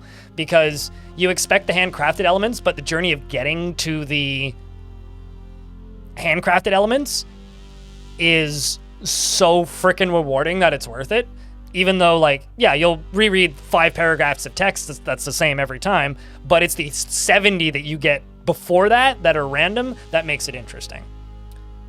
Remember the fate of Iram's foes on an expedition around the bulb-worshipping province of Sanshin. Iram was captured by bandits and she murdered their leader by swaddling the moisture from his skin, and there henceforth was known as the Spice Caller. In the year of the periodic oligarchy, Iram triumphed over the Saltfrock, who stole salt from her Sandshire, and let the bone-dried desert of the dissected ruins serve as the testament to the might of Iram and a lesson to those who would challenge her. The tomb mural depicts an event, but it is no longer legible. I did not find enough about this one. In the year of the despicable Bane, Aram Gleith Makwala, Ideth Fatstuba's partner, the dissected specter of the meteorite-worshipping province of Divshan, the scourge of Sanshin, Spice Caller, and the terror of Tuva, later bodied to rest and crossed into Brightshoal, 123 years of age. Yeah, I'm not sure where you got the impression that the entirety of it's random, but the, like, beginning, parts of the middle, and the end of the story are the same every time, and there are lots of procedural elements interspersed in between. Sort of like Diablo, you know? You're always going to fight Diablo at the end, but, like, the journey of getting to Diablo is going to be different every time, you know? Maybe because the writing style is so weird? Sure. I mean, it's a lot to digest, I guess. Celebrate the sacred year of the Etched Workshop when Iram was dowered with the olive face and named Sultan of Cud. Well, I mean, the guy who does the writing for Cud, or the majority of it, because there was several other people who did, like, descriptions and stuff, is a poet, right? He's a published poet.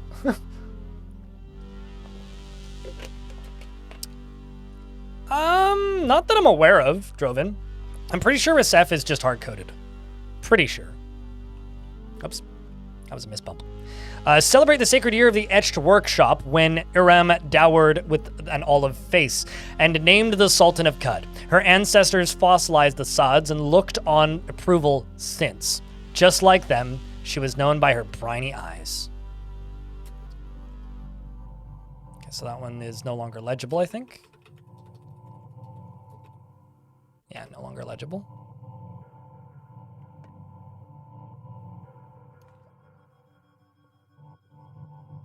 Oh my fuck.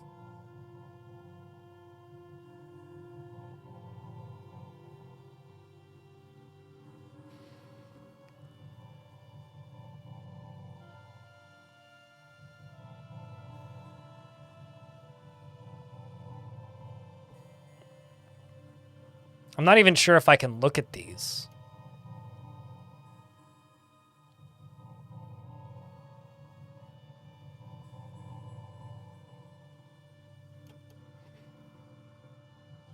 Can you read it?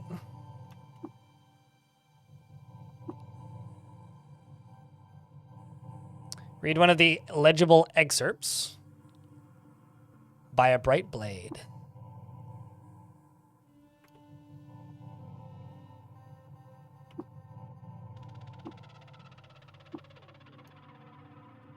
I just want to look at this.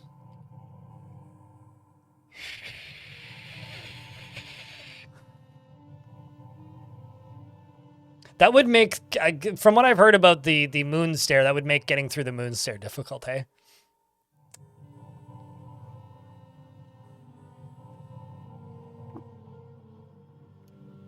Also, these items are all procedural, too. Oh my Christ.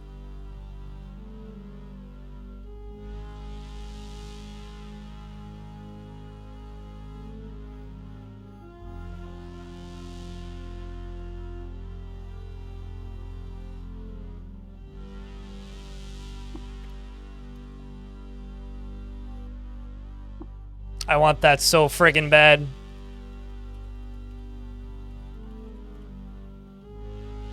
They're just average. Stuff in the lowest tomb is the best stats. No, that's true, but the dudes guarding them have the highest stats.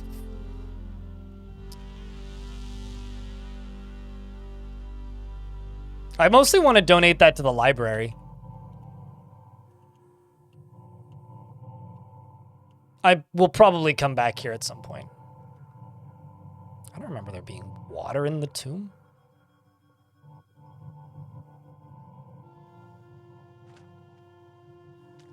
Is it caving in or something?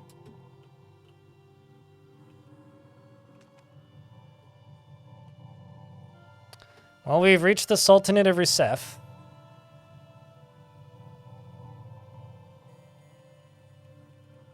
Man, I have not got much of Rusef's story at all. All right, yeah, duh. I remember why. For some reason, I thought there was one more tomb.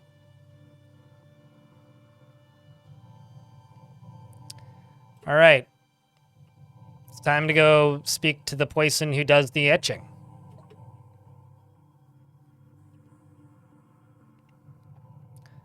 Peace to all who canter in the house of the coiled lamb. Who are you? Actually, I'm going to look first. Chrome benches in cloth-like furrows across the metal tunic that drapes across their lanky, anxious pinion limbs. A large metal cask, their head, sits atop a too-frail undercarriage. Gleaming glass eye shines at you in several shades of tinted light. They seem on the verge of apologizing. All right, yeah, so now is like that point where I was saying that there's going to be an event. If you don't want to see the event, I will post a notification on Discord. I'm not going to do it at everyone, though. That's a link to the Discord. When it's done, it obviously might come up in conversation.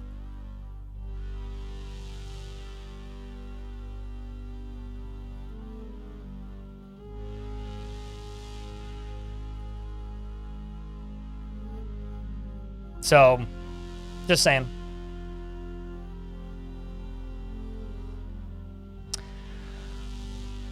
There's also an ad break that's about to hit, so I'm just going to wait for that to roll through.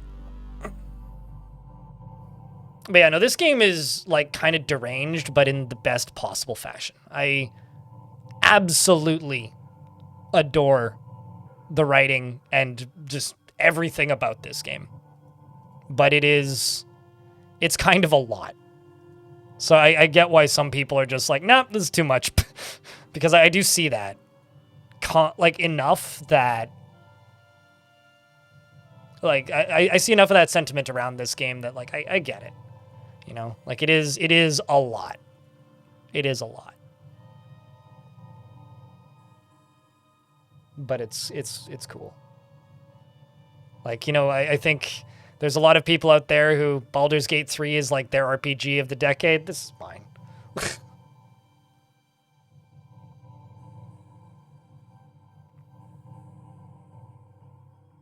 Ironically, both games went through early access, though.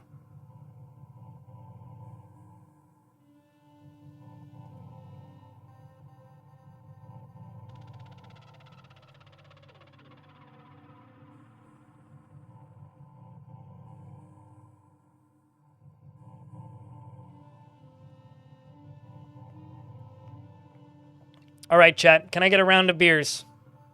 Let's get through the spoilers. Who are you? Oh, I am Herodicus, Lapierre, lithographer, sculptor, calciminer, and biographer to the Coiled Lamb. I will tarry here until the Godhead passes on, and then I will canonize his deeds in high relief. I've tarried for quite some time now.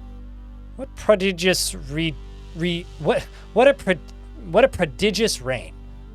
Bless the Coiled Lamb.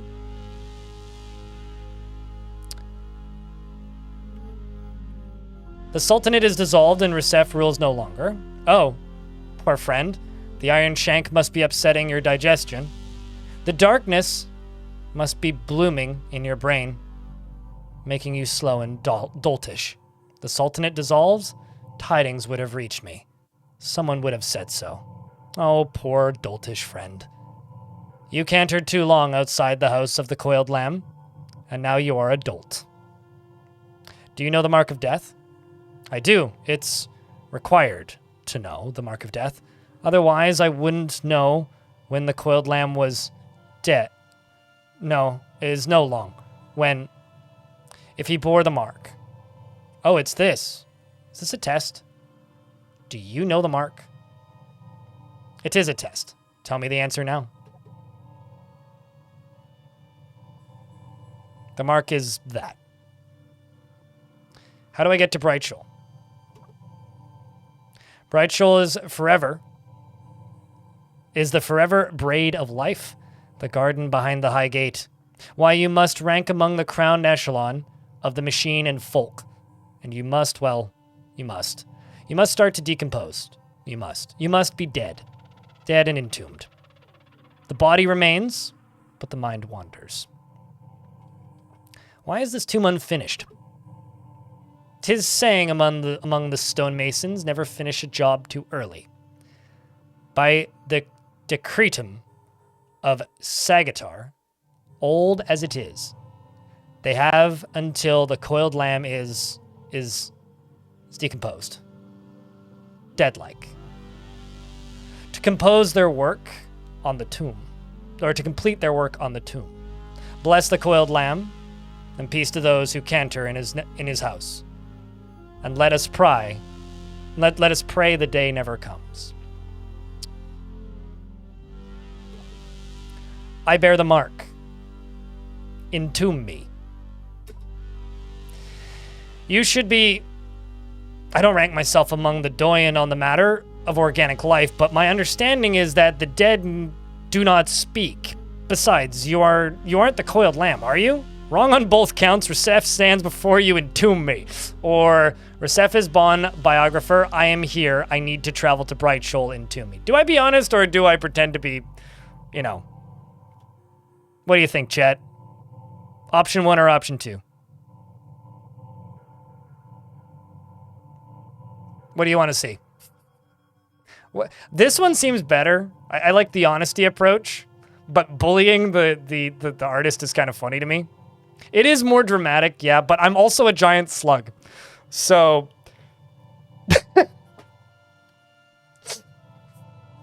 let's be honest. Resef is gone, biographer. I am here and I need to travel to Brightshoal. Entomb me.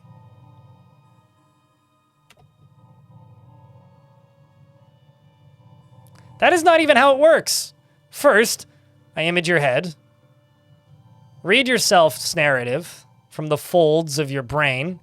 Cross-check it against the thin world's ambient log of your lives and deeds. Then I stylize the story and I engrave it on the walls. Once done, then you can entomb yourself. Do it then.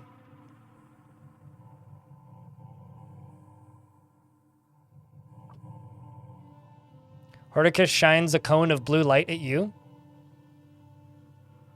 I don't know how to say that. Pytoshkan? I feel like that's a silent T. It's like Phytoshin or something. Anyway, Phychosen, we'll go with. Long silence. More long silence. Commencing cross-check with the Thin World Annals. I like the idea that there is like a giant server and internet and like satellites or something tracking every living entity in the world that is telling this thing what I did. Like, it's fucking cool. Like, this game is too fucking cool.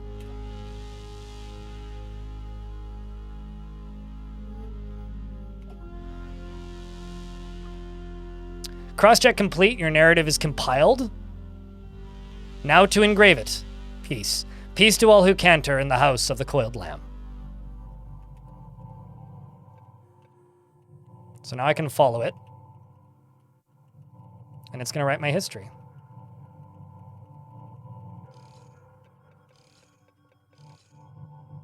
So I can do this now. The tomb in the mural depicts a significant event from the life of the ancient sultan, Tinkered Bells. I'm so sorry. Gallant Tinkered Bells discovered the location of Tuva, once lost to the sands of time.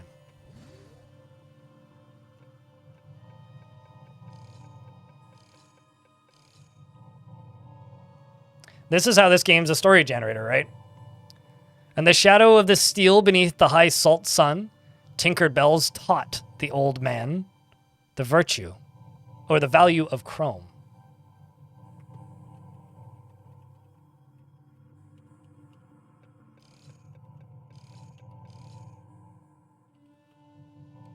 While wandering around the salt dunes, Tinker Bells stumbled upon a clan of tortoises performing a secret ritual.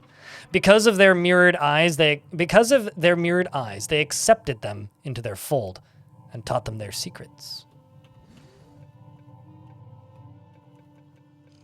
That is true. In the mouth of Tishru Ux on 1001 after Rapture, Tinkered Bells emerged from the trash chutes of Golgotha, victorious and bathed in slime.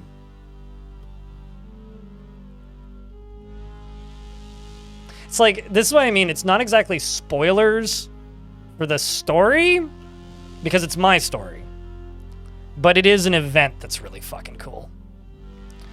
Slugform, on the 1st of Tibet UX, in the year 1001 AR, after Rapture, Tinkered Bells underwent the divine transformation and assumed the slug form.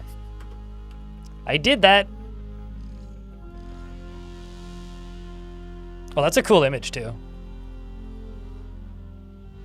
Gallant Tinkered Bells recovered the Journal's deer, a historic relic once lost to the sands of time.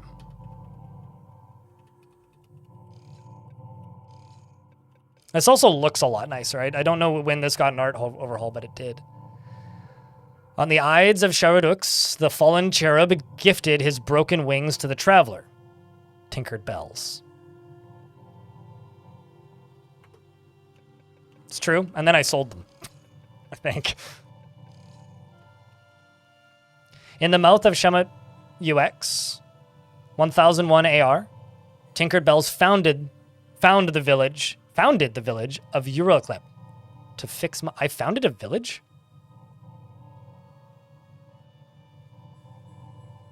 What? I don't know how I did that, but cool. I've always presumed it's after Rapture, but I want to say I stole that from the wiki. It could be Recef, though.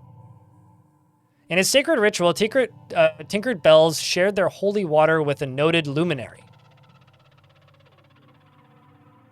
Fane Hoshaya, the High Priest of the Rock. Who I think later died because of that. Amaranthine Tinkered Bells cower before the god Sultan, who is wrought of their dream stuff, who bears the black glass. I wonder if it's even possible to finish the game with the Amaranthine Prism. It's probably not. A sacred ritual, Tinkered Bells shared their holy water with the noted luminary, Goek. To fix mugs, no less. Yeah, no kidding.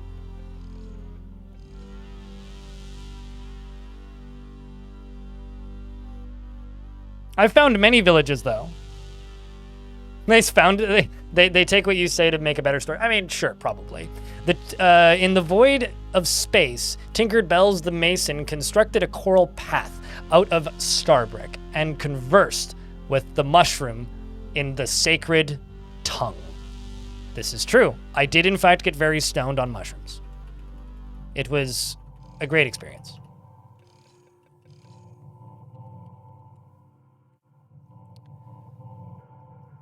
Bless the 13th Shimon Ut, when Tinkered Bells cemented a historic alliance with Godhead, Clank, and the two became one, together being known as Clank Tinkered.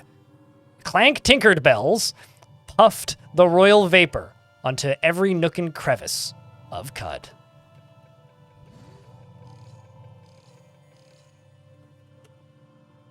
On the night of the full moon, Tinkered Bells manifested a latent power inside them and joined the divine ranks of those who phase. Oh yeah, I have phase shift. I haven't used that since I got it.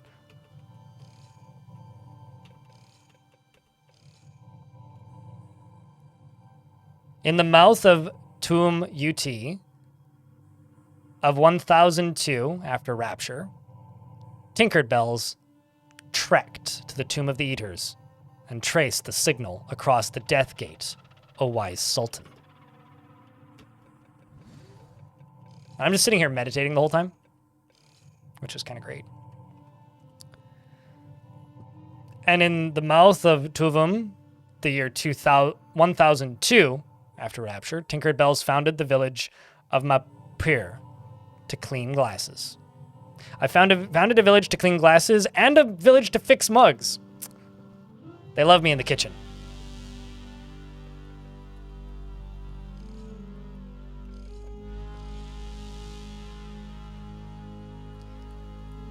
On the auspicious 27th of Tum UT, Tinkered Bells arrived in Yapa and began their prodigious odyssey through Cud.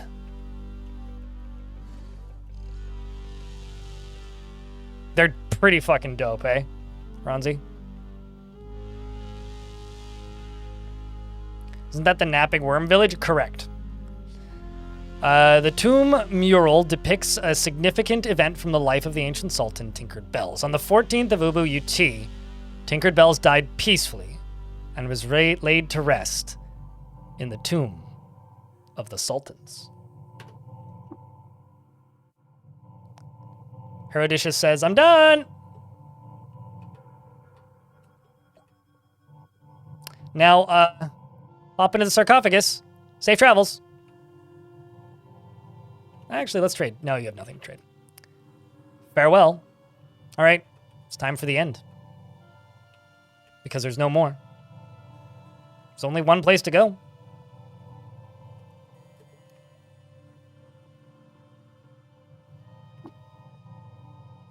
Can I take the null face?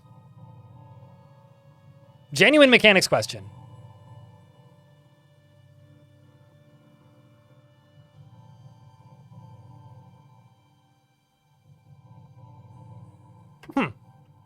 Never thought about that.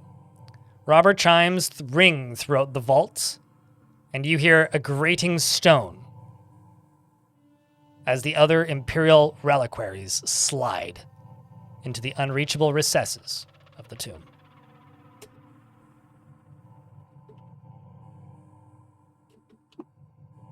Plus 70 with every faction's pretty okay. I'm good with that. But I don't get attacked by anything, is what I was wondering. Locks you out of the better ones? It's fine. And we step into the Imperial sarcophagus. The sealing mechanisms inside of the sarcophagus will certainly kill you if you close yourself inside.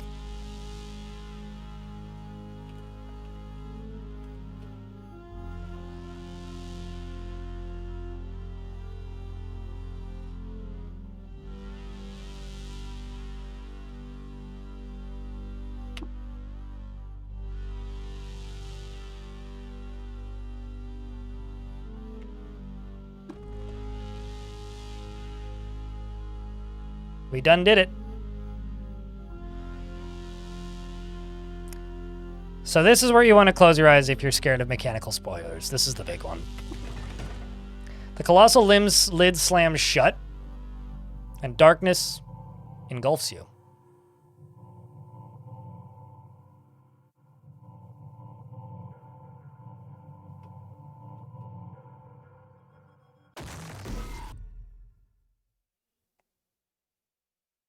Entombed in the burial chamber of Recef, the last sultan.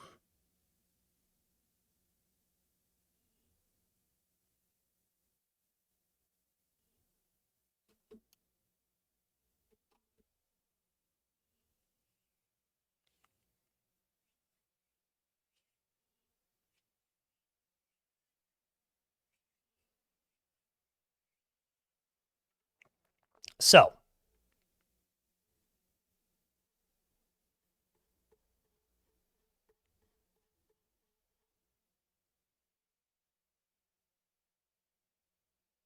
$51 layers, 2 named items. Eternal Rings is the most advanced artifact. 14 hours. You know, honestly, okay, never mind. That's when I started playing, right?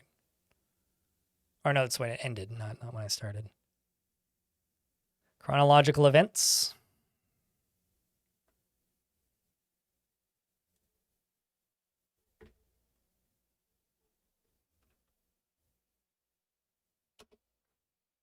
Let's exit.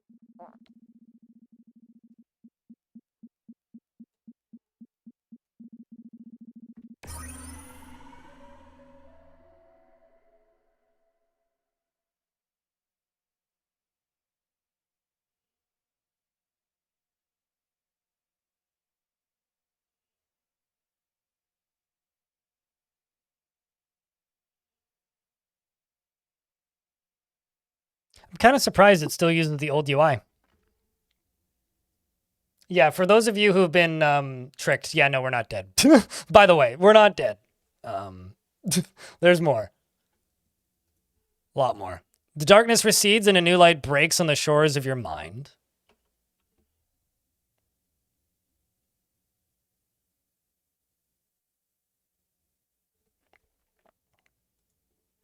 I'm just going to go post on Discord like I said I would. Big, spoil, done.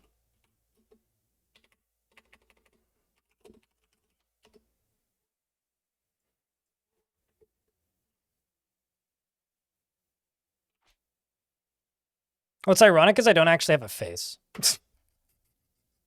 So I don't even think I can wear that mask. So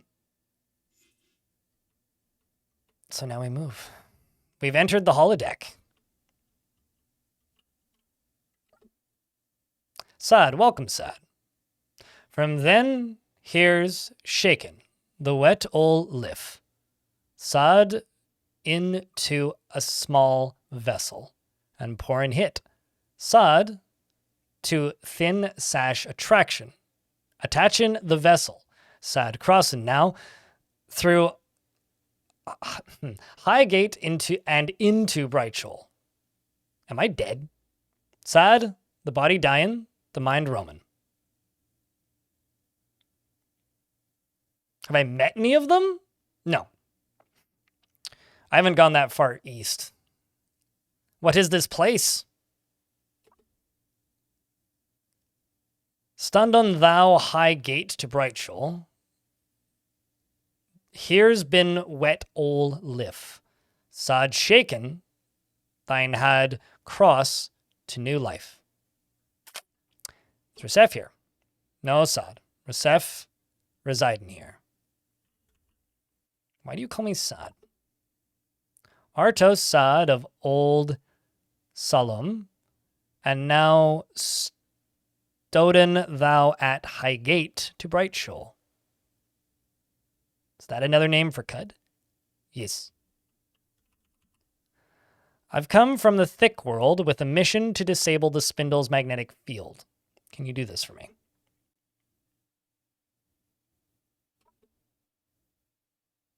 And I also get some history. The Shamoran Conan. Why Ogeti? The clothes shrouding the rainwater Somer's form are still for many moments. Because I'm Sad. You impudent whelp! Sad Resef stands before you. Nope. The Shamoran remaineth unbileful. Whereas Bright Shoal related to Cud, to Salum. Aloft the Gaius sight twinkling, and there Seraph Dremin, And Bright Shoal is the Drem.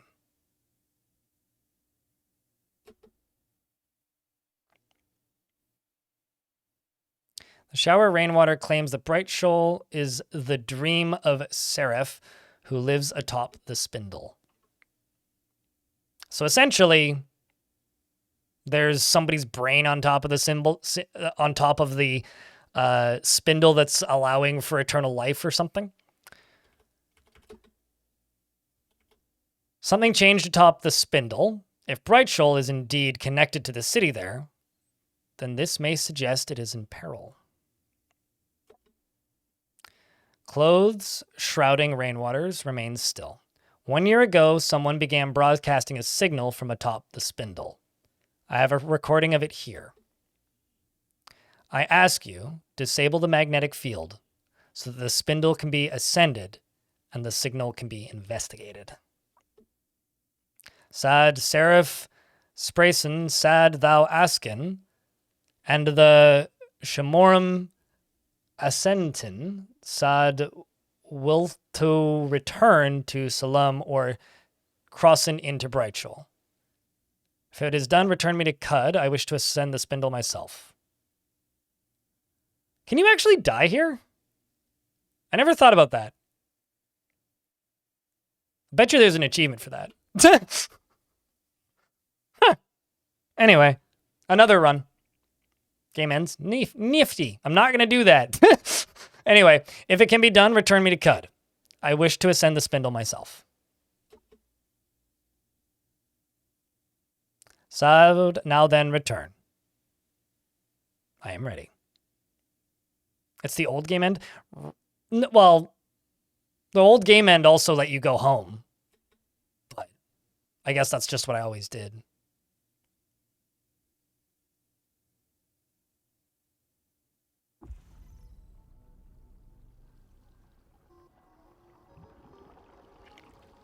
The matter of your new body begins to thicken and clot. You're inlaid with ribbons of bone, tissue, nerve, and flesh.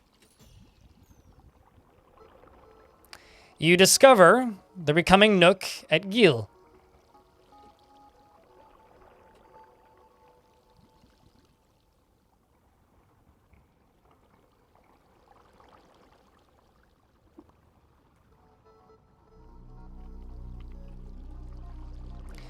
The neoteric body is definitely charged. Tying inside you is another of the secret knots that bind the world. You've gained an additional floating nearby slot. Yay!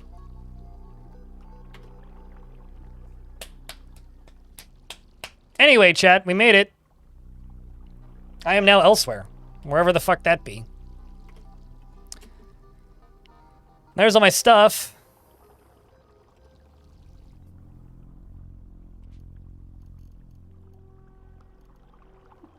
Oh man, I need 3 slot. Do I need to resurrect myself again to get a third one?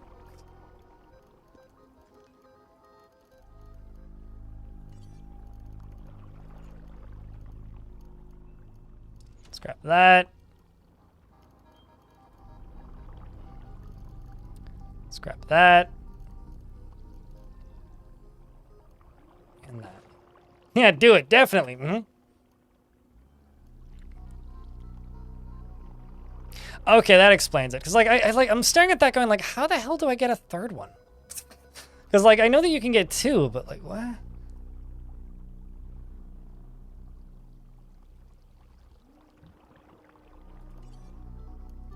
Kind of want to throw psionic daggers at people. Grenades. Where be my grenades? There they is. Floating nearby. Can have a glow sphere, and then that's all I have.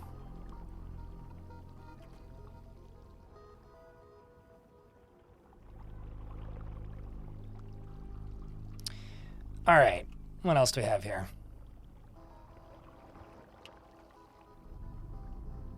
Gilded marble from the Sultanate Mithri Duct. The Precious stone was dragged from the reaches of the dreaming earth and stacked in Cyclopean designs, and curved to the splendor of 1,000 blooming florets.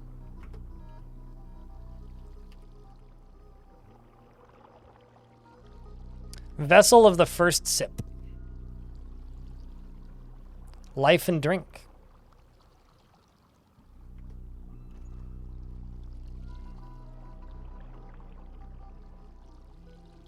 For some reason, the last time I did this, I recall coming out and immediately being encountered with a clam that teleported me fuck knows where.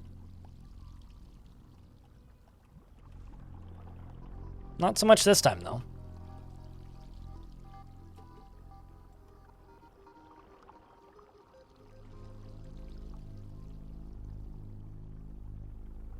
Also, being friends with fish is good.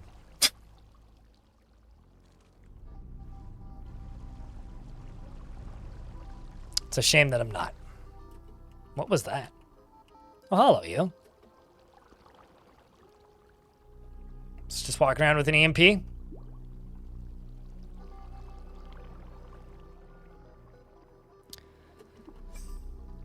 discover a lair. Would you like to investigate? Sure. Found a legendary white ish.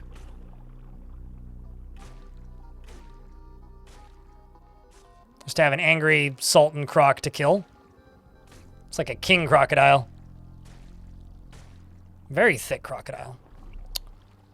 All right, where am I? In the middle of the river. Well, I guess it's time to go commune with frogs.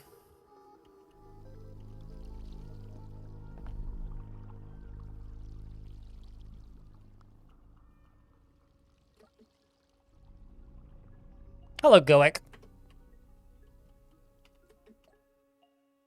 Kaleidoslug, idly undulating.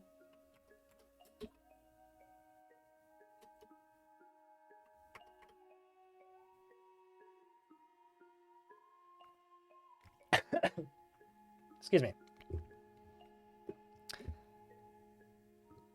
All right, it is almost 3 o'clock. I'm gonna go grab my lunch. We're in an ad break anyway, so I will be back momentarily, chat. Stretch your legs, and we will continue with Baratham in a moment. Sandwich!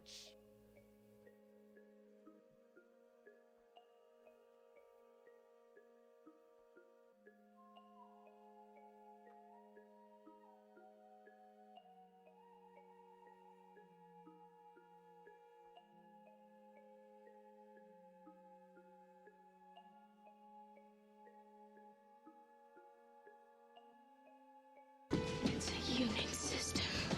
I know this.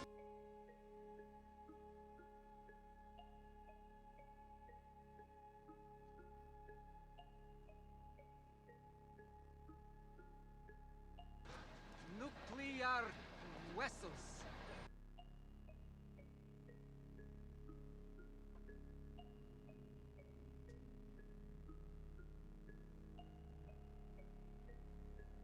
See how he bites off the shell to get at the nut?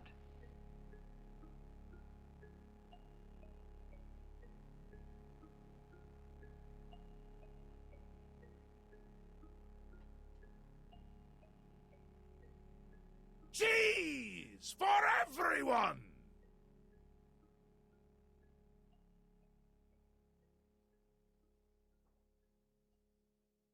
Let's take a lovely fruit, the tomato. Remove everything that's good from it, the seeds, the vitamins, the nutrients, everything that's good about it, and just jam it full of shit garbage shit sugar and put it in a shit bottle that sounds like shit when you put it on your shit. It's shit! Stop eating ketchup!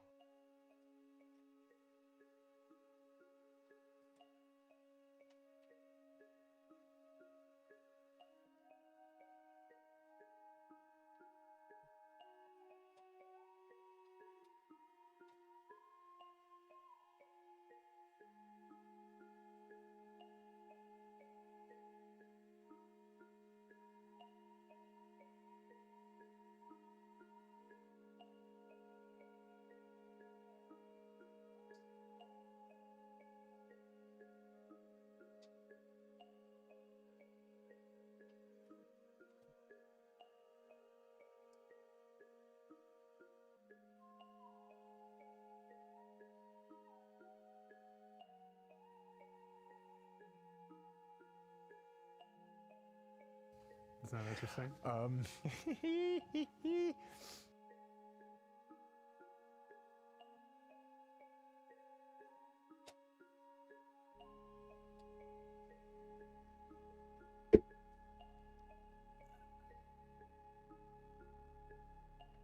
I beggeth your pardon? What?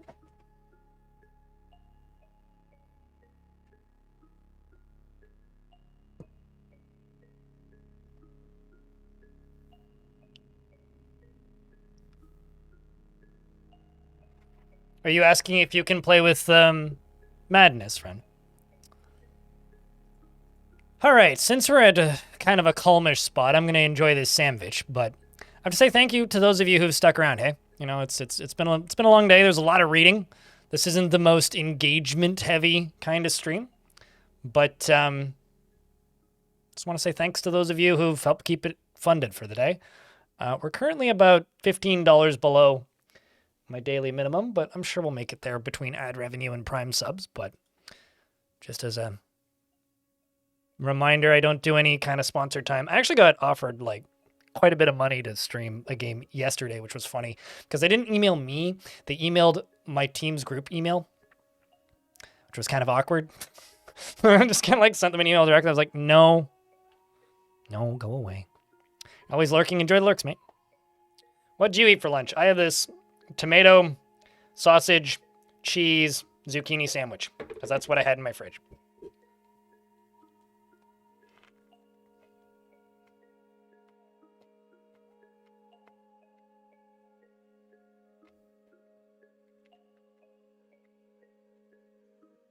So I look at YouTube chat and I see, help, I accidentally became metal chairs. How do I turn back?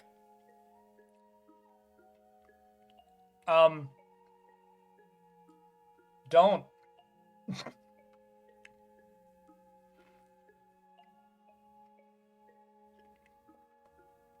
I feel like this slug would eat literally anything.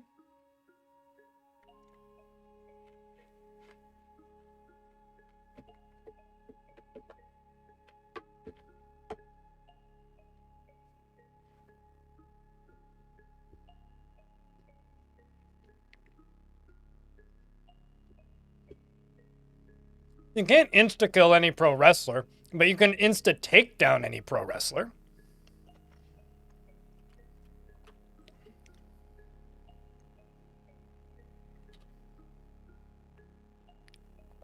Colitis slugs are cool.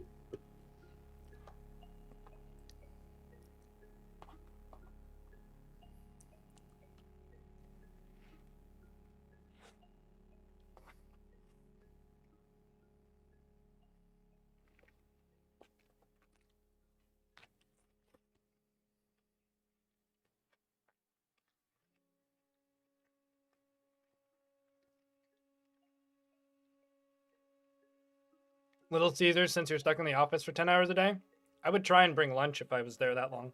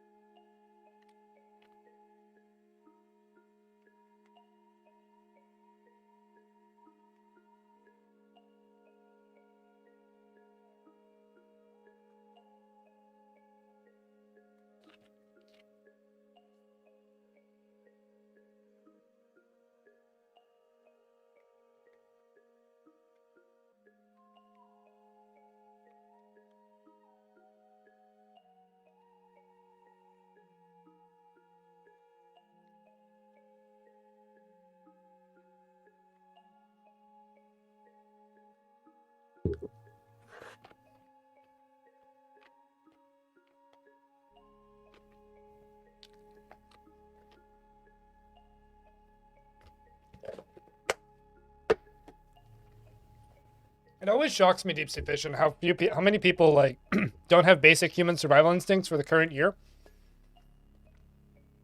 And the reason, and like, what I mean by that is, how do I word this? The one thing I miss about working at McDonald's is, you know, you'd go to work every day, And most of your coworkers would just eat, like, McDonald's, right? So they would just buy McDonald's and eat it. Now, the shift that I was on, I got 75% discount. But after midnight, everything was free. Now, you'd probably think, oh, so you probably ate, like, McDonald's every day, right? No. No, I didn't. I would bring 2 pieces of bread to work. 2 pieces of whole wheat bread. And I would assemble a sandwich from McDonald's, like, fillings. So I would have, like, chicken or, like, bacon, and then, like, tomato and lettuce and, like, a slice of cheese. But I'd use the nice cheese, not the shitty ham, like, cheeseburger cheese.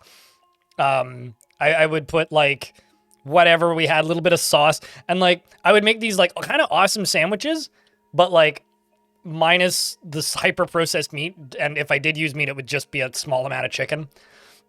And I would, like, avoid everything else. And yeah, actually, believe it or not, they do have, well, it's not nice cheese, but it's like, okay, so you know the difference between, like, Kraft singles and, like, shredded cheese? It's, like, not good cheese. It's just not the dredges anymore, you know?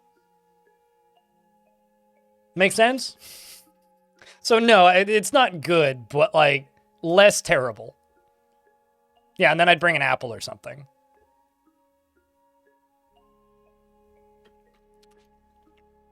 If you eat it, like, twice in a year, it gets old, Ben Aaron. All right. Anyway, I haven't done that since, like, 2018, I guess, was when I quit. So we need to go speak with Baratheon. Time to go to Great Gate.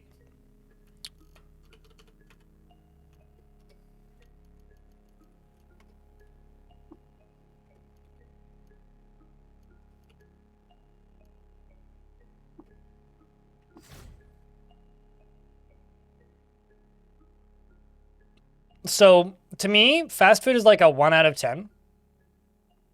There is no, like, good fast food.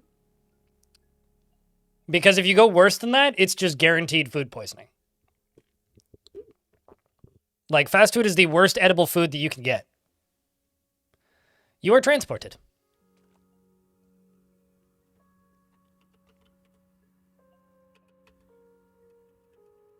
Man, you guys should really fix this place up here. Yeah, guaranteed food poisoning, man.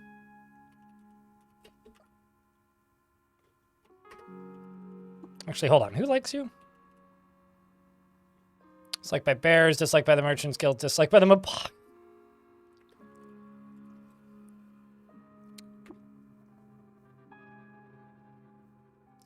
as somebody who's had food poisoning before, no. No, it is not.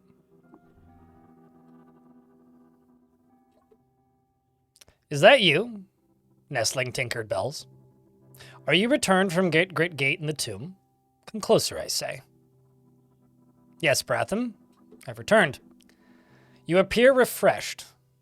My old eyes spy swim lines of the waking world as they seed in precedence, a newness obtains. Outside of time, I found myself in a place of light and chose to return and was made new.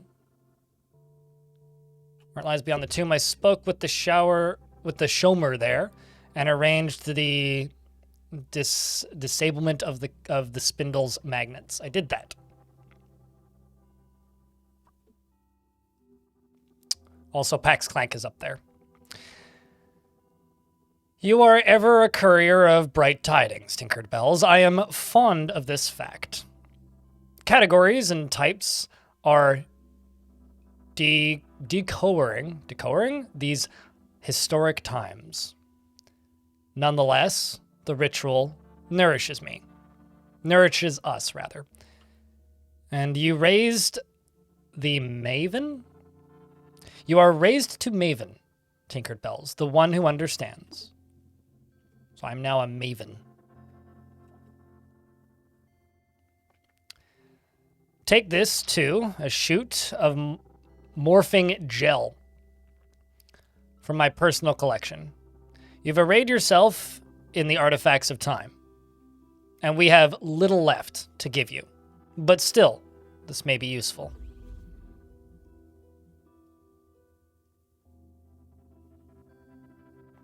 I have no idea. Xylene.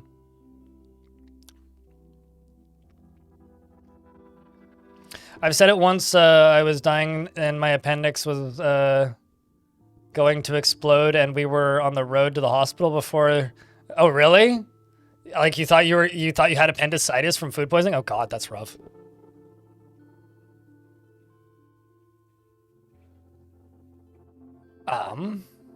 Completed the quest. Ratham likes us even more.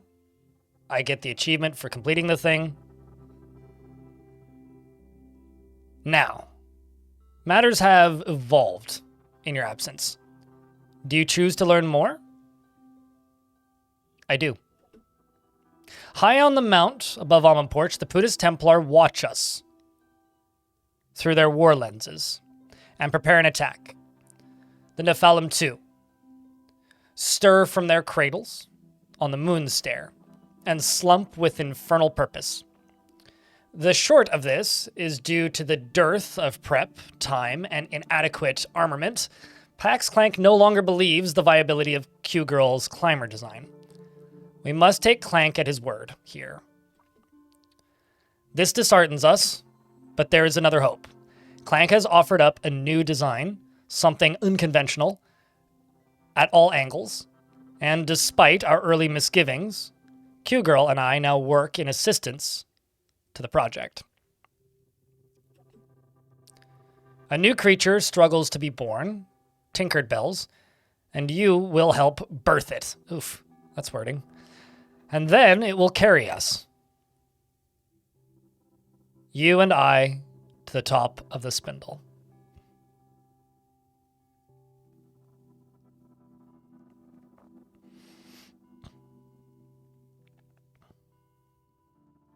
This is true, Blazing Iceberg. He does. You know, this would be better if I wasn't a giant slug. But it's still pretty bad. Pax Clank will mold the creature from raw bioelectrical materials, and you must gather these... Why'd you have to say that word? These entrails. The body as a model, the catalyst to charge the sanguine fluid, the atzimus and dicetic direction, the armament for protection, the Hamsa for personality, and you will bond with the creature too, and act as its pilot. And you must speak an incantation to inscribe the connection. You'll also need to procure a sanguine fluid itself. And 2, a power source, shielded from electromagnetic attacks. These entrails, what the fuck are they and where do I find them? They are components that we will grow, shape, and solder to the Ascendant Being. We can delve into specifics once you begin, at which point, Pax Clank can also serve as a source of knowledge. As you acquire components, bring them to the mound of scrap and clay over by Clank. I am to pilot the creature and bond with it? Correct. The creature will be shaped broad enough to contain 2. But only you will be bonded to it. Only you will pilot. Don't fear over the inescapable tether, though. The creature will be mobile and unpiloted if slower to act. Sorry, that's just funny. It also... You didn't know this was a mecha game? So it's kind of funny, like, mecha cores have existed in this game for a while. I also really like that Baratham's sitting there going, I call shotgun!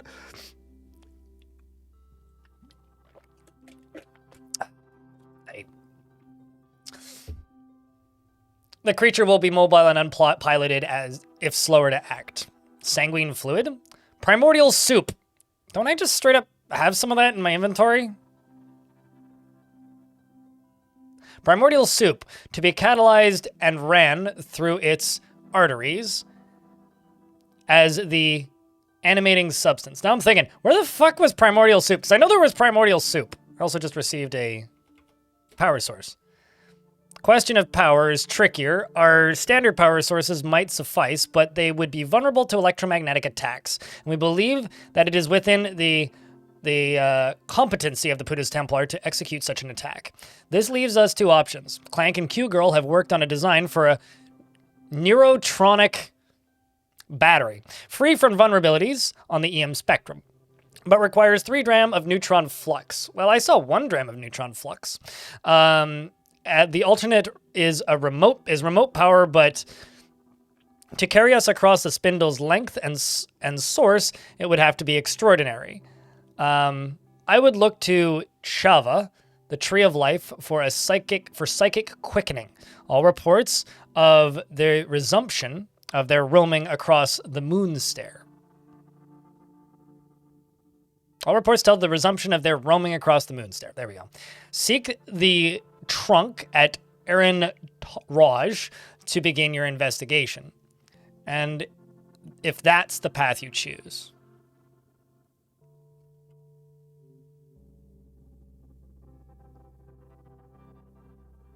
Good question. Mobile Slug Gundam. Mm-hmm. You got 20. Meanwhile, YouTube chat, I got 28 grams of neutron. You mean drams, not grams? I'm presuming you mean drams.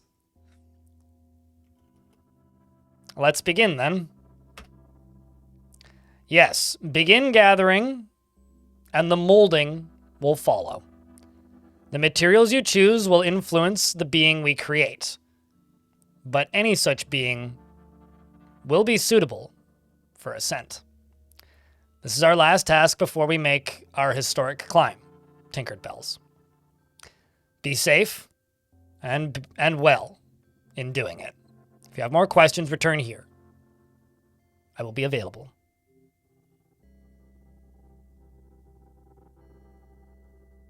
Oh, really, Salvo? Oh.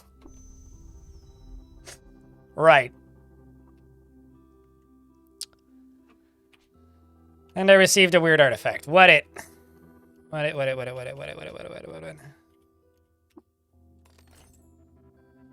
Oh!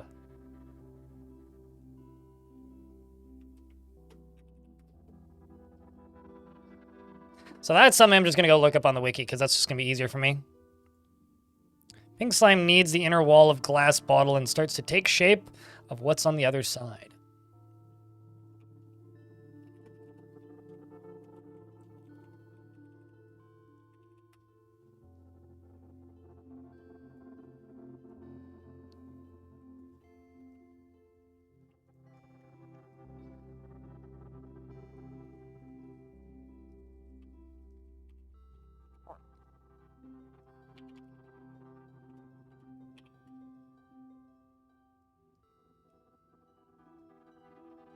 It's an applicator that can be used on an inventory item in order to make an exact duplicate of it. Ooh.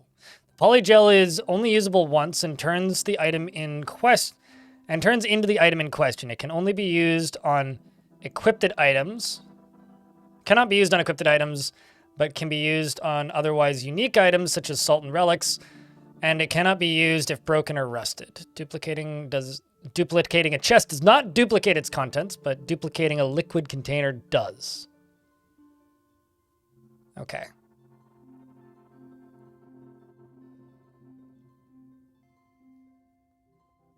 So it's like an advanced cloning draught. Got it.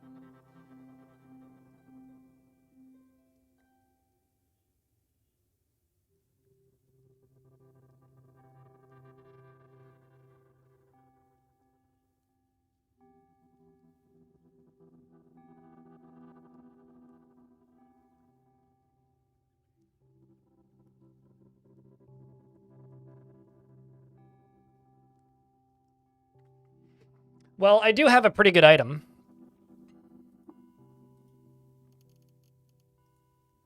I have this.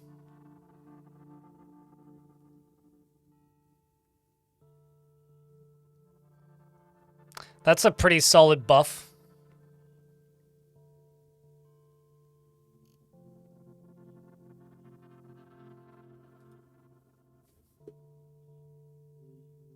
Because, like, looking at all my gear, it's like, well...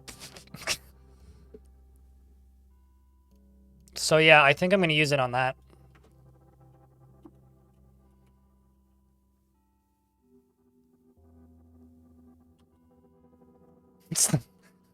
Yeah, I can tell it's the most broken item in the game. I've read the wiki page. I've caught up that much.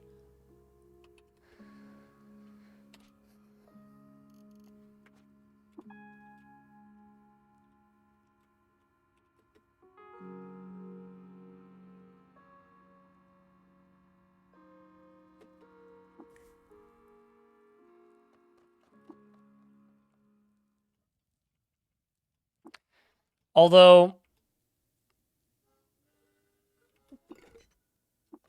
if I were... Oh, I can't... I was gonna say, like, what if I... What if I broke down an Eater's Nectar and then used it as a cooking item and then cloned that, because then I'd have more, but...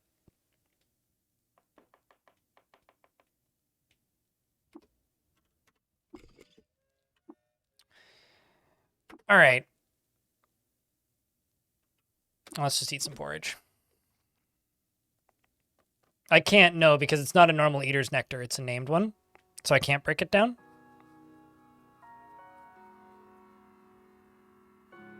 Why is it not showing? It's because it's named. YouTube chat. Yeah, it's not a regular Eater's Nectar. It is a notable Eater's Nectar.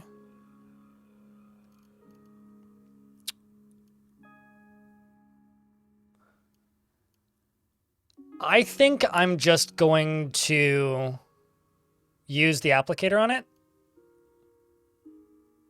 and give myself the buff.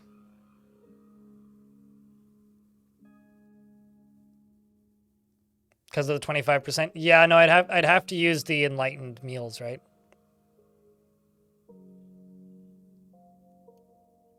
Oh, we've already cleared that, V. We've already cleared that.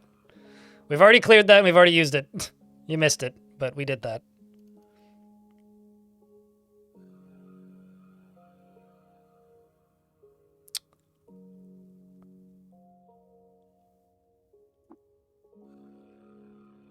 Yeah.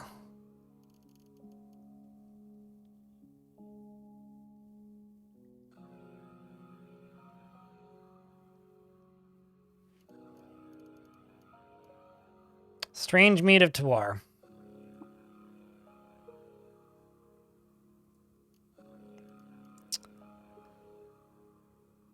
So let's apply the first one.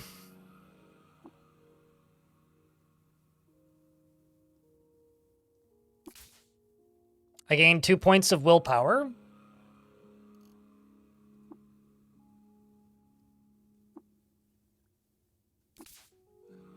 And 2 mutation points.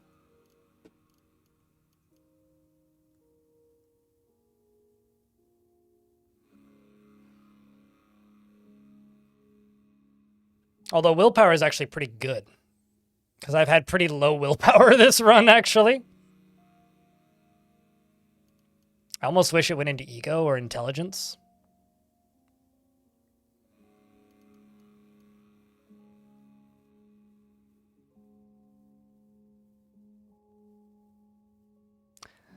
Kind of thinking.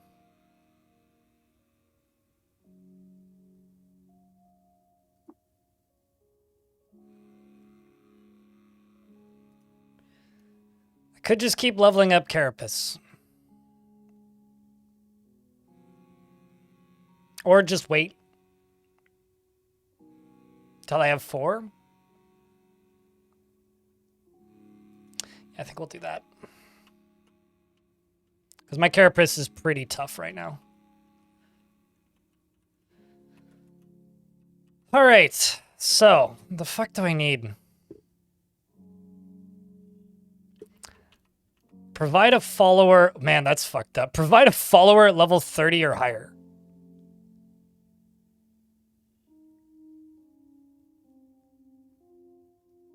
Three drams of pure liquid. Limb of a creature.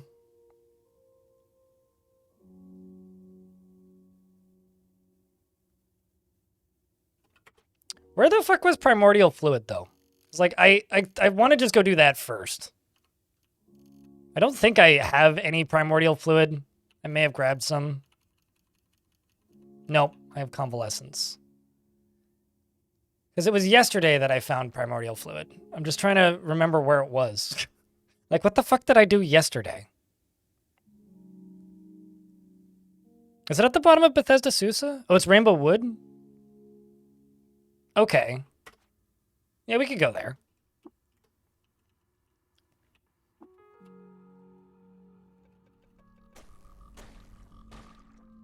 Also, apparently my Waydroid thing is like either powered down or something.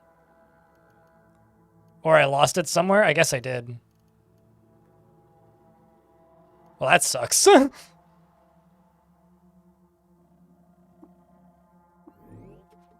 Oh well, they're weak now.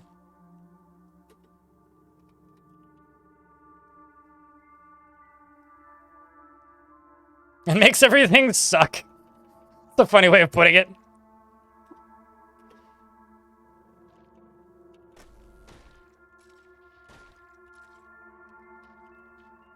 So, funny thing, I still haven't found 6 pairs of steel gauntlets.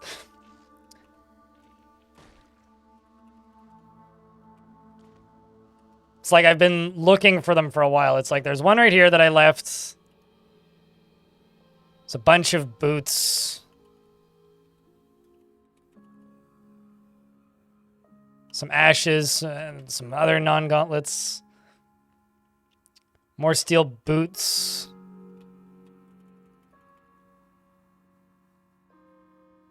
Carbide sword and a human corpse.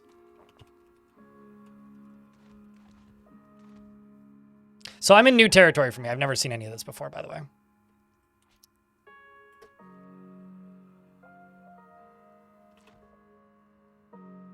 Well, I mean, I've seen this, but I haven't finished this quest before. Full crate gauntlets, great.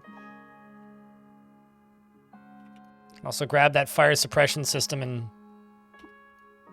equipment rack and sell them.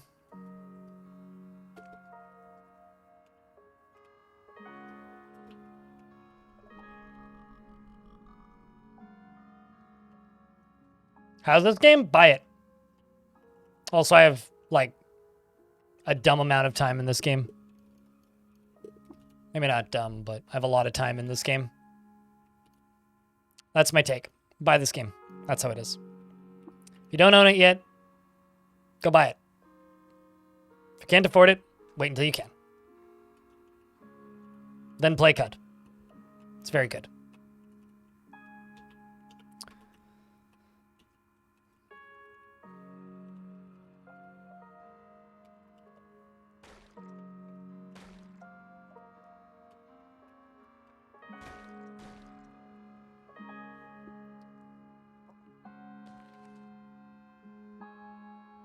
Apparently stuff I haven't explored, which is interesting. Where are we going?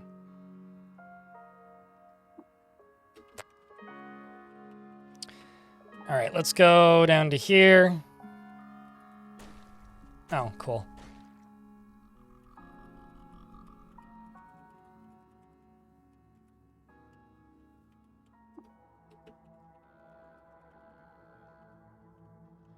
These are all worm corpses.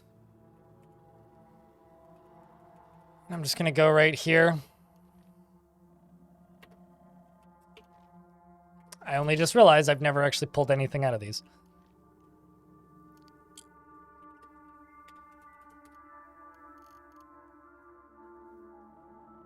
Yeah, literally just the one pair. Because this thing needs what? 6 pairs?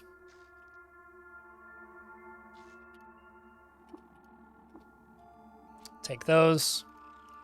I now have a second floating Galosphere. I don't know if that benefits me at all, but I have 2 now. If that gives me double the view distance, I'll be happy, but it doesn't look like it does.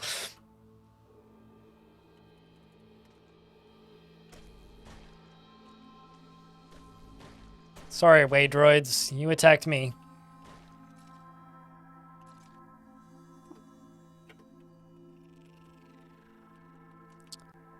Giant centipede corpse, steel battle axe. Like, there's creatures that have steel gear in these levels, but I would really like to be able to use that Beetle. It'd be cool. It's been a while. I've only managed to do that once before. Oopsies. I wasn't expecting this level to be able to be one that I could just skip off of. All right, let's go get primordial soup. I don't care. All right. I smell roasted boar. No. So the best part is there's actually an accessible town in here for this run, which is pretty awesome. That's just gel. Got it. Recognize the area and stop being lost. Well, naturally.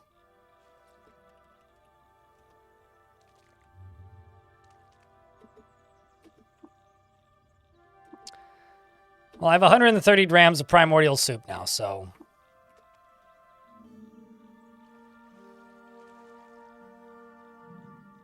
Gives an extra chance for your for items dealers to not steal your extra light source. That is true. I will agree with you there.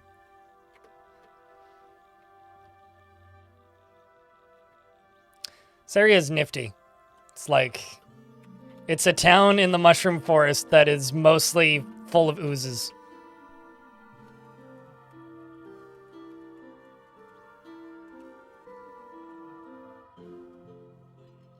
There it is.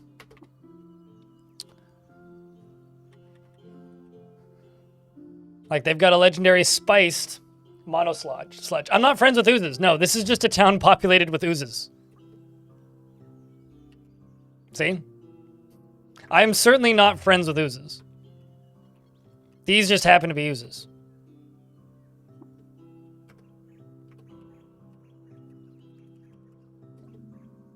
See? There's a waxen tri-sludge.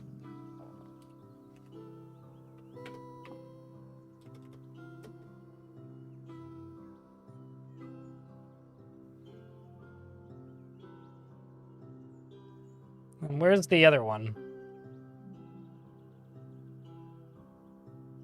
Also, what's really funny, if I'm remembering correctly, yeah, their warden is a worm. Yeah, this guy. My slime is yours. Ironically, okay, is loved by oozes, actually. You know? Yeah, okay, I already did this. I was like, I couldn't remember if I did this already. Learn bow and rifle. Nah, I'm good. All right. I'm pretty sure they had a quest too, and I can't remember who gave it to me. I think it was this one, the Wary. But apparently not. Maybe I already did the quest. I can't actually remember. Yesterday was a long day. If you're not aware, I streamed for like 13 hours yesterday. Just trying to get CUD done. So you guys in for another long one? How's the body of a slug? You lose your arms. Yeah, okay. I haven't put something on the bench yet. Because I need to put something on a workbench in Turvar. Turvar.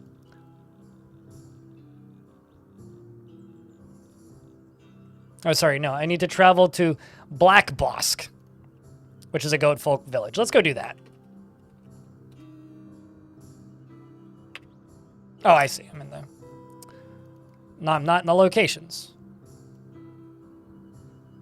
Let's go to a goat folk village. Oh, although I just immediately get lost. It's fine. I can just run south. Maybe I'm not actually lost. I discover some ruins. What in the fuck? It's a gas burner, hey?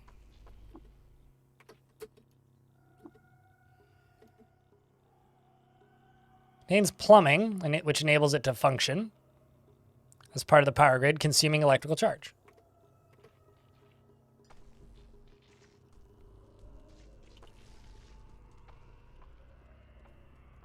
So, Chad, how's your Wednesday going?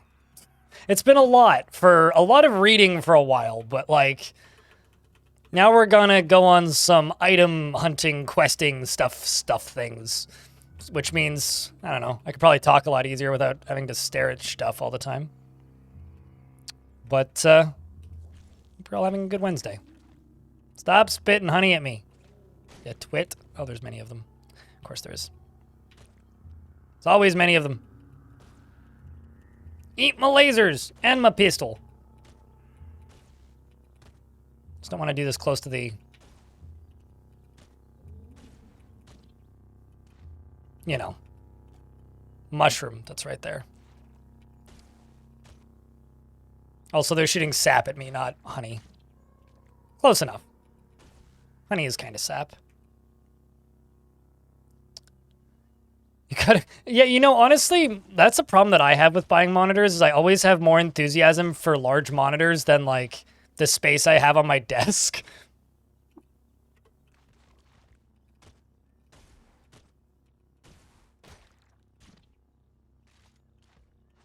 And then I'm always like, how... Also, okay, now there's just too many of these fuckers here. I'm just gonna leave. Where there's one sludge, there's 40 sludges.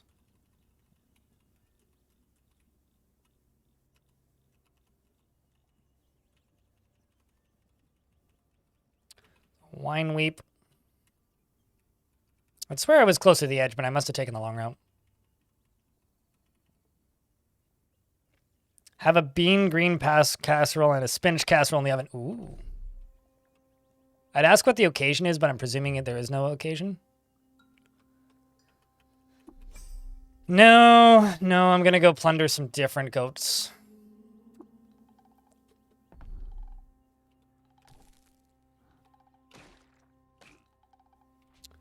So I'm currently really fucking strong. Let's see how strong I am versus goats. Just gonna real quick preserve some fresh foods. Something that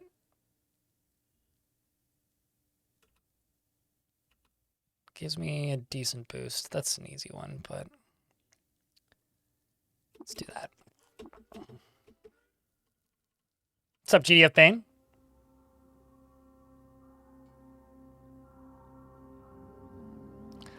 Be convinced and evolve to be strong? What, the oozes? I'll be completely honest with you, I know almost nothing about how the oozes work, so please elaborate. Oh shit, there's a drumhead caravan. That's nifty.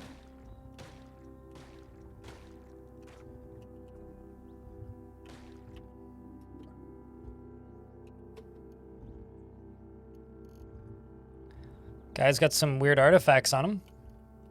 Since I can't use that, might as well get rid of it.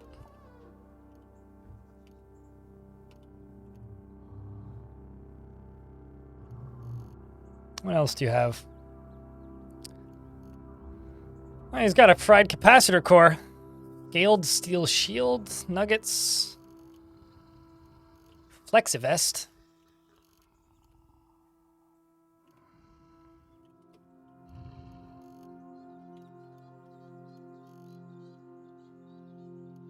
Gonna sell one of those combustion cells.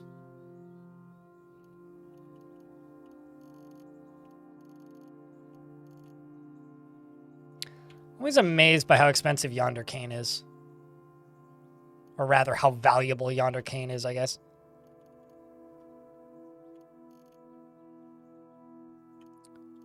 So buy these.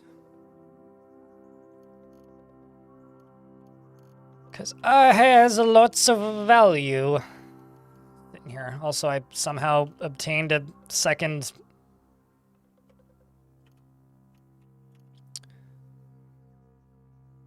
pickaxe, and I'm not sure where that came from. Wow, your herberries are expensive, bud. Holy shit. I've got way more drams than of stuff than I'm willing to buy from them, I think. Yeah, I don't need that. Okay, so let's go up to here. Keep the combustion cell. Let's keep 2 of these. Actually, let's sell those because I literally have no use for them. What else do I have down here for sale? Keep that. And instead, sell that. Perfect.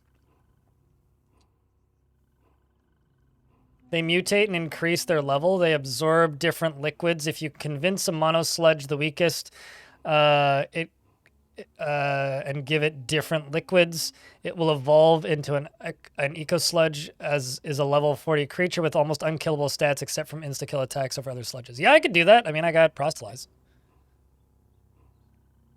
I don't have enough containers. Sure, whatever. Just throw them out. All right. I'm literally at that point now where I'm just like, I got too much shit. Fancy grenade. I now know how to make. I'll disassemble.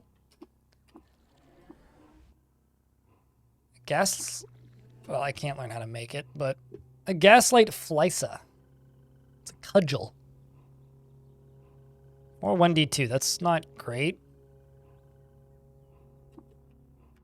Just going to disassemble that. And another stun gas grenade. Now I know how to make it, and I will deconstruct it. Ow! These guys have just been whacking me the whole time. Rude. There's also a Beetle here. Oh, no, never mind. Not a Beetle. I always look at those and think they're Beetles initially. Alright, so where exactly was that village? I guess it's south.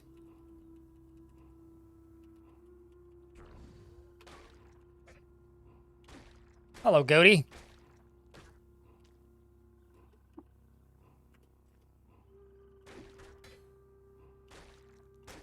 Yeah, we're at the point now where goat folk are pretty trivial.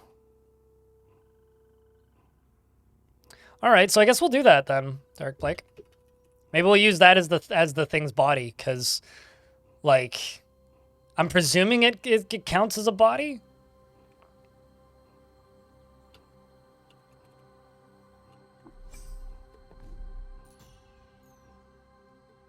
I mean, that's not where I wanted to go.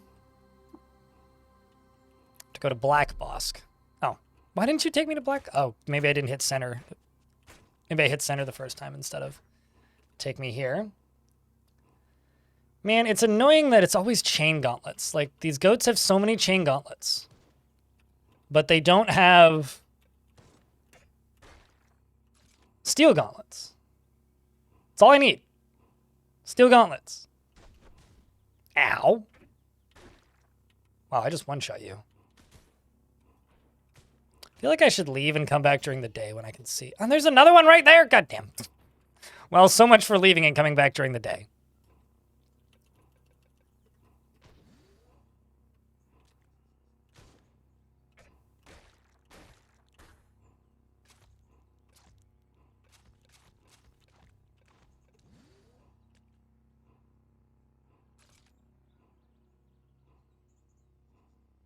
Obsidian Cuirass, which is counterweighted.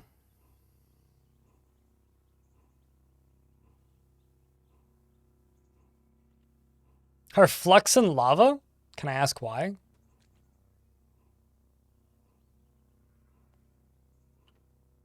What are you telling me to go see if Tam has? Oh shit, it's painted. I'll see that at the end once I've killed everybody.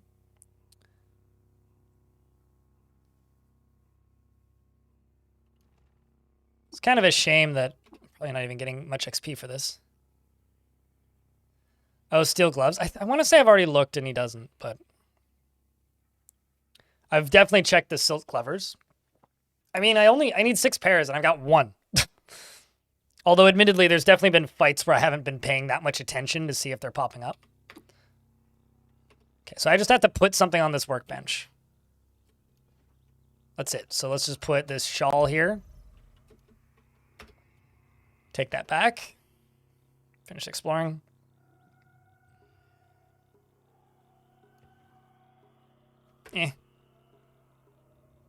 They reset every few days. All right, well.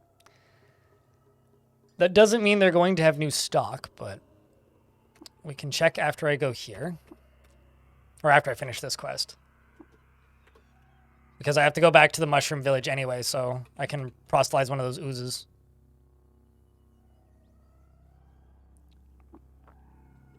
All right.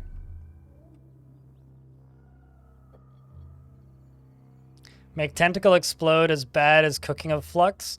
The lava makes the creatures lava, and if they cool down, they become obsidian, so you can prevent that with 100% temperature resist, but it's a pain in the ass to make your chem champion. Okay, fair enough. I mean, like, what am I currently... Actually, I need... where the fuck did they hide this?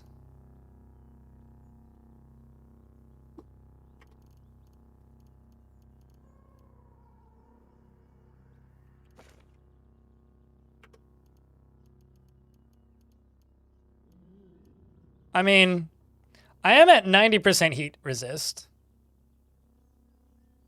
But yeah, no, the making a companion equip items would be annoying. Fine. You know, there's a point where I almost wish I could set a notification. Do not notify me of ruins unless, like, story critical.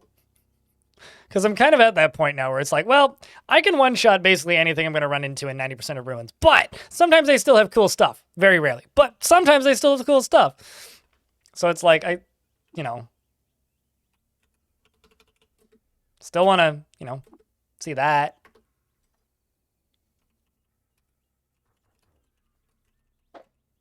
Anyway, let's just head. I'm here to turn in a quest.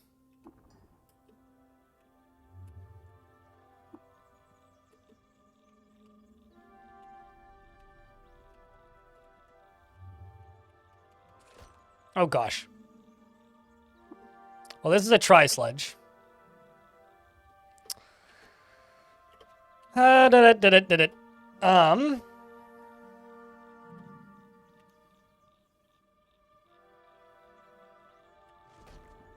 Intimidated successfully, but I also got confused apparently.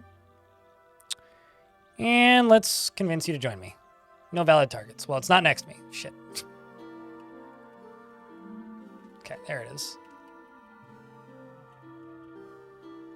What liquids do you have? Lush, salty, spiced.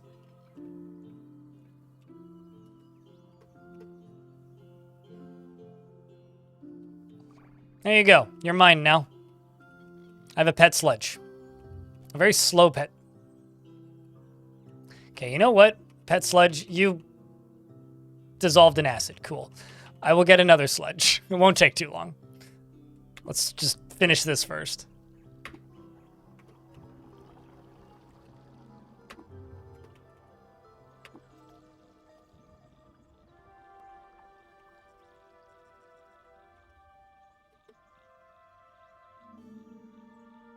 Need to be core resistant. Send down fruits to become obsidian. Can I make a sludge into the golem though? Oh, no, not you. The other one.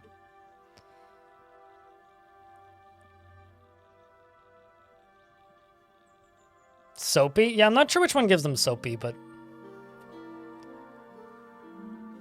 I've put something on the Zaquelic metal workbench. Our thanks. Drifter. Our village owes you a debt. For now, please choose a reward from our stockpile as payment for your services.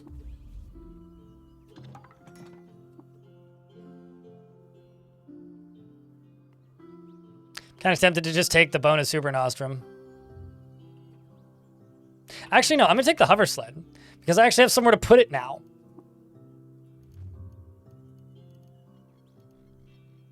Look at that. I actually have somewhere to put it now. Hell yeah.